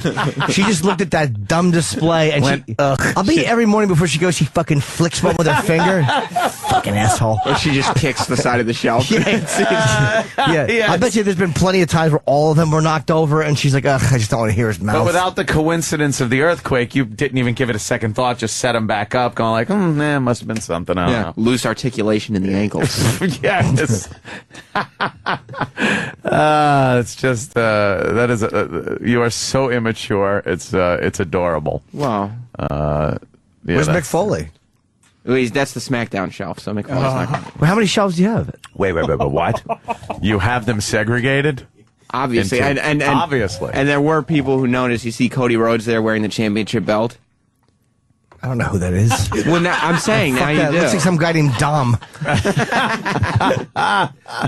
But he is the current champion, so people on Twitter noticed that I changed the belts. Oh, you changed the belt as the titles change in life. Who's the champion? Wow. Right. That would let us know Oh, that yeah. that is an accurate time-wise picture. Yeah, I couldn't. I couldn't have predicted that. So you don't put The Rock in there. Is The Rock in there? The Rock's a shelf below on the Legends shelf. Yeah. do you have? Yeah. Well, it's a tall bookshelf, so there's like 5 shelves on the shelf. Mm-hmm. And you have wrestling figures. Never. How do they get? They get Dusty, right? Dusty Rhodes. Dusty Rhodes is there. Yes. Where's that under the fucking questionable preference shelf? I mean, they get Dusty. If it gets bad, I'll use one of the whatever Swiffer things. What? You know, what are you, the help? Get a fucking the little air thing and blow the air thing on there. Do you know the air thing that you clean your computer dust, your computer keyboard? Those you should use. I find Swiffer does a better job. How does he work with a Swiffer? You know, you just use the cloth. Oh, fucking a cloth on the fucking thing. They probably all fall then over. Then you got to pick them up, each one individually. Well, the air have weakly thing, articulated ankles. Exactly. The air thing would probably knock some of them over. Oh, would you love my glass display that I have in my apartment? I have a glass display thing, which I spent way too much money on years ago. He would love that, right? Yeah, it's Put them all in fucking there. perfect for what you have. Keep I the know, dust I've out. seen it. Oh, you have? Yeah. That'd be great for your wrestling figures. I know. But then the earthquake probably would have shaken that, and they all would have fallen over. And then I would have had to go into the glass disaster shelf. that would have been. Oh Wow. my God! Don't even speak of it. Wow. Does she like the shelves? She doesn't mind. Oh, she'd probably rather put anything there, just books about clitoral circumcision, anything more enjoyable to look at than these figures. Well, she prefers that there is one shelving unit as opposed to figures everywhere. Just would you put them everywhere if you could? Well, I already do extend it out like Akeem the African Dream and Macho Man Randy Savage stand next to the television. Why? Because I like them. And you they could stand next see to the them TV. while you're watching television. You can glance over and be like, those are my favorites. I like those guys. Right now, maybe they'll change positions. Oh, plus, holy shit. Are these all the same size? Yeah. They're all to scale. It's all the same figure, right? I mean, the same series. Yeah, it's the same series. It's all Mattel.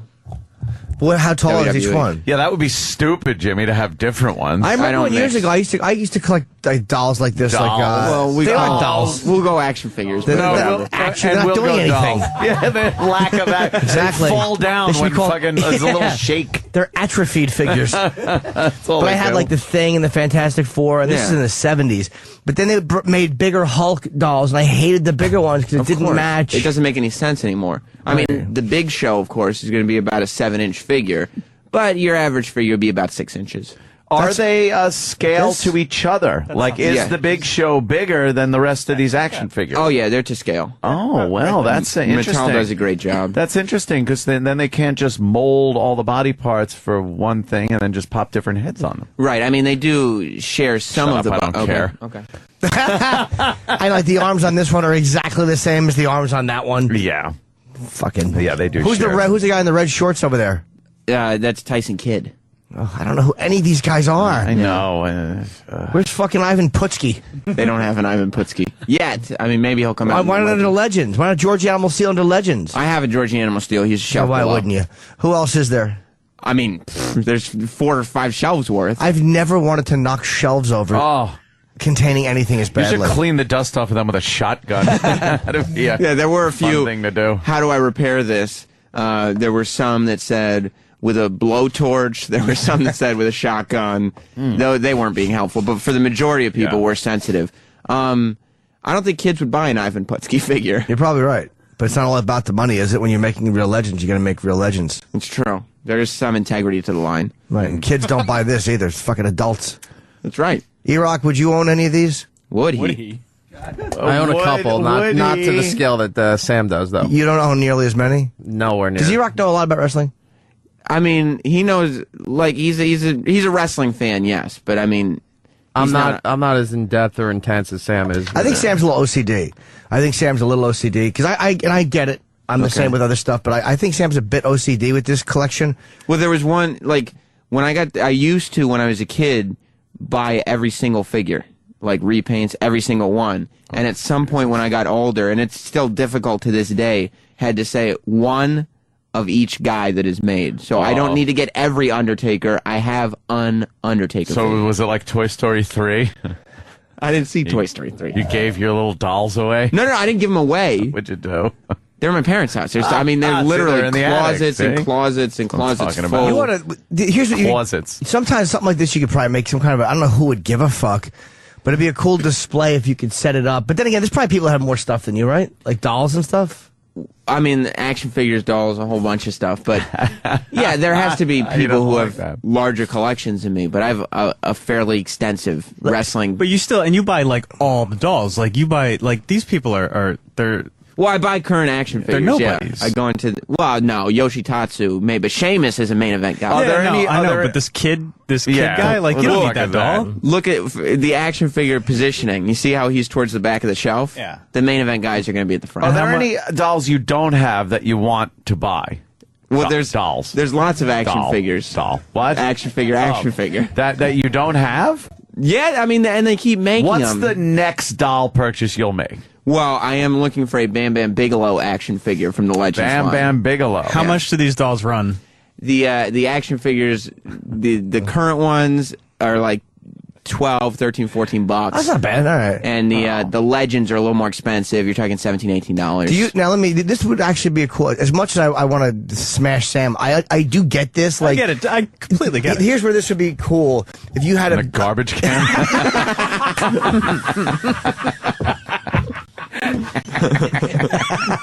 How great would they be with fucking just garbage juice and pigeon shit? Great. I'd be scraped out macaroni that you didn't eat, just laying on their faces. Fucking meatloaf. Come on, Jess, man up already. Get rid of this shit. I'd be super pissed. But if you had a basement, like a house with a basement, yeah, and you could get like a wall display where they were along the wall in kind of a glass display case. That's what I've always wanted to do that because I have all the collections from when I was younger. Dreams. Yeah, that's not my dream. It's just something. Would you like to buy some of the repaints?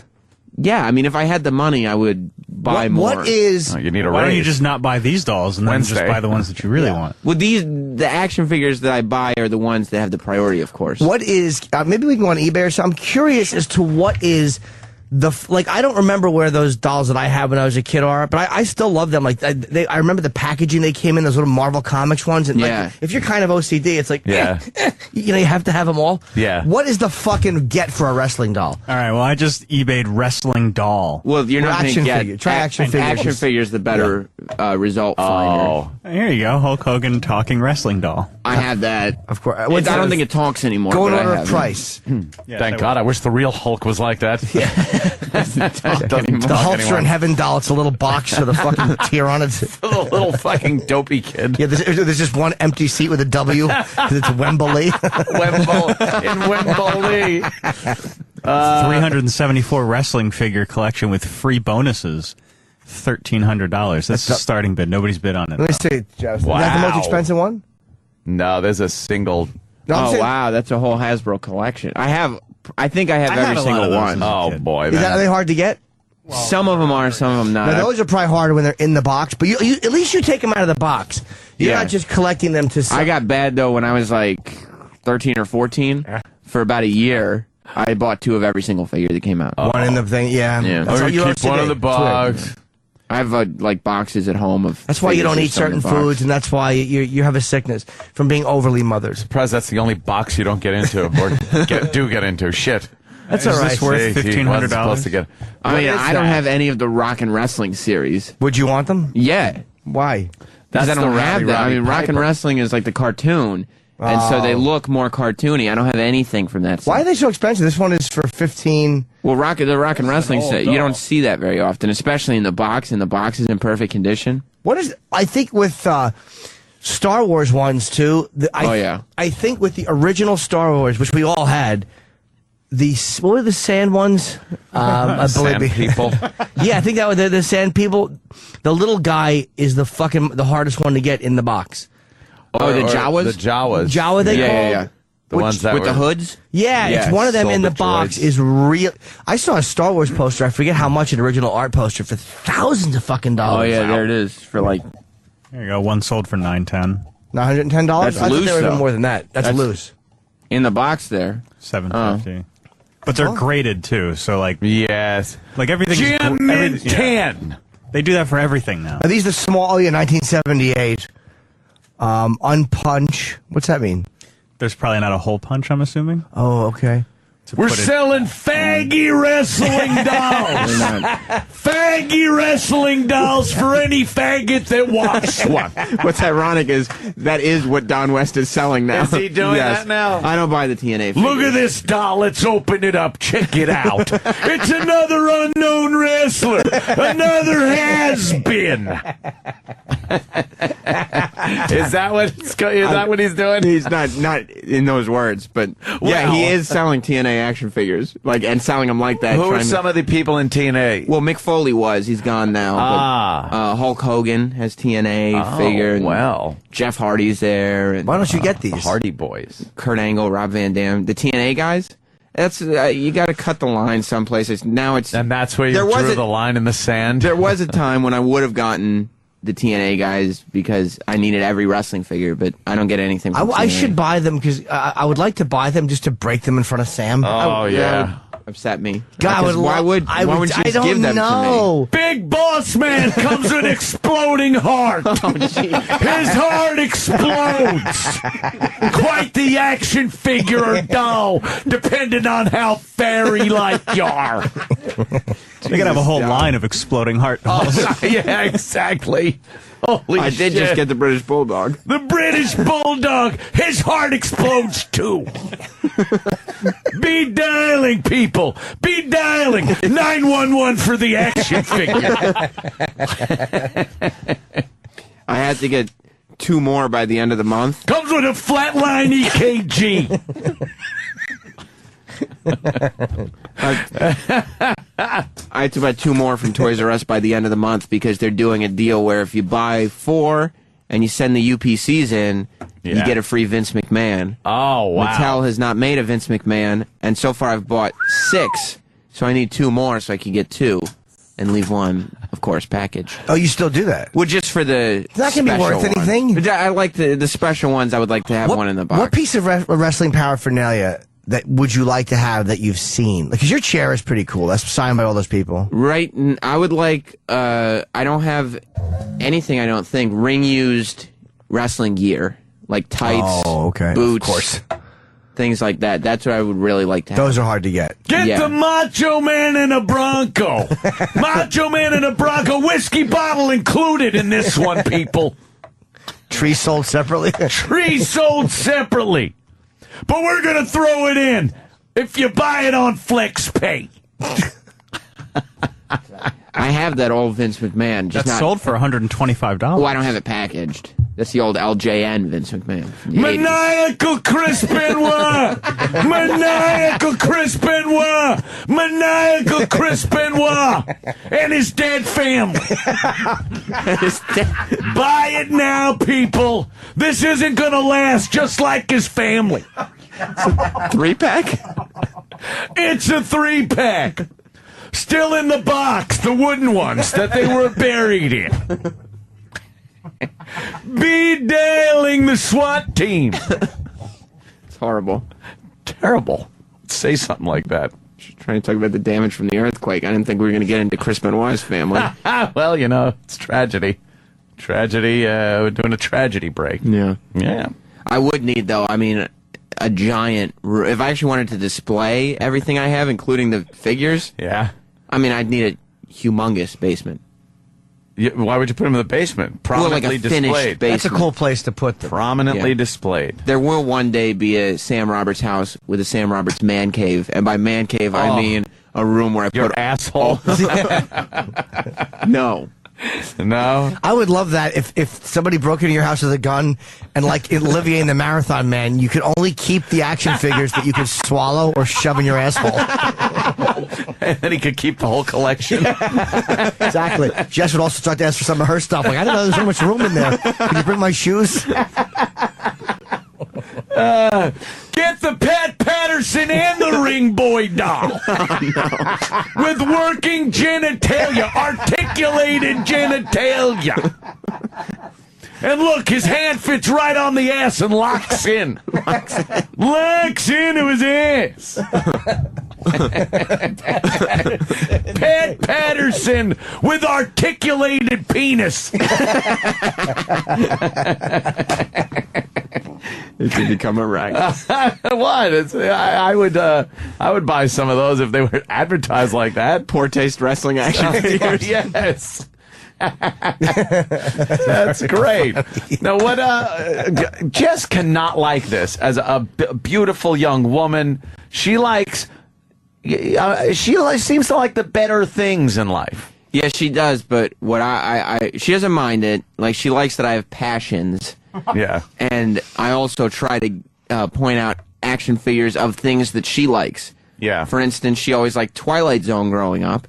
So I go, oh, look how cool this action figure is, and she'll feign interest, but, you know. It's not her thing. She doesn't care. I envy people who don't like that stuff. Like, I love it. I as much as I get it, and I wish I didn't get it. I wish I was like, you cunt, but I fucking get it. Things. Like, I all the time, I wish I could just clear everything out of the apartment and just get rid of everything I own. But there's no way I can get rid of this stuff. Do you know how many people have seen my stuff and just go, it's like a museum in here? Yeah. Like, the way I frame everything, and it has to be and it's like, it takes the fun out of life. Like, I obsess over nothing. It's right. so But once stupid. it's all up there, it's nice to have, right? Yeah, I guess so. Because I got into that movie poster thing. Now I'm like fully But you have a finished basement with a movie theater in it, and maybe 6 or 7 posters, tastefully done. Ange picked out. Of course, I fucking saw the frames that Ange picked out, and now I want to burn my own apartment to the ground. I got to go buy the frames. The museum glass, no glare. I go with that stuff, of course. But I mean, the frames are beautiful that she picked out for him. What are we, Animali? If posters were like what I was into, the wall would be covered in frames and posters. Like, you wouldn't see wall. It would just be posters, and that's not tastefully done. I was like that as a kid with my Kiss stuff, and I was always jealous of my friend James because his mother let him put on the ceiling in his room, so his ceiling and walls were covered, but my parents would never let me touch the ceiling. Like, once in a while, I'd start doing the ceiling, and just until they told me to take shit down. I get furiously jealous when I see people with with wrestling collections that have stuff that I don't have. Like, who's one, or what have you seen that's one that you really like that you didn't Well, this is a good one. You're not going to believe the deal we got. It's the masturbating cuckold Hulk Hogan with his wife with double penetration action. DP action. Masturbating cuckold Hulk Hogan action figure doll. Is there a Brutus the Barber Beefcake Hulk Hogan 2-pack? Brutus the Barber Beefcake Hulk Hogan double dong dildo pack. Let's pull the dildo out and look. I'm going to open this package up. Think of the fun. It's just stuff that's in like better condition than I have it, because my stuff is old from when I was a kid. And so some of it is played with, because I played with stuff when I was and like they have like the old So the stuff. paint where the ass cheeks are is all worn off. Those aren't the moves I did. Speed dialing. Speed dialing. They got the Sergeant Slaughter speed dialing because he's slaughtered everybody. What?